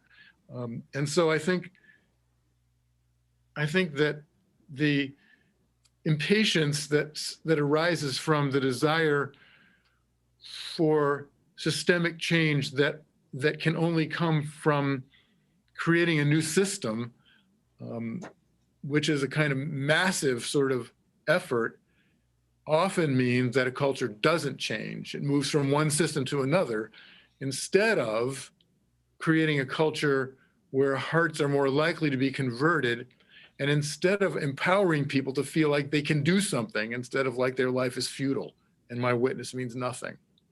So I guess that's what I'd say. Ernest, go ahead. Yeah, I just wanted to ask John a question, because I really respect that answer. And I'm wondering if there's any kind of theological wisdom for us to, like, accountability doesn't seem like the right word, but that we can keep the temperature on the church and on ourselves without falling into that impatience. How do we know where we're headed and how we're doing in a way that doesn't kind of capitulate to the contemporary discourses, but doesn't kind of kick the can indefinitely down the road? Yeah, I guess I'd say that, I mean, look at the example of Dorothy Day, direct personal action. If you're not engaged in any, you're probably kicking the can down the road. The preferential option for the poor means somehow engaging in anti-racist gestures and anti-racist, in this context anyway, anti-racist gestures and actions. Those can be in the domain of the corporal works of mercy or in the domain of the spiritual works of mercy. In education, like you're suggesting so ably, and inspiringly. So I think there's not an external authority in some ways that's gonna put pressure on you. You have to develop the Christian life, which is one of continuing conversion, and then you have to bear fruits worthy of that conversion. But you also, I think it's an ongoing thing. I think sometimes in the desire for perfection, even personally, you just stop trying to achieve anything. Mm-hmm. So I don't know, Ernest, how to find I guess you could say that it's part of the job of the educator to keep the fire on. It's part of the job of the pastor also. I mean, someone who preaches from the scriptures. You yourself were showing, I thought, so beautifully how these ideas of solidarity and interdependence, which have secular cognates, but you were showing how they come from a Christological basis.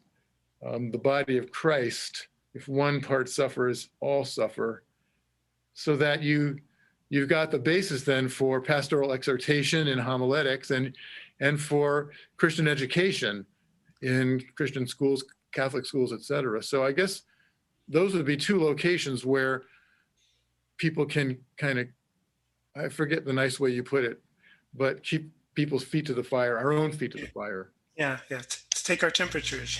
Yeah. Well, let me turn to there's a long queue of questions and quite a number of those who are in the audience very interested in posing these questions. Let me start with Elizabeth Self, who is a Soren Fellow at the De Nicola Center. And she asks, how do we take up the part of the racially marginalized while holding reservations about the language of wokeness? How does a preferential option for the poor compare to the woke hierarchy of persons? And John, I think we could start with you, since she did refer to the preferential option for the poor, and how would it compare to a woke hierarchy of persons? Okay, thanks for the question, Elizabeth. I guess partly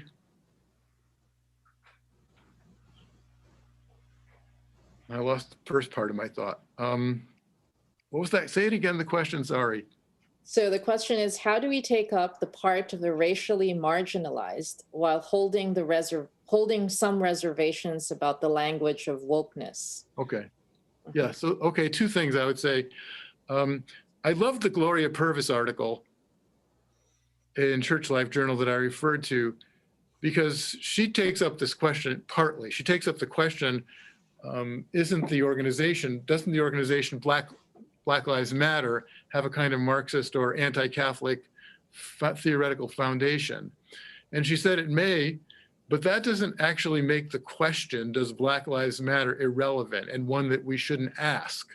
And I thought that was well taken, because you can use the fact that the phrase Black Lives Matter, or even Black is beautiful, originated in political context where some of the theory is Marxist or is anti-Christian. That doesn't mean the questions don't matter, and that doesn't mean that we shouldn't try to find a different way of thematizing or theorizing the question that disconnects it from those more objectionable theoretizations. And I think the preferential option for the poor provides a way of doing it that also doesn't give you an easy out. In other words, it doesn't say, well, there's no politics involved at all. It directs you to the way in which your own sympathies might be formatted by a politics that actually are racist without you even knowing it. And I like the question about wokeness also, because the woke paradigm, or the one that comes from white fragility, et cetera, I've heard retreats based on white, and it kind of leaves you in a position where it's almost like any action you take, I feel anyway, is futile. Like we're in a position where we're at loggerheads, we're never not going to be, and repentance doesn't actually get you anywhere. But on the other hand, conversion is a waking up in some way, right? I was blind, but now I see. And so I think there's an analog that the idea of the preferential option for the poor preserves, because there's a way in which coming to find out one's own complicity, in a sense, is a wake up, is a kind of waking up, but also it gives you the ability to do it at the same time as you wake up to the grace of Jesus Christ, who became poor for us. And I think that's a different kind of awakening, or it takes the other one into itself and brings it into a domain where I think conversion goes somewhere. Conversion builds community instead of being deadlocked in division. So I think I like both the way the sort of secular paradigms there's a cognate to them, but also in which they're taken up into the framework of revelation and then given a new horizon. Thank you for that. That's extremely beautiful, John. Ernest, there's a question directed specifically to you from Rachel. What cultural responses would you recommend to current Catholic school faculty and teachers in the United States? And this is a pressing question, absolutely, especially under the present circumstances. Yeah, I'd love to respond. And then subsequent to that, can I just piggyback on the response to the first question? Rachel, thank you for the question. I was thinking of a lot of ways to go with this, but I think first and foremost for me is a term I've been playing around with in my mind. It's reimagining and re-imaging African Catholic diasporas. And I think that this is the work. It kind of deals with Elizabeth's question as well, because I think part of the success of the woke paradigm is the silence of the Catholic one. And what we need to do is help kids to reimagine the Catholic trajectory and the Catholic community with the presence of the diaspora. I'm sitting here, like at my table, I'm looking at a statue of St. Martin de Porres. It's on our table. Most kids don't know who that is, or the work that he did. So I think we need a project. It's kind of like people might not like this terminology, but the radical Catholic tradition of love and solidarity. It's out there, right? We don't have great resources for it. So when we talk about people who are actionable in the world, we go outside of our faith tradition. We need to do a much better job of this. I don't know that the curriculum has already been written. The other thing I think we really need to do is allow kids to talk about their syncretic cultural Catholicisms, their life outside of the school and the church with a powerful voice that isn't apologizing for the language their parents speak or the neighborhood they come from, that we're explicitly critical of the paradigms of hierarchies that John talked about so eloquently. You can tell a kid they're loved, or you can make her feel like a genius who is loved by her family and those around her who are also geniuses, and that's superior. So there are two parts of this. Part of it is a representation of the diaspora Catholicism that is powerfully among us. And second is a space for voice.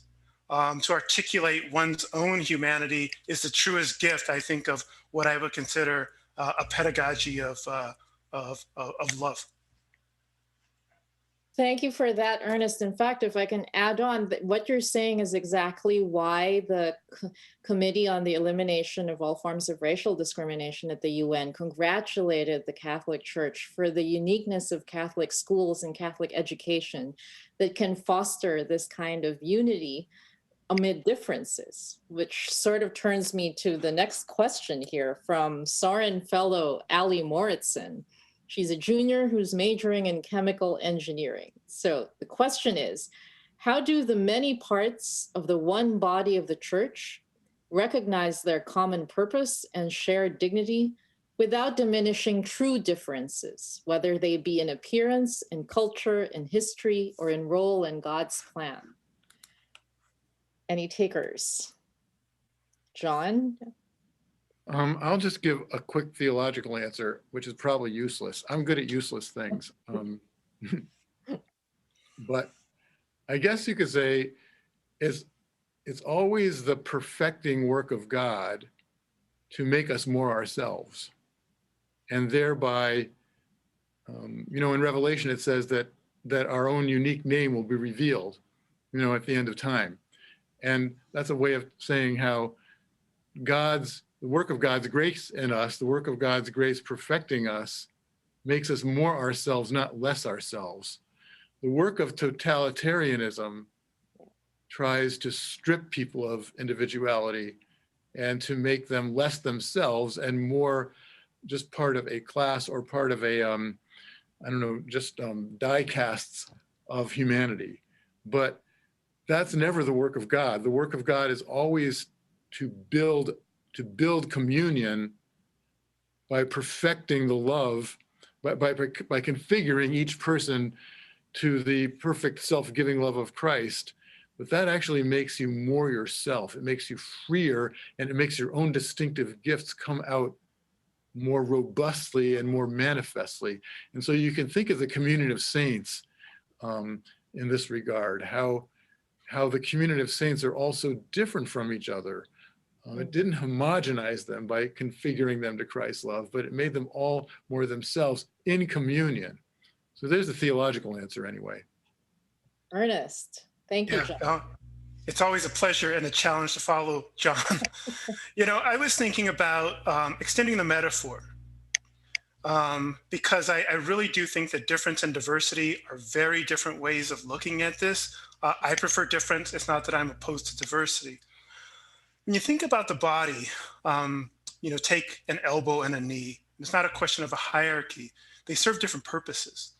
There are times when an elbow is more important and a time when a knee is more important. So in the functions of the body, the natural working of the body honors those differences without there having to be a contrived space for that. The challenge for us, Diane, and it was Allie? Allie, the challenge for us is to redefine the work so that the differences become necessary.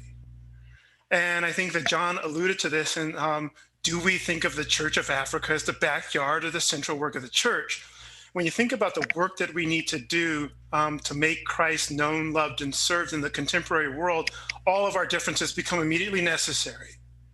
The languages we speak, the cultures that we adhere to, the regions from which we kind of project logistically, we have to reconceptualize the work and who the workers are. I think that's our task right now, how we leverage our networks. I think that there's really good language coming out of the USCCB and coming out of the encyclicals and the work we have from the Vatican. When we do that, I think that the necessity of our differences becomes not a liability, but a core necessity of the work of being a Catholic today.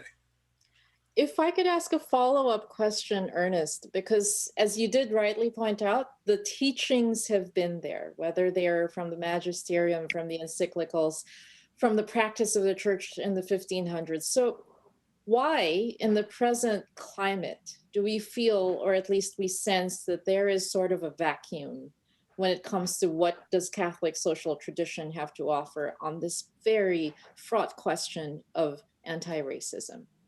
I mean, why has the secular culture dominated our responses or even the frameworks within which we engage the sin of racism and the question of racism? And why has there been the silence that you alluded to earlier? I have two quick responses. One, I think, is just tragic but understandable. The other may be more sinister.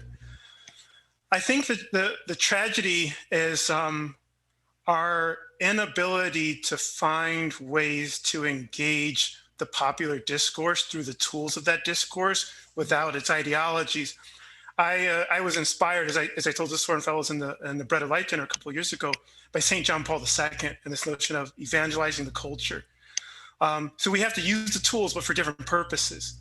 So sometimes I think the silence is just, we don't operate in those spaces. It's not that we can't, we just don't. And that's, I think, the easy fix. And I think that the more savvy we become with articulating who the church is and what we do and not being articulated, you say Catholic Church, people are going to talk about the crisis and sex abuse and McCarrick, but they don't know the work that we're doing. They don't know Catholic Relief Services. They don't know this narrative about the schools. And so we just have to do a better job of that. The second that is more sinister is, I think, a comfortability in a racial paradigm. The Bible does not speak to race. Race is a social construction. It is a relatively recent social construction. It does not exist, but there's a comfortability in saying we norm a certain kind of racial paradigm that infantilizes others. Mm-hmm. And so we can't engage the people that we've infantilized in our own ideology, our own moment. And that's something we have to deal with. I tell my students, with all due respect, those were Catholic slave ships that were coming into Africa in the 16th century. So that's a part of the beginning of this, and we can walk away from that. We should walk away from that. I am really inspired by the younger generation, who I really do think can preserve the notion of culture and difference, but get past the insidiousness of the false pseudo-biological conceptualizations of race. They both need to happen. One's a little bit easier than the other, but I think both can explain the relative silences. So we have more questions coming up, thanks to both of you. Deirdre asks, how would you both define the sin of racism? How is it corporate or institutional? How is it individual or personal? And how would those interact? John? Okay, I mean, it's actually hard to follow Ernest. So I think maybe he should take it up. But a definition.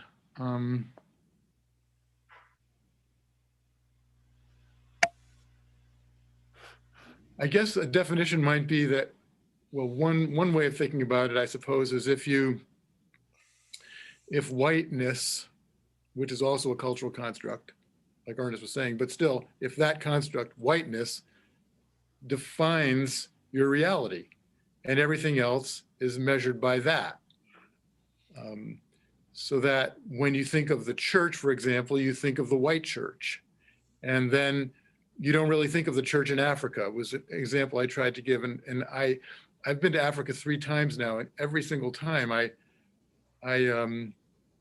realized how much I had done that. Like, I hadn't thought about the church in Africa, but when you go there, it's much more vibrant than our own church in some ways in the United States. And you could say it's the church in a sense par excellence, but to think, so this kind of way it seizes your imagination, and it can seize the imagination, like using whiteness as a paradigm.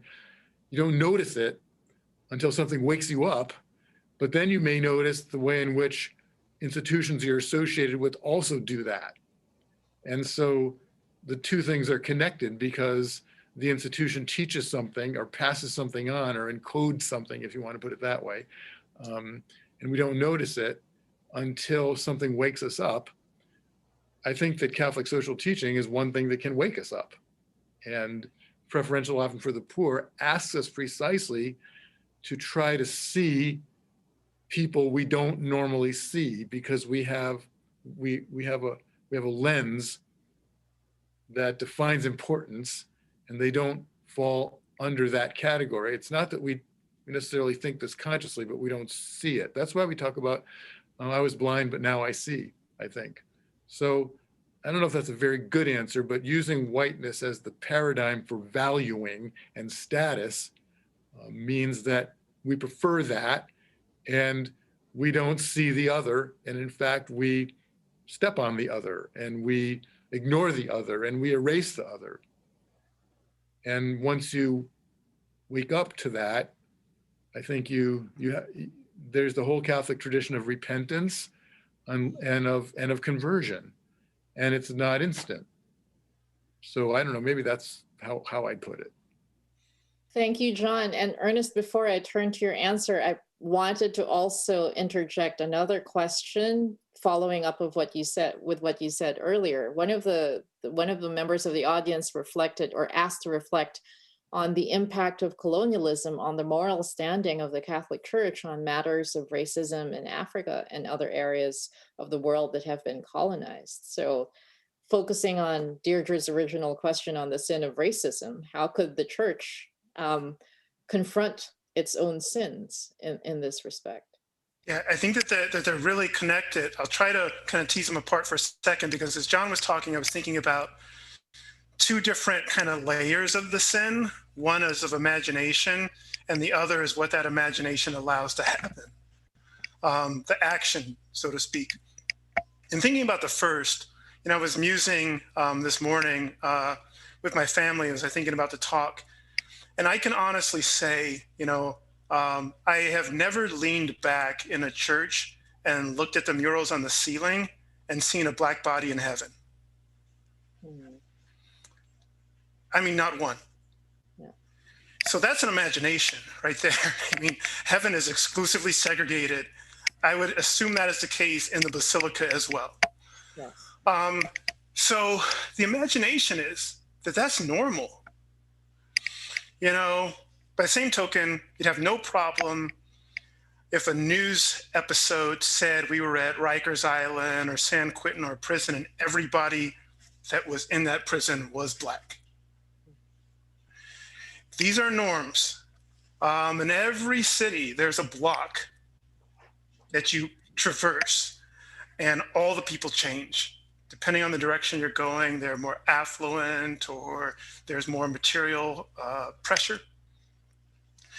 So we imagine that as normal. Something is wrong with this group of people. They just aren't striving hard enough, or they're taking a long but deliberate voyage to having what we have. Now, in terms of the post-colonial subjectivity that becomes a part of the imagination of the church, is we could unwittingly imply that same language. We have mature Catholics and we have unsophisticated raw Catholics around the globe. We have mature, sophisticated societies and we have developing societies, and the language already kind of embraces that hierarchy. And the question is, what can we go do for these people? But not how can these people, in John's words, put us back in touch with our kind of original theological visions? They may be closer to that vision. So there's no reciprocity in it. The colonizing gaze is one that is unreciprocated, and it does not demand or seek reciprocation. Reciprocity is the foundation of love. You can't teach the people you don't love. You can't be in solidarity with people you don't love, and kind of we need a kind of a human plane of existence as a prerequisite. So the post-colonial can, I think, be a space. It's not unfraught with some of the same Marxist tensions that others have mentioned, but the post-colonial space can be one of intersubjectivity. It can be one of mutuality. It can be one of reciprocity. But we have to stop thinking about a first world and a second world and a third world or a developed nation, or, we have to get beyond that. The demographics are already here. This isn't the future, it's now. We understand what the church is going to look like phenotypically in 2100. And we can anticipate that with great joy. Or we can see it as some challenge that we have to face. I'm sorry, John's got his hand up, so I've been talking on. I want you finish, John. No, I didn't mean to interrupt. I just wanted to say that, and I don't know if I should say this even, but I visited the Democratic Republic of the Congo. Of course, now I'm an expert, only once, but that was the Belgian Congo, which was probably the most, brutal colonial regime in Africa. I'm not sure, but with that church now, in some ways, it's not an abstract question, the colonial mentality and the complicity of the church in it. It's a very concrete question. And if you go there, you see there's ways in which it has been concretely resolved. That church is 95% Black now. The hierarchy is all African. And that's almost a miracle, it seems to me. There's something happened there where the colonial history of the church wasn't as important to people as the gospel. And that somehow the gospel took, and the church became itself there. And I can't second guess how that happened or why it happened. But my impression of the church there is that it's the only institution that's truly credible in that society. The government is not as credible as the church for Catholics and non-Catholics alike. So much of the commonweal of that country, as I saw it, and I'm an amateur, was in the hands of the church. So there's a kind of way in which you can ask the question abstractly, but you can also look in the concrete. So I'm not going to say from a theoretical point of view what the complicity of the church in colonialism, its legacy was or is. I looked. Now, I'm not an expert, I'm qualifying it, but I was so moved by what I saw when I went there. It touched me very deeply everywhere I went, and I'll never forget it. So that there's a center of gravity there now, which is Black and is evangelical, is gospel-oriented, is ecclesial in a completely rejuvenated or renewed way. I went to a mass that was sung according to the Rite of Zaire, and it touched me so deeply. It was so, moving and so Catholic and so African at the same time, and so Black at the same time. I've never felt anything like that. Not that what I feel has anything to do with the validity of the liturgy and the Eucharist. I'm not saying that, but I was very moved. I'm just reporting this, that's all. Thank you both, John and Ernest. We have a few more minutes remaining, and there are actually two questions. There are three, but I'll collapse the two questions because I think they're both related. Christy asks about Catholic media institutions and the role that they play in forming consciences. And so she says, how can Catholic media institutions better embody and teach the Catholic social teaching principles we have discussed this afternoon, and whether there are any examples to be imitated? Related to this, Alexander does ask, can either of the speakers point to helpful resources that apply Catholic social teaching to the issues of race and racism? And so I'll put those two questions briefly and conclude with one final question after your responses. That's probably more of an Ernest question. Ernest. So I have a more rebellious response, I think, to the first question. I think we know the resources that are out there, but this was also the Soren conversation. I just think that the way that John was taken by his trip to the Democratic Republic of the Congo, I'm taken by kind of the youth ecclesial movements here in the United States and throughout the world that I don't yet think have the media representation. And we have the tools at our disposal for DIY media production that I would say, let's not kind of change to conform to what is already, I think, a vibrant and important ministry, but the canvas is blank and the tools are available. And I think we need to construct these media. It was like a response to Elizabeth's question before, where I was going to say, I think of wokeness as a discourse, not something that coheres inside of an individual. What we need is a Catholic counter discourse. We have, as you alluded to, but not the spaces yet. So I think this is a project. I think we're at the beginning of it. But what we'd want, sung beautifully, I think really resonated with me from John's language. I want it to be funky and loud and boisterous and wholly centered in Christ. But I think that is more what St. John Paul II was thinking about in evangelizing the culture, that it could be informal networks, it could be social media, but I think that work really remains to be done. Thank you for that, Ernest. And on the final questions from Kevin, who asks, how do either of you suggest collaborating with or not collaborating with Black Lives Matter groups while still advocating for our Catholic understanding of these issues? And I think that's a good question to wrap up this panel's discussion of loving our neighbor and who is our neighbor. So, John, any thoughts? Yeah, in deference, I'm going to give Ernest the last word here. But I guess for me anyway, I'm going to only speak for myself. I don't really have a theoretical answer, and I'm not a very practical person. But to take the question seriously is already in part a collaboration, it seems to me, because so many people have said you can't take the question seriously because you can't take the ideology that undergirds the movement.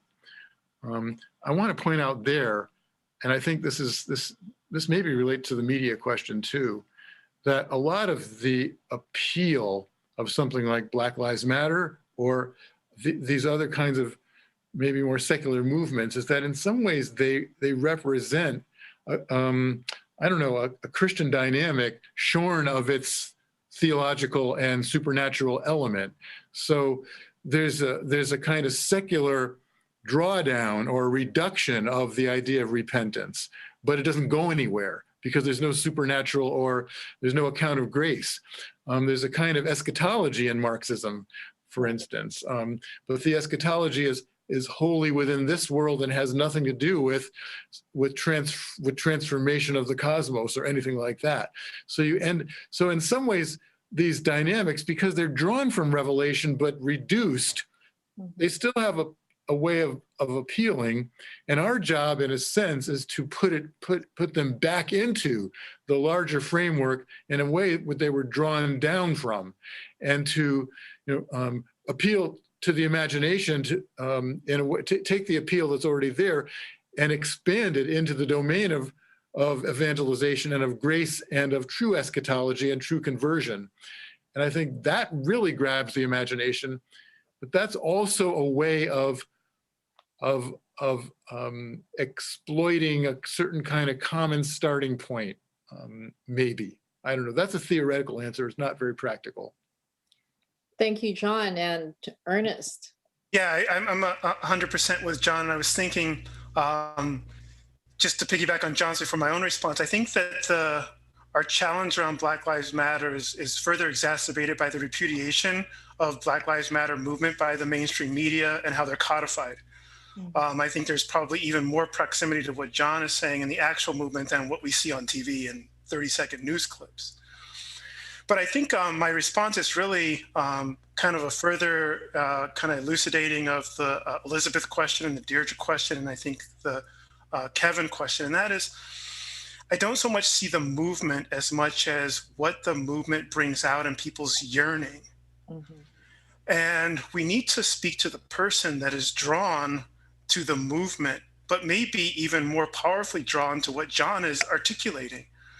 And so rather than worry about like how we engage or don't engage, I think for me the question is, what is it in people that demands an answer to their sufferings?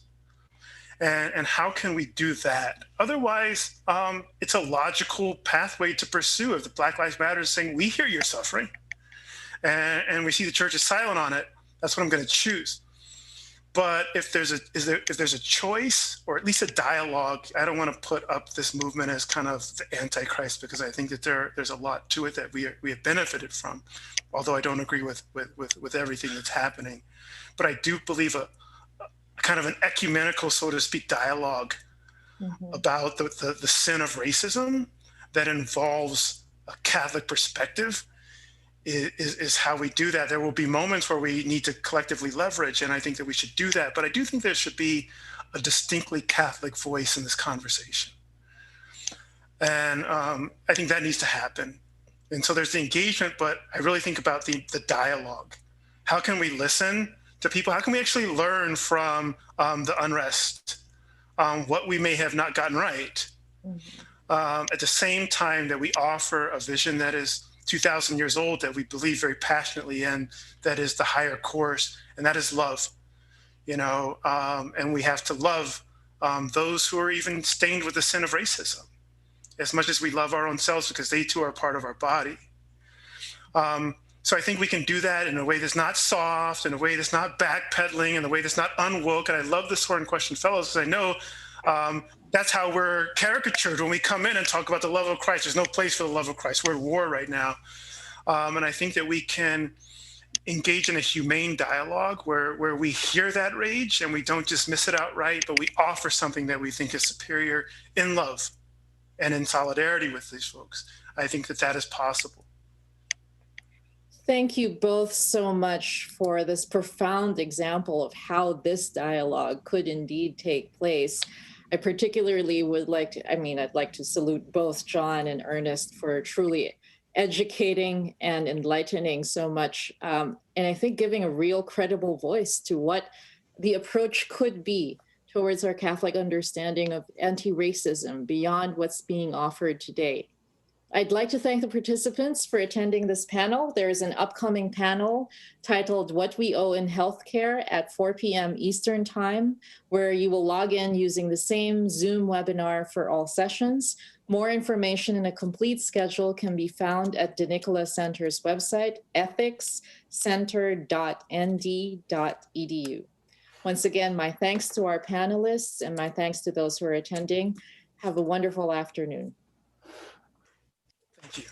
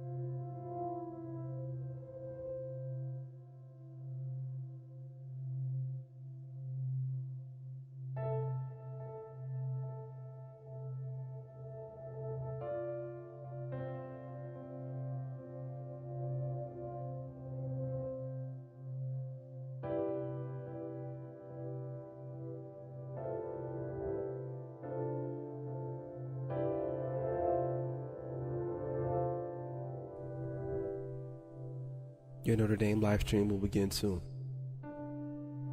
Thanks for watching.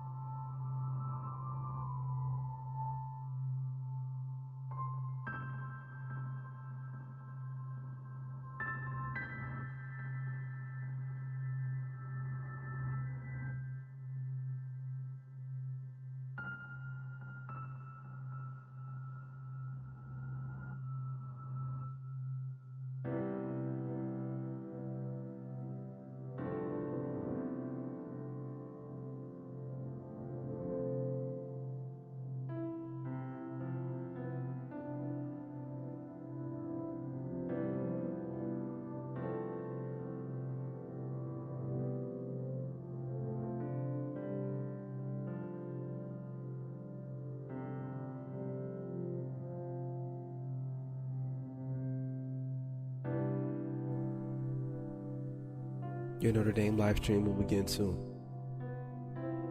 Thanks for watching.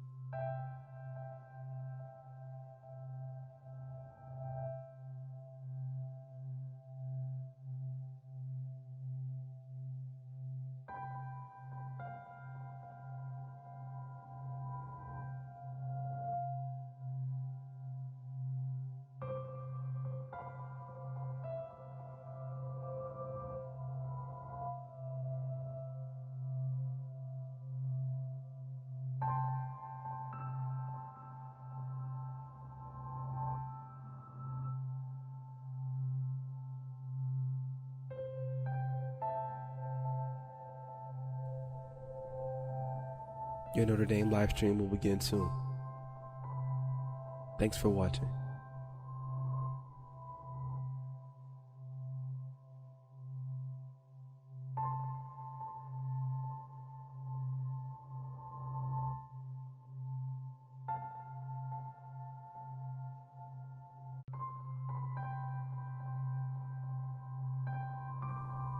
Your Notre Dame live stream will begin soon. Thanks for watching.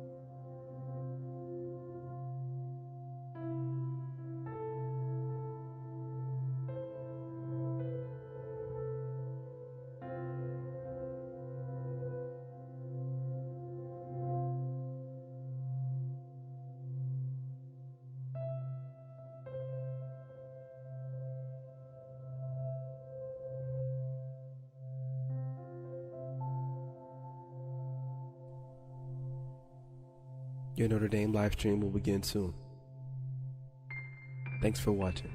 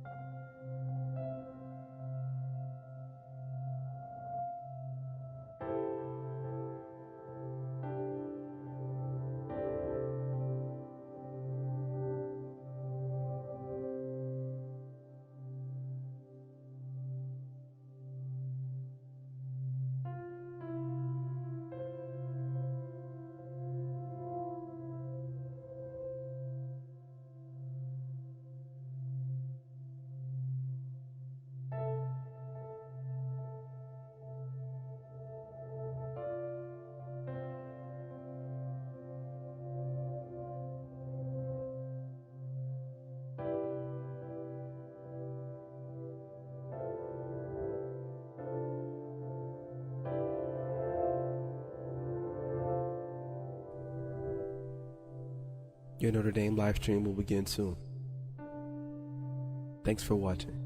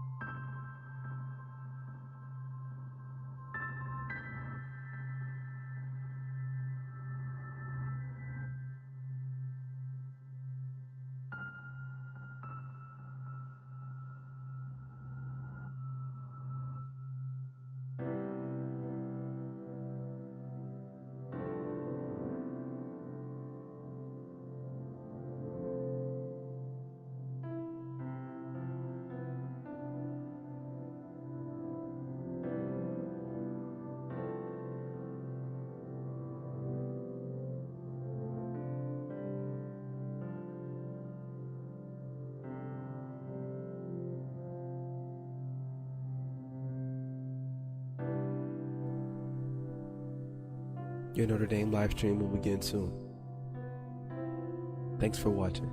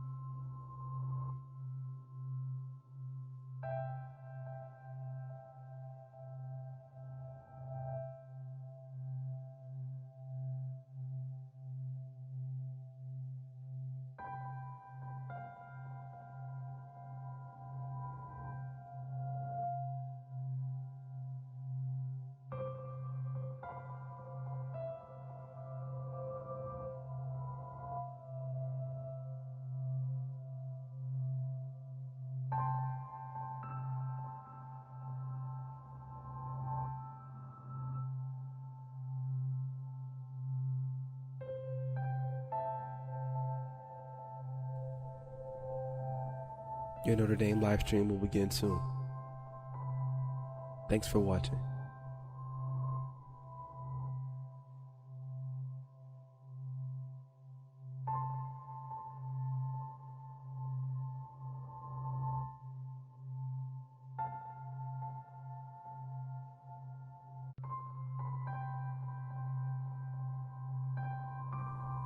Your Notre Dame live stream will begin soon. Thanks for watching.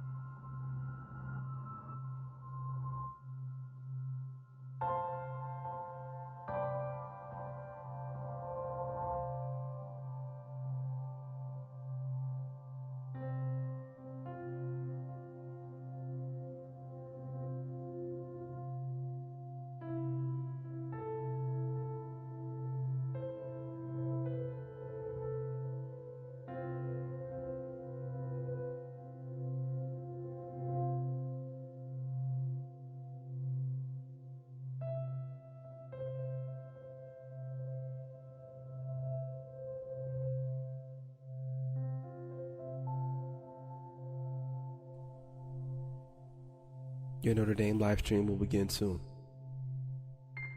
Thanks for watching.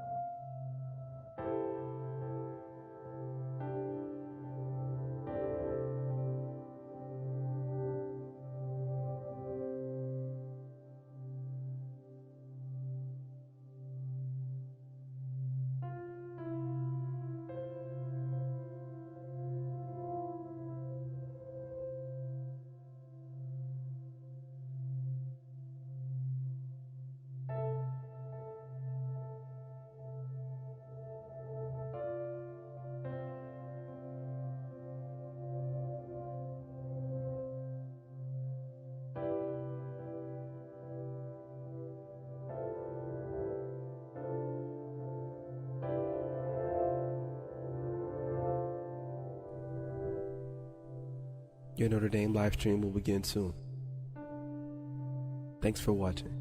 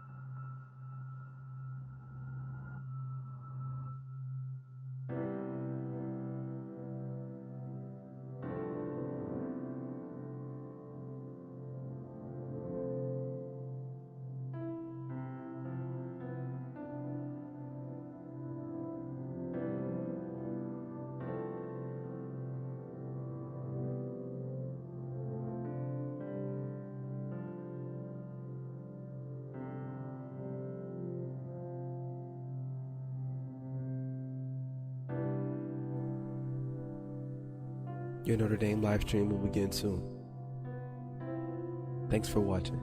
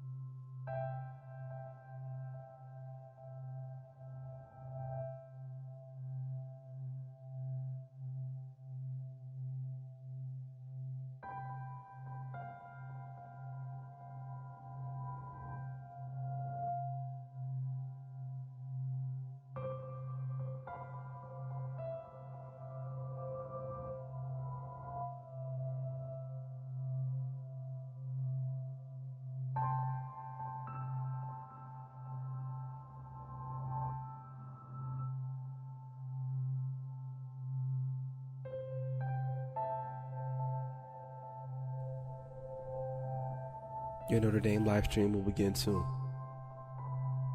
Thanks for watching.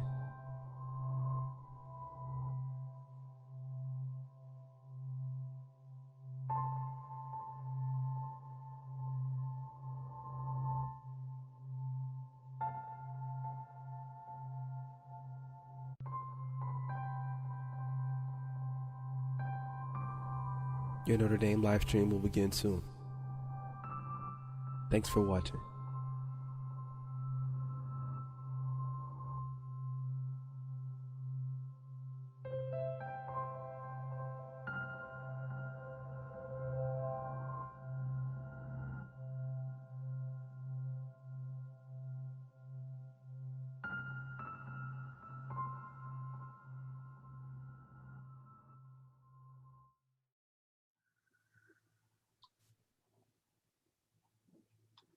Welcome to the dNicola Center Winter Conference, We Belong to Each Other. Our panel this afternoon is entitled, Visit the Sick, What We Owe in Healthcare. We have a distinguished panel of well-experienced physicians who will offer some opening comments, followed by conversation and then questions from the audience. And I want to alert the participants and the audience that they can click at any time on the Q&A icon at the bottom of their Zoom screen and submit a question to the moderator. We will collect your questions and pose them to the panelists at the end of the session. So our panelists and our first speaker will be Kristen Collier, is a assistant professor of internal medicine at the University of Michigan Medical School, where she also serves as director of the medical school program on health, spirituality, and religion. Our second speaker will be Dr. Laris Kaljian, director of the program in bioethics and humanities at the University of Iowa Carver Center of Medicine, where he's also professor in the Department of Internal Medicine and holds the Richard M. Kaplan Chair in Biomedical Ethics and Medical Humanities. He received his MD degree from the University of Michigan and an MDiv and PhD in ethics, Christian ethics, that is, from Yale University. And he completed his residency and fellowship training at Yale University in internal medicine and infectious disease. Dr. Aaron Cariotti is director of the medical ethics program at UC Irvine Health. He serves as chairman of the medical ethics committee at UC Irvine Hospital and at the California Department of State Hospitals. He graduated from the University of Notre Dame in philosophy and earned his MD from Georgetown, completed residency training at UC Irvine. He has most recently been serving on COVID-related issues such as ventilator triage and vaccine allocation for various offices in his university and in the state. So welcome our panelists, and we really look forward to this very important subject and your insights from your experience. So Kristen, please go ahead. Thanks, William, and thank you for the dCEC Center for inviting me to speak with y'all today. So just want to start with a few opening remarks before we get to my co-panelists and our discussion today, if you don't mind. Today, if we have no peace, it is because we have forgotten that we belong to each other. That man, that woman, that child is my brother or my sister. In preparation for this panel, I've been meditating on these words by Mother Teresa. The word that has stood out most to me is the word forgotten.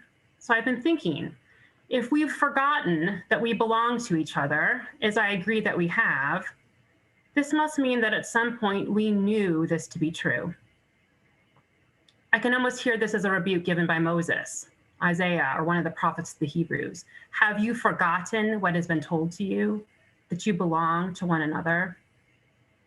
The other word that stands out, of course, is the word belong. What does it mean to belong to one another? What does this look like in medicine? Hopefully, we will be able to collectively dive into this topic today, and I hope that my following open remarks will serve as a springboard for further discussion, hope to challenge us deeply, and engender really a lot of questions, probably more than answers today. So let's start off with what I believe we've forgotten in medicine. What do we need to remember? First of all, we have forgotten that we are created in relation, not only to God, but to one another. Relationship is at the heart of the redemptive historical narrative of the scriptures. In them, we are told of a creator God who makes himself known to his people, who loves and cares for his children through intimate relationship, and who is physically present with them. God himself, the maker of all things, enters into a relationship with mankind through a covenant in a way that is physical, intimate, and eventually incarnate. The Genesis account paints a picture of the maker of heaven and earth, walking in the cool of the garden with Adam and Eve and speaking to them by name. We read of the great physician Jesus in the gospel accounts, taking a man by the hand and leading him out of town. I always wonder when I read that passage, what did they talk about? Because God is the creator of all things, we should not be surprised that because his creation is relational, that all we do is meant to be done in relation if we are expected to flourish, and medicine is no exception. Relationship should be at the heart of what we do in medicine, and relationship building should be prioritized if we are to flourish in our vocational work. Not only has the patient-physician relationship be shown to improve patient outcomes, making it a patient safety issue, but meaningful relationships with patients can also help prevent burnout in physicians. Secondly, we have forgotten in healthcare that each patient we take care of is made in the image and likeness of God, and each person is inherently valuable because they are the Imago Dei. If Mother Teresa says that man, that woman, that child is my brother or my sister, note she did not say that we are to treat each person like a brother or sister, but that they are a brother or a sister. Because of course, belonging to each other is different than just a sense of belonging, like one of just fitting in. If we are truly to belong to one another, there is a claim upon each other that is so much more than just a sense of accepting or of fitting in. That out of belonging, we can start to see our patients as gift because we love them. The claims made upon us by our patients, especially those whom have more needs, can challenge us. and even risk causing us moral distress, because often we are inadequately trained to manage them and live in a society in which we often cannot get our patients all they need to truly flourish. So how are we to respond to this? And what causes us to forget, especially as it relates to medicine? The cause, in my opinion, lies somewhere in medical education. Medical education is a tough road. It is my opinion that most people enter the vocation with a good heart and pure motivation. People want to go into medicine to help people at a time of the greatest need. When I'm asked by people discerning the vocation of medicine, I ask them one question: are you a lover of humanity? Not of receptors, not of diseases, not of symptoms, but people. People in all their brokenness and messiness and with the ugliness that is sin, disease, and death. And for those who say yes, it is clear to them when they start training and then something happens and we lose our way. We forget why we went into medicine in the first place. And by the end of medical training, we see life merely as molecules in motion. It reminds me of the passage in The Silver Chair, the fourth book of C.S. Lewis's series, The Chronicles of Narnia, when Aslan tells Jill, before she goes on her quest, that there are signs she thinks are clear now. But once she starts, the signs she will need to look for will not always be as obvious as they may seem. And Aslan gives her the following counsel, quote, "Here I have spoken to you clearly. I will not often do so down in Narnia. Here on the mountain, the air is clear and your mind is clear. As you drop down into Narnia, the air will thicken. Take great care that it does not confuse your mind," end quote. It's like he is warning her that she too will forget. Many start off with clear thoughts about what the telos, or the end of medicine, is: to take care of persons, be attentive to their suffering, always keeping in mind their inherent dignity, and in essence, to love them. But in the process of medical education and training, we lose our way. In essence, we have forgotten to love our patients. This is the third thing we have forgotten. That's what it really comes down to. We have forgotten to love our patients. So what does it mean to belong to one another? For us to think about this, we need to first reflect upon what our responsibility or obligations are to our patients and to society. Our panel is called What We Owe Society, What We Owe Them. From a very pedestrian standpoint, physicians have obligations to society that are outlined by our professional societies, and in part are due to the fact that society, as you may know, pays for graduate medical education. Our trainees are paid by CMMS, and therefore we have an obligation to take care of society. We have a code of ethics that lays out some basic obligations that we cannot abandon our patients, for example, that we must act by reasonable standards according to our skills to diagnose, treat, and refer. Regarding the pandemic, we look to our professional ethics to guide our duties. The Ethics Manual of the American College of Physicians, for example, states that the ethical imperative for physicians to provide care, quote, overrides the risk to the treating physician, even during epidemics, unquote. The AMA asserts that, quote, individual physicians have an obligation to provide urgent medical care during disasters, end quote, emphasizing that this duty persists, quote, even in the face of greater than usual risks to physicians' own safety, health, or life, end quote. So yes, we have obligations that are set forth by various societies and groups, but is this all there is? Or is this an impoverished vision of what a relationship to our patients could look like? Is there more? Do we need to reimagine or remember what true belonging to each other looks like? And can we move beyond a sense of legalistic binding obligation to instead one of freeing aspirations? Can we think about the signs, like in Jill's quest in Narnia, of what we have to guide us in these aspirations? Can we look to wisdom like McIntyre's virtues of acknowledged dependence that include practices of just generosity, hospitality, and misericordia? We work in hospitals, remember. What does it mean to reimagine hospitality in hospitals? And can we look to Jesus's example as the great physician and his way of seeing beyond the purely biological needs of the people he encountered, his deep concern for those on the margins, and his deep sorrow for what has been lost? Do these guideposts challenge our ideas of professionalism and the often detached professionalism that is often taught in the hidden curriculum of medical education? Can these first principles, or as I refer to it, our theology of medicine, not only guide our patient care, but also our work in medical education, research, and advocacy? Do we have record numbers of physician burnout because we have forgotten so much? So as we think about threats to us being the types of doctors, nurses, and healthcare professionals we want to be, and really should be, because there are so many and we are falling so short, I think it is helpful to spend some time reflecting upon the current status of many physician-patient relationships and the drift that has occurred towards a contract model, one that is increasingly being framed in a transactional manner, one that forgets the binding of us to each other, but instead marginalizes the physician and centers the patient in the center of the encounter as a solo automaton in a transactional exchange with a faceless, interchangeable provider. Even the language that we use, patient-centered care, reflects this, which is why I prefer the term relationship-centered care. Can we reimagine the relationship as a covenant of sorts, where both people enter into a relationship of mutuality and commitment that provides a fuller view of the potential of this relationship, and having the humility to remember again, this relationship is reciprocal, and that for every physician in their life at some point will also become a patient. Again, we are reminded that Jesus was both the suffering servant and the great physician, but for him in the great mystery, this was at the same time. This also reminds me of what Saint Josemaria wrote in The Way, and I quote, quote, "Children, the sick," and she used capital letters for the words children and sick. She continued, "As you write these words, don't you feel tempted to use capitals? The reason is that in children and in the sick, a soul in love sees him," end quote, with him obviously with a capital H. A soul in love. Can we let ourselves be transformed by love for our patients? As I close, I'm reminded of the prayer of Maimonides, quote, "In thine eternal providence, thou hast chosen me to watch over the life and health of thy creatures. I am now about to apply myself to the duties of my profession.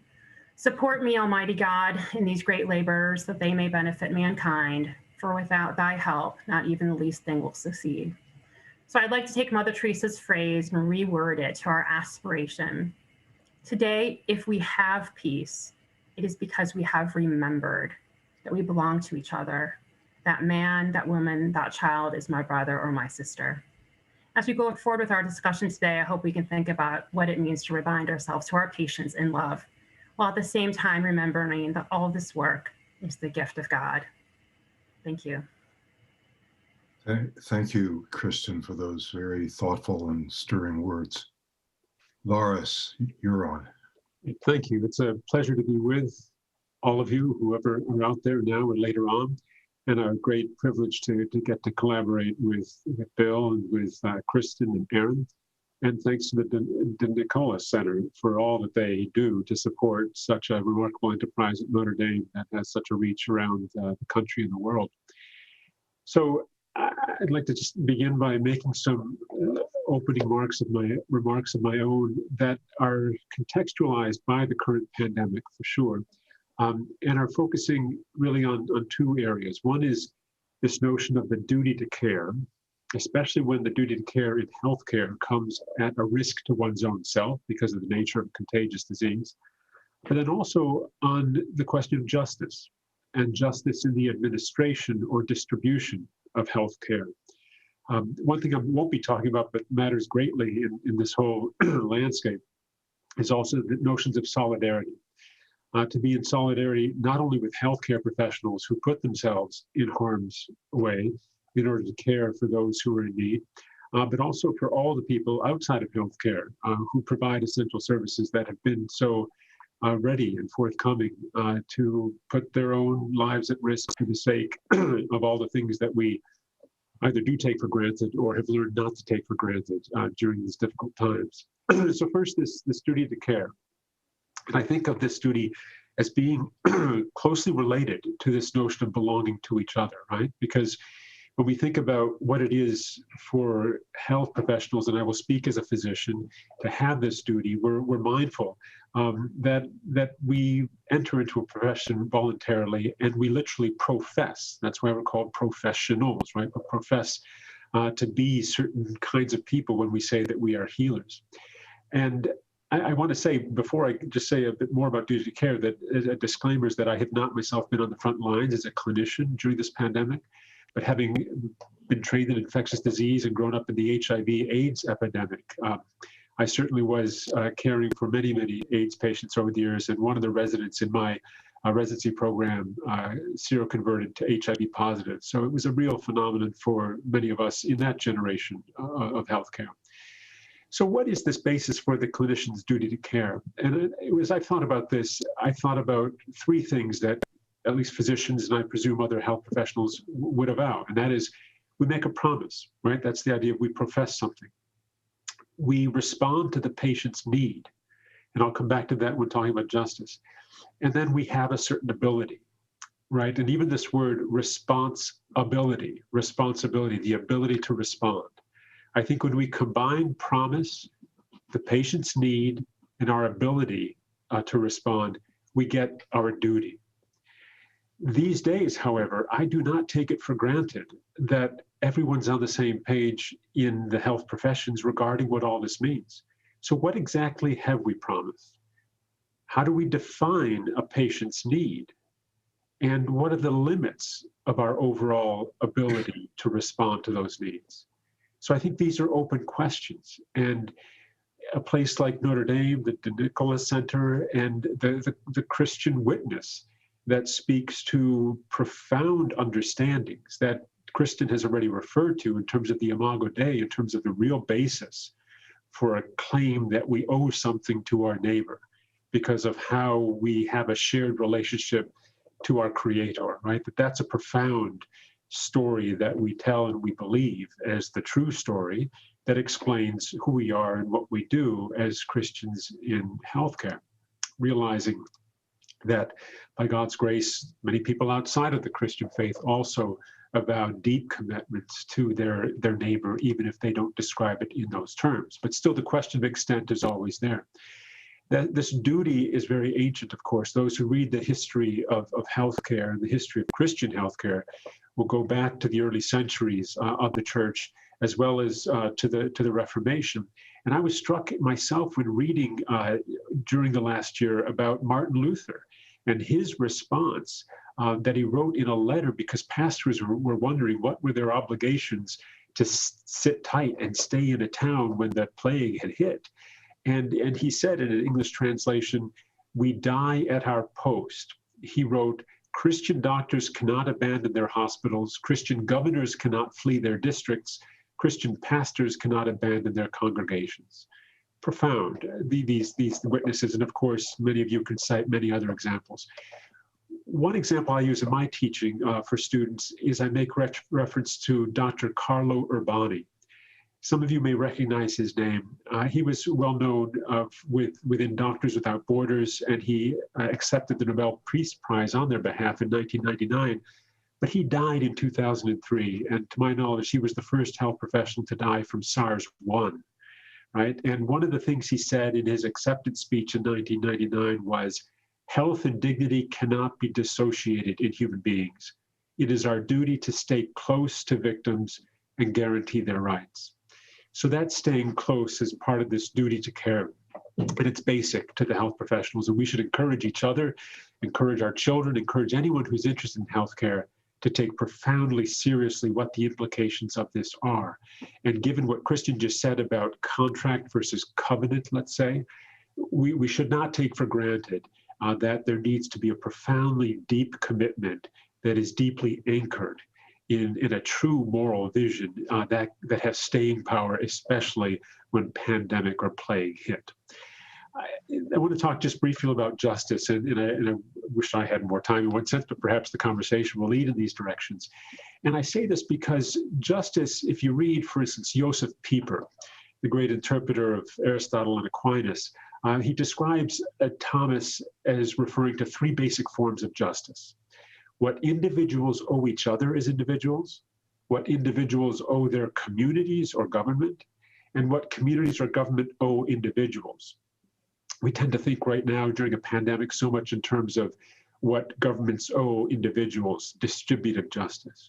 But I'm particularly interested in where physicians and other health professionals situate themselves when trying to understand what do they owe a very special group of human beings, their patients. And one of the big tensions that I perceive in the medical ethical landscape is the tension between the individual patient and the so-called population. And even there's a phrase called population health that wants clinicians to think in a hybrid merged way that combines patient care and public health into one called population health. I believe that's an unstable construct, because at a certain level, one cannot have fiduciary responsibilities to two entities that are actually in somewhat of a competition. And I think a pandemic brings that to the fore. So another person I've benefited from over the years who's written about justice in healthcare is Gene Outka, who was one of my mentors at Yale. And he talks about how you can think about justice in different ways. And after ruling out certain ways that are not appropriate in healthcare, he lands on two, which I think all of us will resonate with: giving to each according to their need and similar treatment for similar cases. I think those are two key drivers for how we need to think about how we respond to patients at all times, and especially during a pandemic. The challenge in the distribution of resources in healthcare, of course, the challenges are many, but one of the deep tensions is what you could describe in ethics language terms as being the tension between beneficence versus utility. And what utility does as part of utilitarian reasoning is it wants to maximize beneficence within a group or across a population. And that's where things start to change, as William Frankena has pointed out in his writing over the years in ethics, is that beneficence implies an obligation to do good and avoid harm, but utility compromises that ideal by allowing for harm within an overall balance that maximizes the sum total of good over evil. And that's a very important contrast, because I think right now, when you hear about so-called crisis standards of care, and if you're not familiar with that phrase, I'd encourage you to Google it, search for it and learn about it, because there are, in states and in hospitals, there are policies now that describe crisis standards of care that basically allow for there to be a shift in the usual way that we care for patients. So the distinguishing feature of those standards is a shift from a traditional healthcare focus on benefits to patients one at a time to a focus on patients to populations. And that's catalyzed by a utilitarian appeal to maximization. And so what you get in certain, published accounts of the kinds of triage or allocation schemes that are being recommended is a focus on lives saved, life years gained, instrumental value to society, and younger age. And I think this will be part of what I'm sure we'll be talking about. And I'll close in just a few moments here. But I'll first just say that whenever we look at those kind of criteria, we need to ask ourselves, how does that or does it not harmonize with the Imago Dei, a Christian understanding of true and fundamental equality for all human beings before the eyes of God, as it were, right? That's the question in my mind. And I don't take it for granted in our culture, as influenced as we have been by the Jewish and Christian traditions, that everyone actually shares the same understanding. And even, in fact, Kristen, in one of her comments, she made reference to humanity as being a key aspect. If you read Immanuel Kant, Kristen wasn't using the word this way, but Kant, his use of the word humanity as being an end in itself actually refers to human reason. And when rational capacity is lost, some people believe the person is also lost. I, as a Christian, don't believe that, right? So these are kinds of examples where in our society, there are different ways of looking at these things. And in a pandemic, when people start to feel the crunch of resources, you start to, in a sense, see that pressure applied on how people actually view what matters most to them. So I'll end there and look forward to further discussion. Thank you. Thank you, Lars, especially for the latter point, which I'm sure we'll want to return to. It strikes me as very important in understanding how the physician's role may differ from the sociologist or social planner. Aaron, you're on. Thanks, Bill.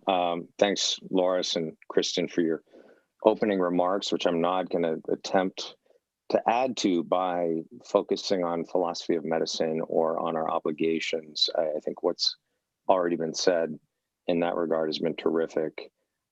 It's great for me to be back at my alma mater, at least virtually today.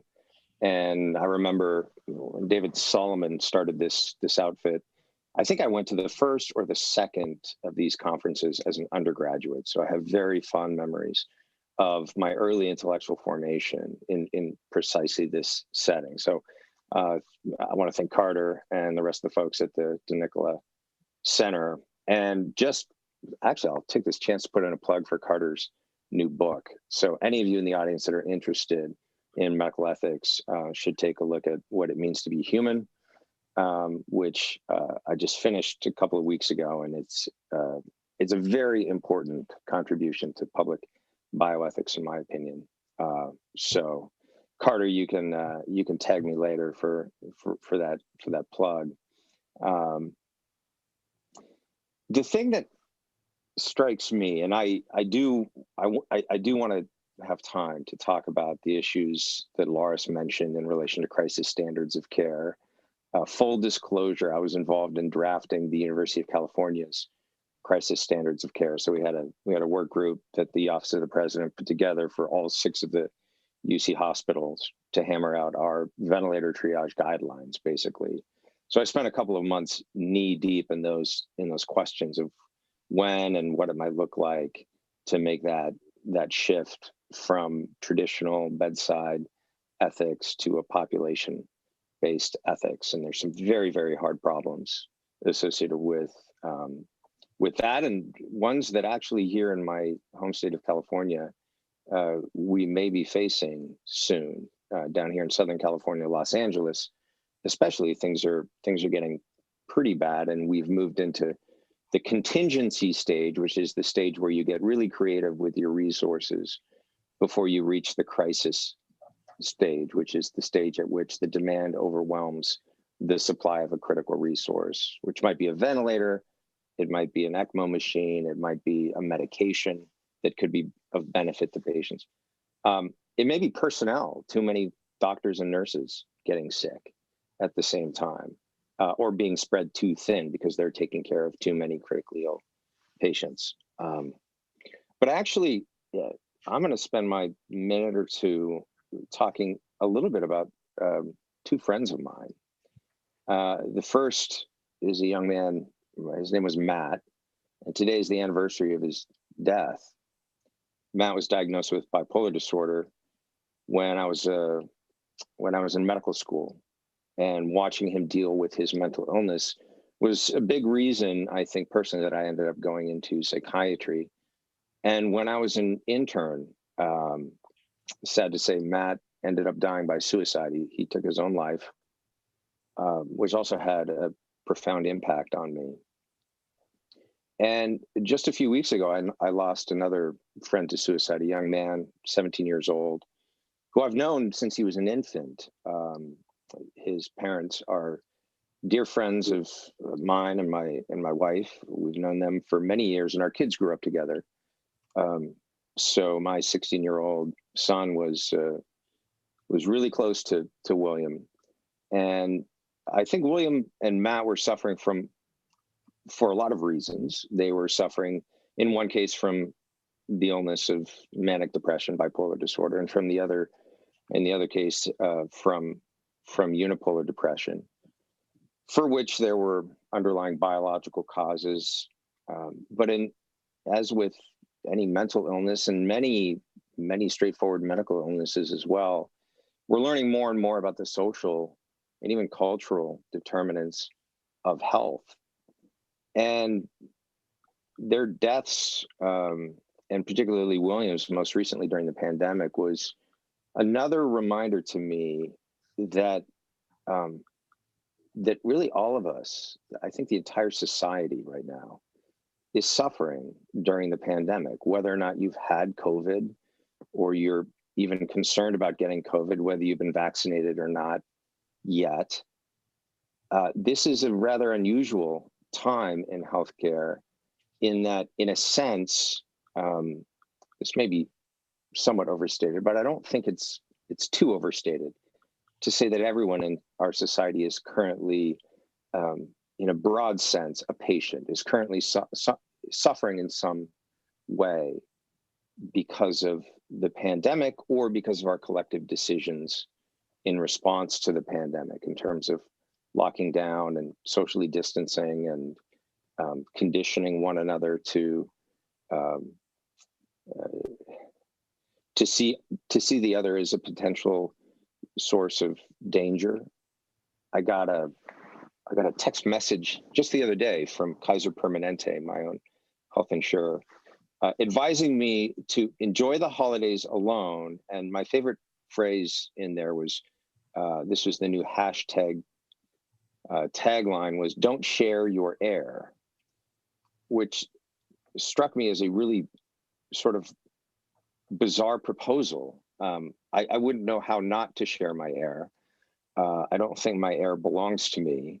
And yet, you know, we've reached a state now in which not only other people, but sort of the shared resources, the air and the water, and other aspects of the common good between us, we somehow need to see as our own and isolate ourselves and our use of these resources one from another. And as Kristen pointed out, we're not built to live like this, and all of this is having an effect on us, I would suggest. That's not to criticize our public policies, though I have my own opinions on the decisions that we've made in the face of the pandemic, which we can chat about later, but it's just to acknowledge just how widespread the current suffering is during the pandemic. And I'll mention just a few stats in a moment to maybe drive that home. And then to propose the idea that the title of this session, you know, Visit the Sick, What We Owe in Healthcare, should not just be applicable or of interest to those in the audience who are healthcare professionals, like the panelists here or like our moderator, but to all of us, precisely because so many people right now are suffering in ways that may require professional intervention from healthcare providers, from physicians or mental health professionals or whatever, but also suffering in ways that can be helped by everyone, by ordinary citizens, by family, by friends, by next door neighbors. And so I hope we can think through the questions that we're going to ask in this panel as it relates not just to those of us in healthcare or health policy or public health, but to all of us as citizens who have obligations and solidarity to one another. I'm not going to throw a bunch of statistics at you, but I just want to mention before I wrap up my intro, a report that was published a few months ago by the CDC got very little attention because everyone's attention seems to be more focused on COVID case curves, which are of course important. But this was a pretty well done population-based survey that was conducted back in June, about 5,000 randomly sampled Americans, looking at mental health consequences of the lockdowns. 4 in 10 people in this survey reported at least one mental or behavioral health condition. About a third of them, significant symptoms of anxiety and depression. About a quarter of respondents had significant symptoms of a trauma or stressor-related disorder that was connected to the pandemic. That would be something like PTSD or acute, what psychiatrists call acute stress disorder. About 13% reported having increased their use of substances or their use of alcohol to deal with negative emotions from COVID or from the lockdowns. And then, and this circles back to the anniversary of my friend's death and the recent death of another friend of mine by suicide. 1 in 10 Americans in June had seriously contemplated taking their own life in the last 30 days, not in their entire lifespan, but at some point that month. And most alarming to me was the finding that 1 in 4, 25%, a quarter of young adults age 18 to 24 had considered suicide, seriously considered suicide in the last month. So we don't yet have numbers from the CDC on completed suicides for 2020. That'll take another year and a half to get those numbers. But the early indications suggest to me that a lot of Americans are suffering not just depression and anxiety, which have which have tripled and quadrupled compared to 2019, respectively. But that they're suffering to such an extent that they feel that they can't go on anymore, that they feel that they've given up hope. And certainly there's a need for mental health professionals, psychiatrists, psychologists, and so forth to intervene and help these folks with their depression or their anxiety or their drug and alcohol use problem that may be contributing to suicidality. But I think there's a role for all of us to connect with one another, to recognize the epidemic of social isolation and loneliness that is impacting people, not just in these ways. I mean, we could look at the statistics for general medical conditions, not just mental health conditions, and see the ways in which social isolation is adversely impacting those things as well. So that's what's been on my mind recently. Just thinking through how widespread the impacts of this pandemic have become, the fact that all of us, to one degree or another, are suffering in ways that could be,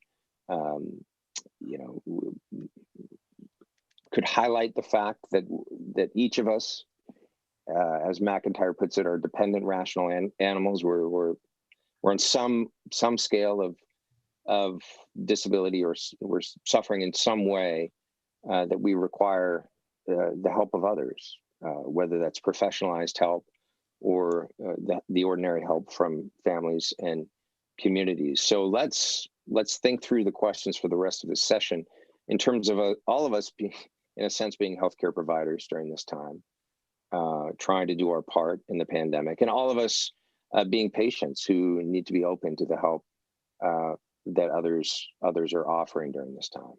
Thank you. Thank you, Aaron, especially for broadening our relational perspectives on this and reminding us that health as wholeness is not just a physical matter, but also a social and spiritual one. So wonderful comments from all three of you. I'd like to open the discussion session by letting each of you respond to one another or add on where you have something further to say at this time. So take it away. I think I would like to start, if you don't mind. I'm really interested in sort of maybe broadening our conversation out around the crisis standards of care.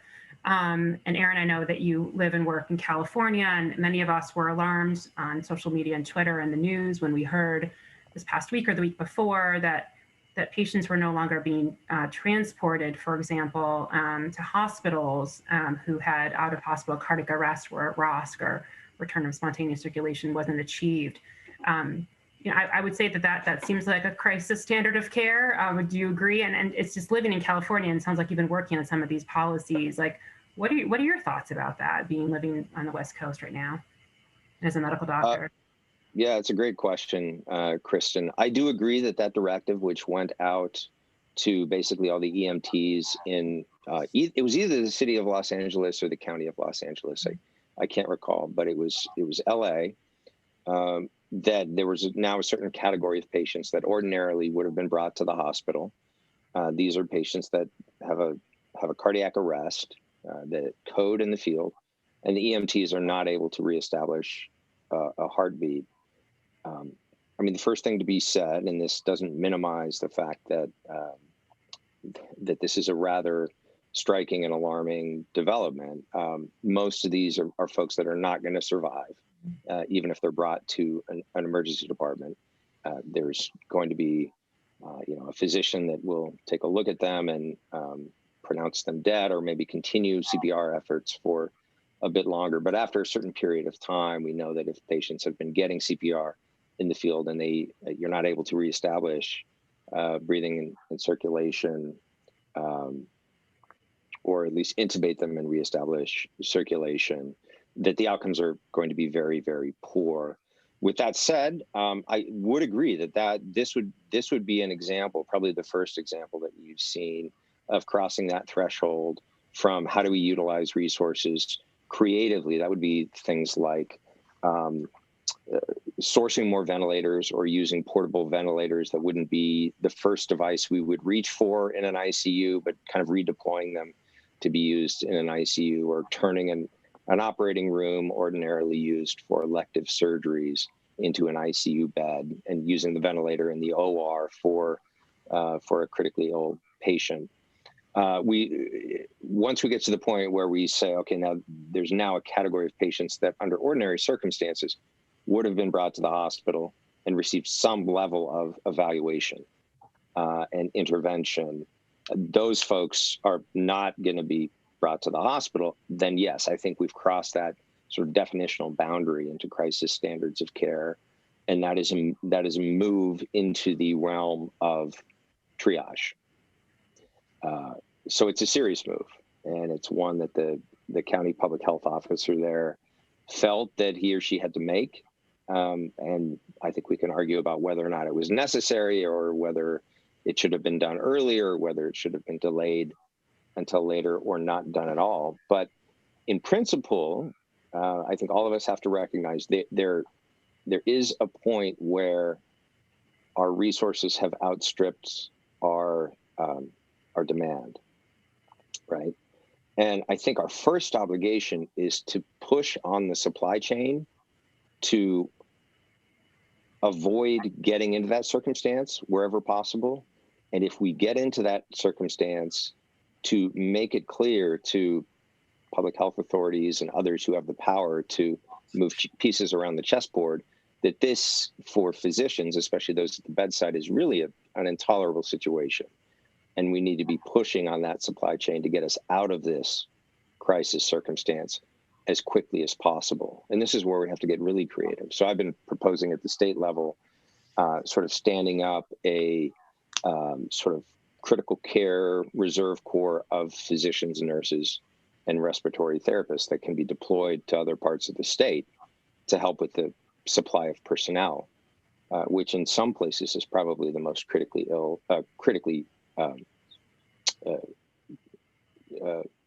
short resource.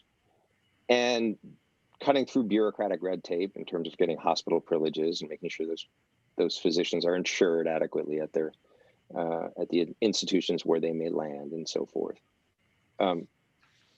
I think if we had the infrastructure to do that, and there was encouragement to the various institutions to share their resources in that way, maybe even make it a sort of publicly acknowledged competition, recognizing that there would be reciprocity if you loan us some of your ICU docs and nurses for a week or two. If you find yourself a month or two down the road in the same circumstances, we're gonna repay in kind, right? That spirit of solidarity and generosity, finding creative ways to encourage that. And within the current healthcare system that is pretty siloed and in many respects sort of privatized, I think that's a challenge. But this crisis has pushed us to start doing a lot of things that we're not used to doing. And we could see it purely as a crisis, or we could see it as an opportunity to think creatively about the healthcare system as a whole, how we're using our resources, and where our loyalties lie, right? Is my primary loyalty as a physician to this particular institution that's paying my salary, or is it to patients? And if it's to patients, then do I have some degree of obligation to try to go where there are the most patients in most need of what I'm capable of offering? So, I mean, there's more I could say, but I'll maybe let Laris comment on this. Yeah, I'd like to, because it raises some profound questions again about this duty to care. And that duty can also be described in terms of our fiduciary responsibility to the patient right in front of me. It's hard for me to wrap my mind around what my obligation is to unknown other patients elsewhere. But likewise, part of the story of the Good Samaritan has to do with what some would refer to as this notion of proximity. That the story was not about this Samaritan who was given some abstract theoretical sense of obligation for humanity. It was this wounded man on the road, right?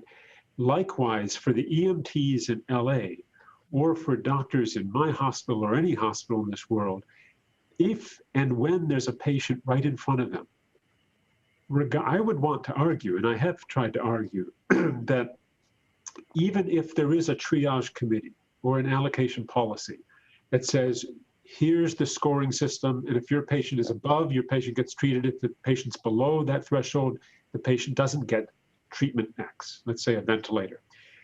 What I want to argue for is that every clinician should still maintain their moral, professional integrity, and I would say conscientious practice in such a way that if they believe their patient still stands, reasonably speaking, and each of us has to figure out what that word reasonable means there, still stands to benefit, that they should be prepared and allowed to appeal those decisions. Yeah. So if an EMT in LA, under those circumstances, believes that this patient is different, and though all other patients who have arrested are 99.9% likely to die, I believe I need to advocate for this patient. I would want to encourage that EMT, based on being a professional with a fiduciary responsibility, to do so. And the reason I can try to justify this in the end is to use what I call a notion of role fidelity. That it is the triage committee's responsibility to manage resources. It is the clinician's responsibility to care for patients one at a time. And then somehow you, of course, would ask, well, how does that all come together? Great question. But that's the process of dialogue and deliberation in real time, in real circumstances. And I think more justice is likely to be served if we allow there to be this sort of representation of different interests than otherwise would be the case. Yeah. No, I agree with you, Loris. I think distinguishing those roles is very important. And I'm happy to say that in the UC guidelines, and I consulted a bit, polishing up the guidelines at the state level with the Department of Public Health here, that I think we did a pretty good job of trying to clearly distinguish the role of the triage officer or the triage committee that's going to make that judgment call about allocating a scarce resource, and the bedside physician, right, who within the constraints that he's working within, or that she's working within the systemic constraints, that physician is still able to give the patient everything that is available. And in fact, in the UC policy, we worked in a system such that the bedside physician could file an appeal with a triage committee as well if they think there was a mistake in the scoring system or a mistake in the assessment.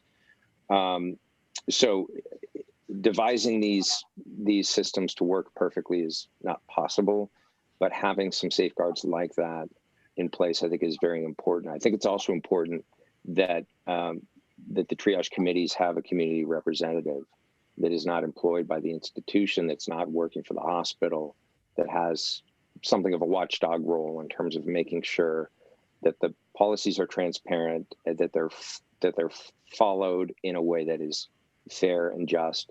And especially for patients that are what we call unrepresented, that don't have family or friends there to advocate for them or to file an appeal on their behalf, that we have additional safeguards in place for those patients under crisis standards of care, because we know that the folks that were vulnerable prior to the pandemic are the folks that are even more vulnerable now because of the pandemic. That's clear.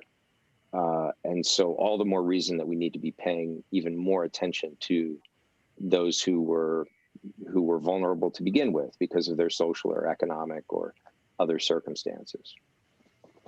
Kristen, you have anything to add in here? Yeah, I do. So I've been thinking a lot about this because it was like really the first example that I saw in the United States about what seemed like crisis standards of care coming into action with these patients not being transported. And so I was looking sort of at the data of, what happens when people have out-of-hospital cardiac arrest, and your ability to survive it, as you probably know, is based on where you live. So I found in my own hometown of Detroit, your chances of surviving hospital discharge after an out-of-hospital cardiac arrest is 0.3%. If you live in Slovenia, it's 20%. So we had briefly commented earlier on the social determinants of health and such. I thought it was strikingly sad and tragic, and we could spend a whole hour talking about that in particular. But you know, when you look at predictors, right, of who makes it from out-of-hospital cardiac arrest, there are like the 4 predictors, right? So if it's witnessed, do you have a shockable rhythm? Do you have bystander CPR, et cetera?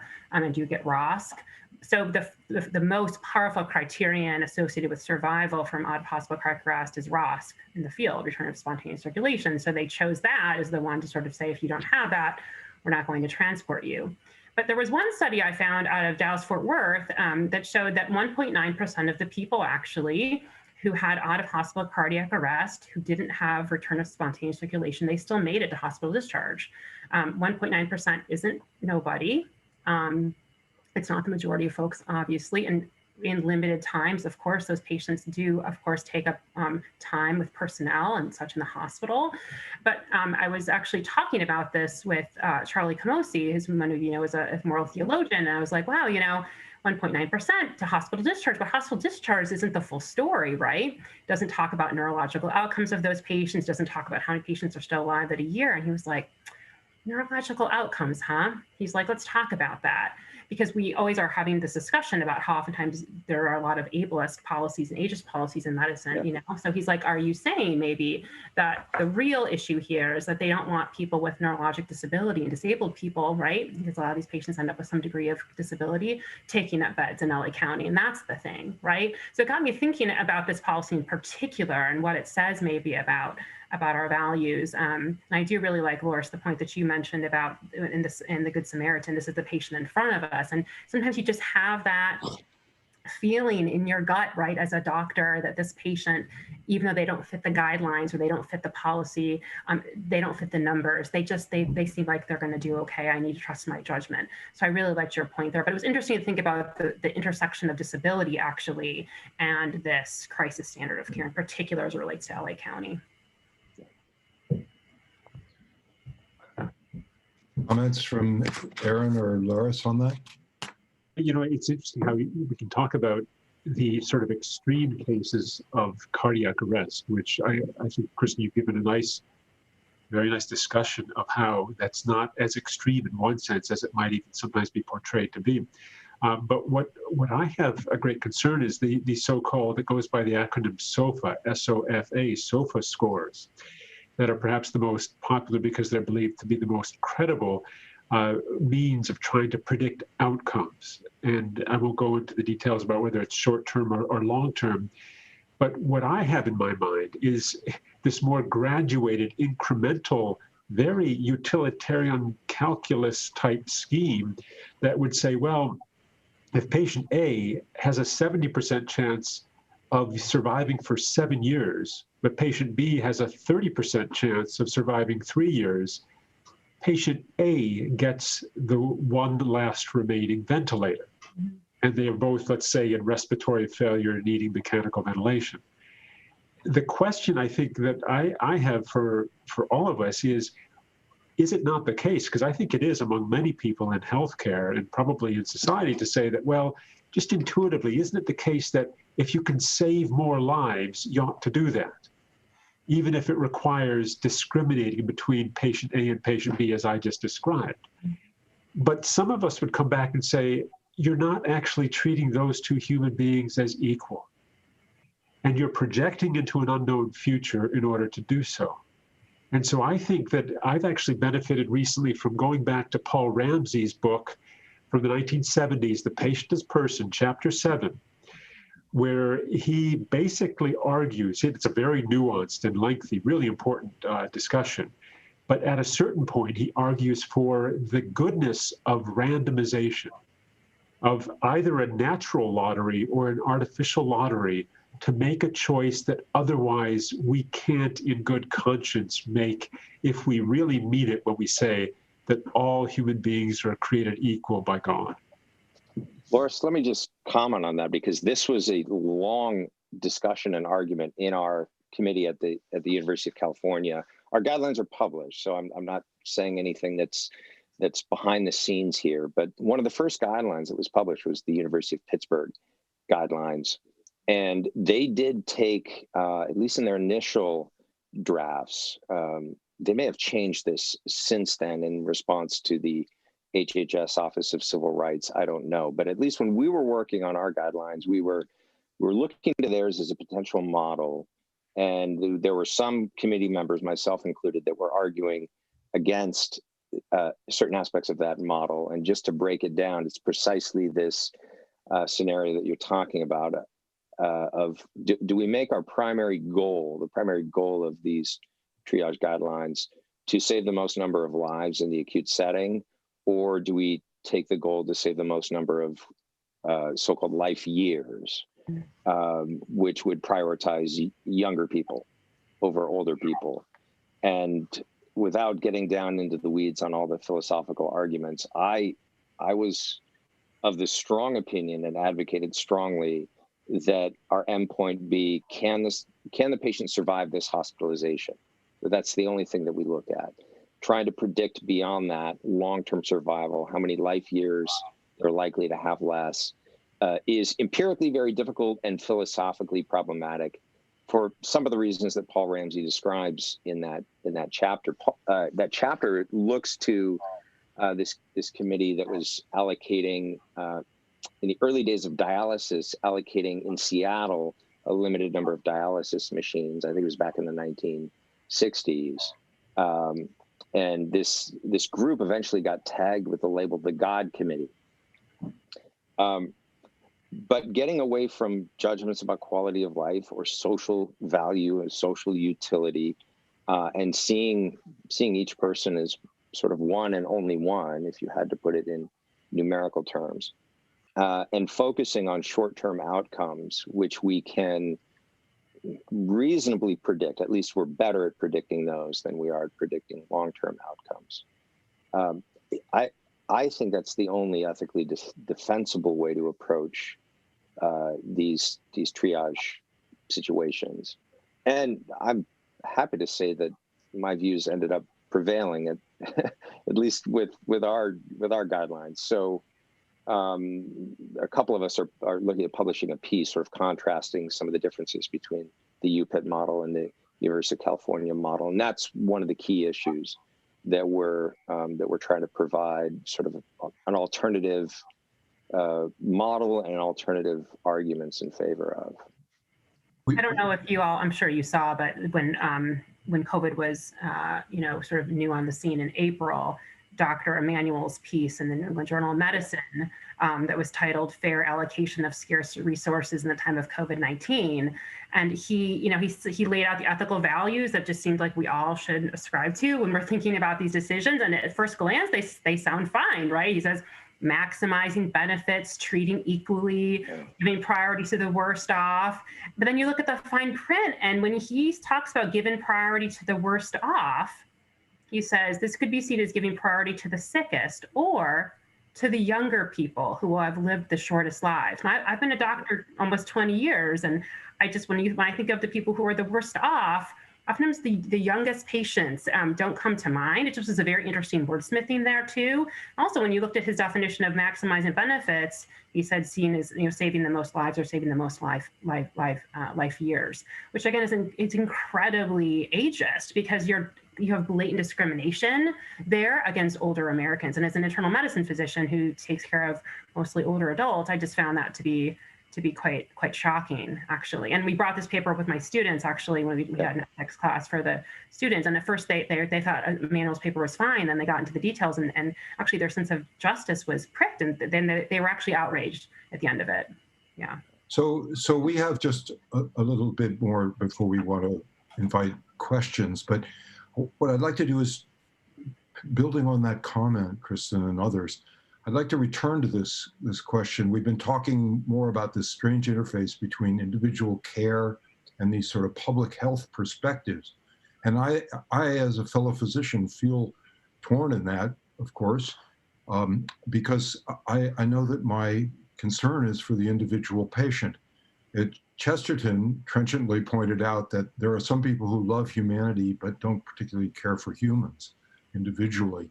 And that's a chilling thought. In the process of professional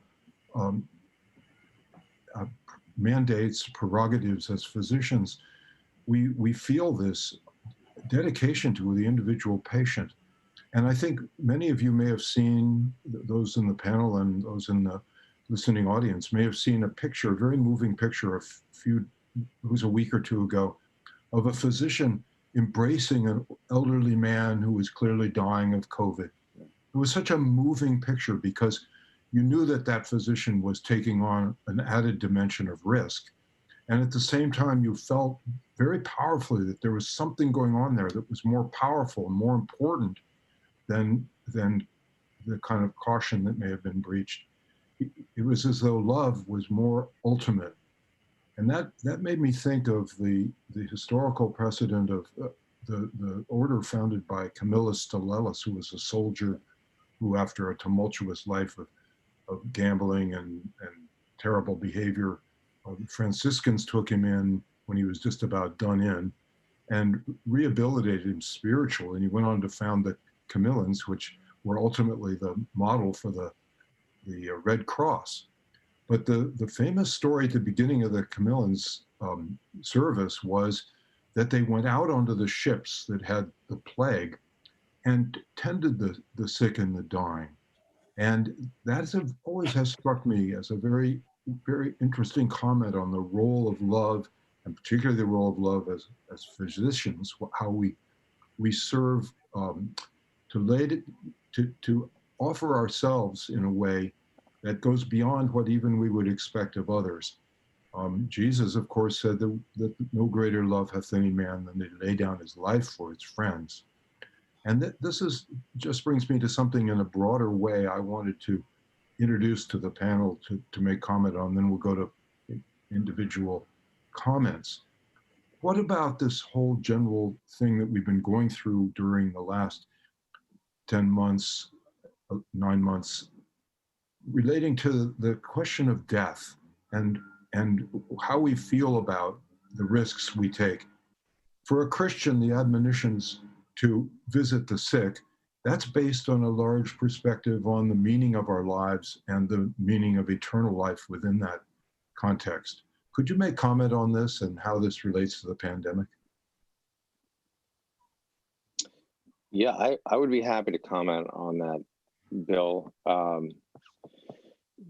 For us as Christians, well, first of all, for physicians, I think if we see death as the last enemy of medicine to be conquered, we're going to lose every time. So that can't be the model for medicine, because in spite of all of our wonderful medical advances, the human mortality rate continues to hold steady at 100%, right? So all of our patients eventually, and all of us eventually, we know are going to die. Death is the outcome that gets the most attention when we're talking about healthcare policy. But as a society, we know that there are many competing goods. And the idea that we could, if we only try harder, we can bring the COVID case curve or the COVID mortality curve down to zero is really quite insane. And our recognition that there are other competing social goods, that some decisions will have unintended but very foreseeable and real consequences on our mental health, what I call the other pandemic of the current mental health crisis, is not being cavalier about death. It's not avoiding the tragedy of death for every one of those patients who has died of COVID. But it's recognizing that as human beings, we're finite, we're frail, and we're not in complete control of everything. And I think that's one of the sober realities that most people don't want to acknowledge, that we need to face about this pandemic, is that we can't control it. We can do some things to mitigate some of the worst effects of it, but we certainly are not in control of what's happening with COVID. That's a complete delusion. One analogy I use to try to help people get away from a narrow tunnel vision when they're thinking about what we ought to be doing as a society now in the face of COVID is to point out that we know a certain number of people are going to die in motor vehicle accidents every year. Let's say in the state of California, just to use my state is the example, and that we could save every single one of those lives if we really wanted to, as a state or as a society. All we would have to do is lower the speed limit to 10 miles an hour everywhere, including on the interstate and on the freeways and highways and so forth. And we know with a very good degree of certainty that would save whatever it is, tens of thousands of lives every year of people who otherwise would have died. By refusing to do that, are we embracing death as some sort of good for all of those people?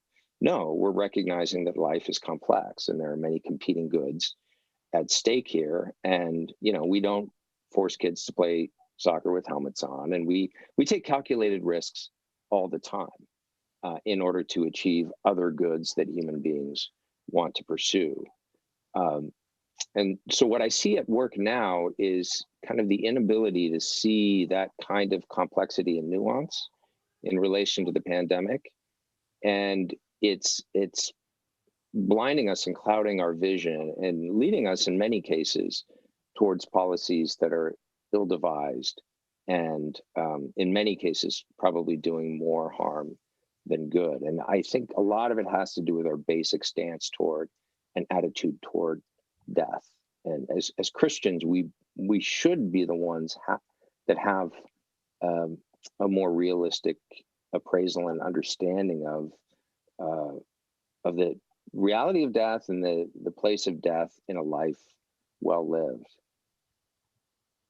I just want to sort of jump on that. I know we're coming short on time, but so many of you know that I actually contracted COVID-19 in the course of patient care. So I'm fully aware of this in a very real sense. I know someone else on this panel also got COVID in patient care. And there is risk, obviously, in medicine. There's risk in so many things that we do, as Aaron talked about. There's risk in childbirth. There's risk in driving a car. We take risks all the time. We send our defense to defend our country or firefighters into a fire, right? And I think, before I got COVID and I knew that we were going to be taking care of COVID patients at my clinical site, of course, I was nervous. I was nervous about contracting COVID and passing it to my 4 boys or to my husband.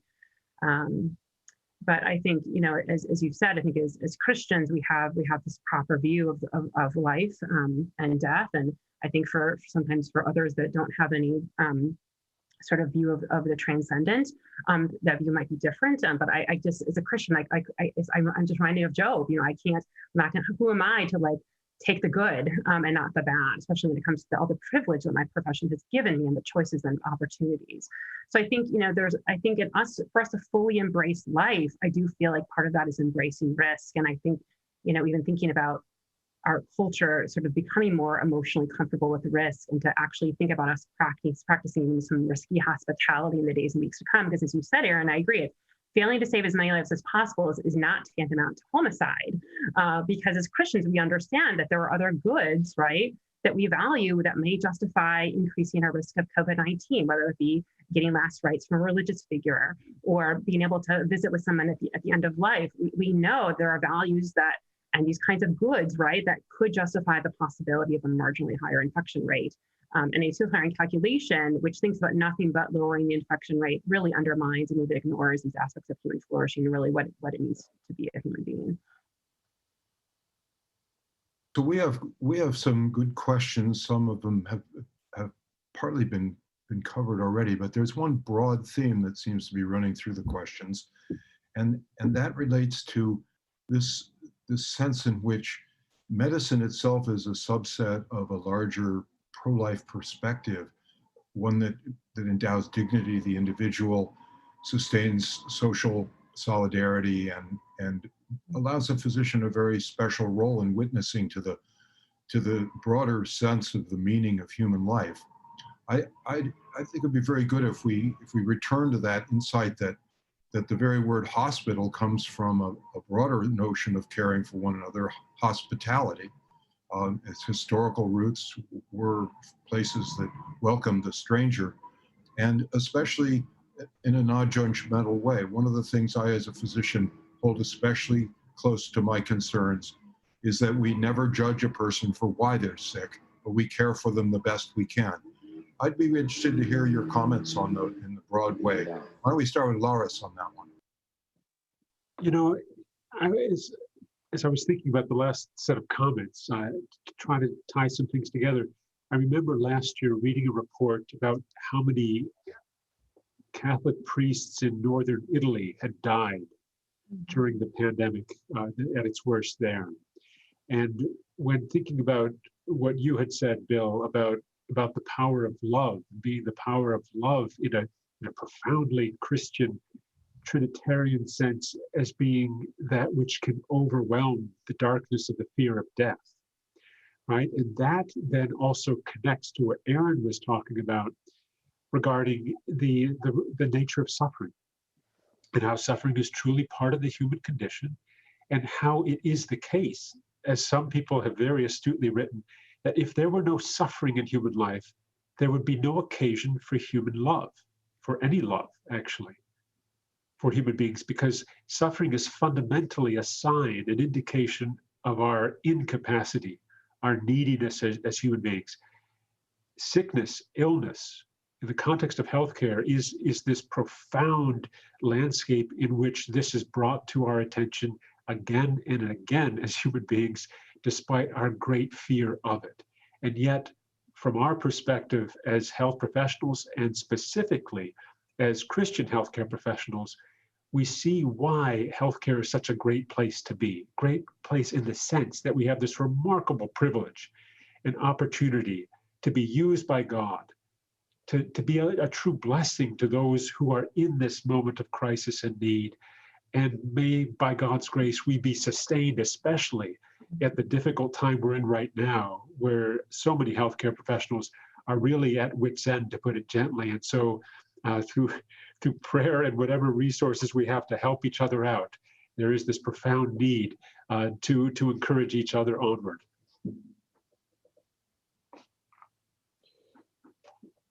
Bill, I think you're muted. You know, what's happening is my gardener is doing the leaf blowing outside my window, the hazards of Zoom, huh? So, Kristen, do you have any thoughts on this? No, I think Loris's answer was quite sufficient. Thanks, Loris. So, unfortunately, we're heading toward the last few minutes of this, and I would like to give each of you a chance to make some sort of concluding statements. That was quite a beautiful statement on your part, Loris. Aaron, do you have any further thoughts? Yeah, I want to echo what Loris just said and encourage any young people in the audience to consider healthcare. I have a job that is an enormous privilege. It's an enormous privilege to do what I do. And there are enormous challenges in medicine, and it's very expensive to become a physician, and it takes a long time. And there are problems in healthcare right now that are tough to deal with. But for all that, I'm enormously grateful for this vocation to be a physician. And if you are called to it, if you pray and discern and decide that this is what God wants you to devote your life to, you're very fortunate. And I would encourage you to pursue it. I just want to mention one other anecdote in closing. It's another one of my, and perhaps I've been too pessimistic during this panel, but I guess this would be another cautionary tale to encourage us to see. I think there's a danger in a kind of encroachment of public health into domains of life where everything becomes medicalized and other human goods can become eclipsed. And this came up, this is a case of an ethics consult. We're getting a lot more end-of-life ethics consults right now because families can't visit their loved ones. And if a loved one is dying, we allow them to visit, but sort of up until the point where we recognize there's nothing more we can do for this person, the family's not necessarily there at the bedside watching what's happening and seeing their loved one decline. So we were meeting with a family whose loved one was dying of COVID. It was clear that he was not going to survive this hospitalization. We were trying to help the family to accept that. And just as they sort of turned the corner and began the process of accepting that and thinking through, can you get us help with funeral arrangements? They were informed by the case manager that because of a public health directive, they were not going to be able to see the deceased body, and the body would be cremated, and they were not going to be able to have a traditional burial. And the public health rationale for this is we don't know whether a cadaver is capable of sort of infecting someone with COVID. And so we're just going to be on the safe side and require cremation of anyone who dies of the coronavirus. The family was devastated when they learned this, that they could not bury their loved one. And, as we know as Christians, at least in the Catholic tradition, cremation is accepted, but not necessarily preferred. It's there's something about burial that is a helpful sign of the resurrection of the body, which we profess in the creed. And I think this was a family that they were Catholic and understood that maybe intuitively more than intellectually. And to inflict that additional harm on them struck me as taking away a known good, which is sort of the natural right to bury the dead, right? What Antigone was fighting to do for her brother over against the king's order and decree. Taking that known good and sacrificing it on the altar of a theoretical harm, one that we had no empirical evidence for, one that might exist, one that could potentially contribute to a problem.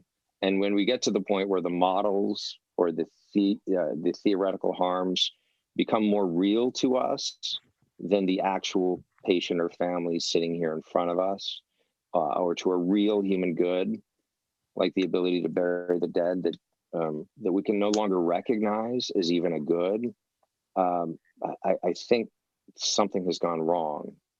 And so I think that a crisis can clarify certain things in our mind, help us see what's most important, help us prioritize our values. But especially when we're in it for this sort of chronic length of time, it can also begin to distort our thinking in certain ways. And so I think there's going to be important work to be done to recover some of the things that have been lost or sacrificed on the altar of a narrow understanding, a utilitarian understanding of public health. Kristen, do you have any final comments? Yeah, I just want to maybe piggyback on what Aaron said about these different competing goods and how we view them in our commitments. I encounter many people who believe that traditional Christian commitment means doing everything possible to preserve life. But, our best theologians and philosophers have been thinking for centuries about the kinds of goods, ultimate beneficial values, things like you mentioned, Aaron, with the ability to bury the body and to visit loved ones at death, that are at least as important as preserving life. And in reality, preserving life at any cost is the kind of idolatry that rejects not only the example of many Christian martyrs, but of the example of Jesus Christ himself.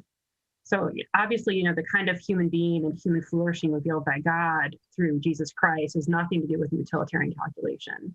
And I'm somewhat vocal about my calling myself a reformed utilitarian, and I speak out a lot about, especially over this past year with COVID.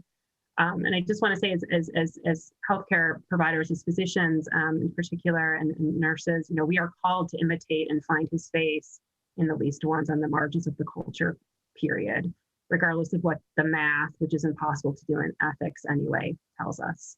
Thanks so much. Thank you. Loris. I think this has been wonderful. Bill, thank you for your moderating influence on us all, and it's been a tremendous privilege to be with you all today. Thank you. Well, thank you. First, I want to thank the panel. Wonderful, well-grounded perspectives coming from your experience and also your deep spiritual devotion. I want to make one little comment before we end here. We've spoken boldly and clearly about the role of love here. I just want to add a little note here that adds the notion that love deals with very serious realities. None of us should be cavalier about the risks associated with this pandemic. it's very serious and potentially serious for any age group. I think we should all take the meaning of care to extend very well into the meaning of caution. So yes, there are serious moments for taking more risks. They may be sacramental, they may be related to burial, they may be very related to the expression of love in varied ways. But let's also all be very careful and not transmit this virus. We are on the edge of hopeful possibilities here for controlling it and containing it. So but placed within that, love is clearly the overarching theme, which transforms us from being sociologists and utilitarian calculators to being real human beings in the image of our Lord. So with that as the conclusion, again, thank you to the panel. And I would like to remind the listening audience that there are further sessions to come up, and the next one is Archbishop Jose Gomez from Los Angeles will speak at 8 p.m. Eastern Time on the theme of what we owe the migrant, a very interesting and important issue, especially related to ours, since there's a higher incidence of COVID serious repercussions in some migrant populations. You can log in on the same Zoom link for all the sessions, and you can obtain more information about the Nicola Center on ethicscenter.notredame.edu. Again, I want to thank you all for joining us and wish you good health, good joy, even in the midst of these difficult times. And remember that we belong to one another. Thank you. Thank you. Thank you. Peace. Thank you.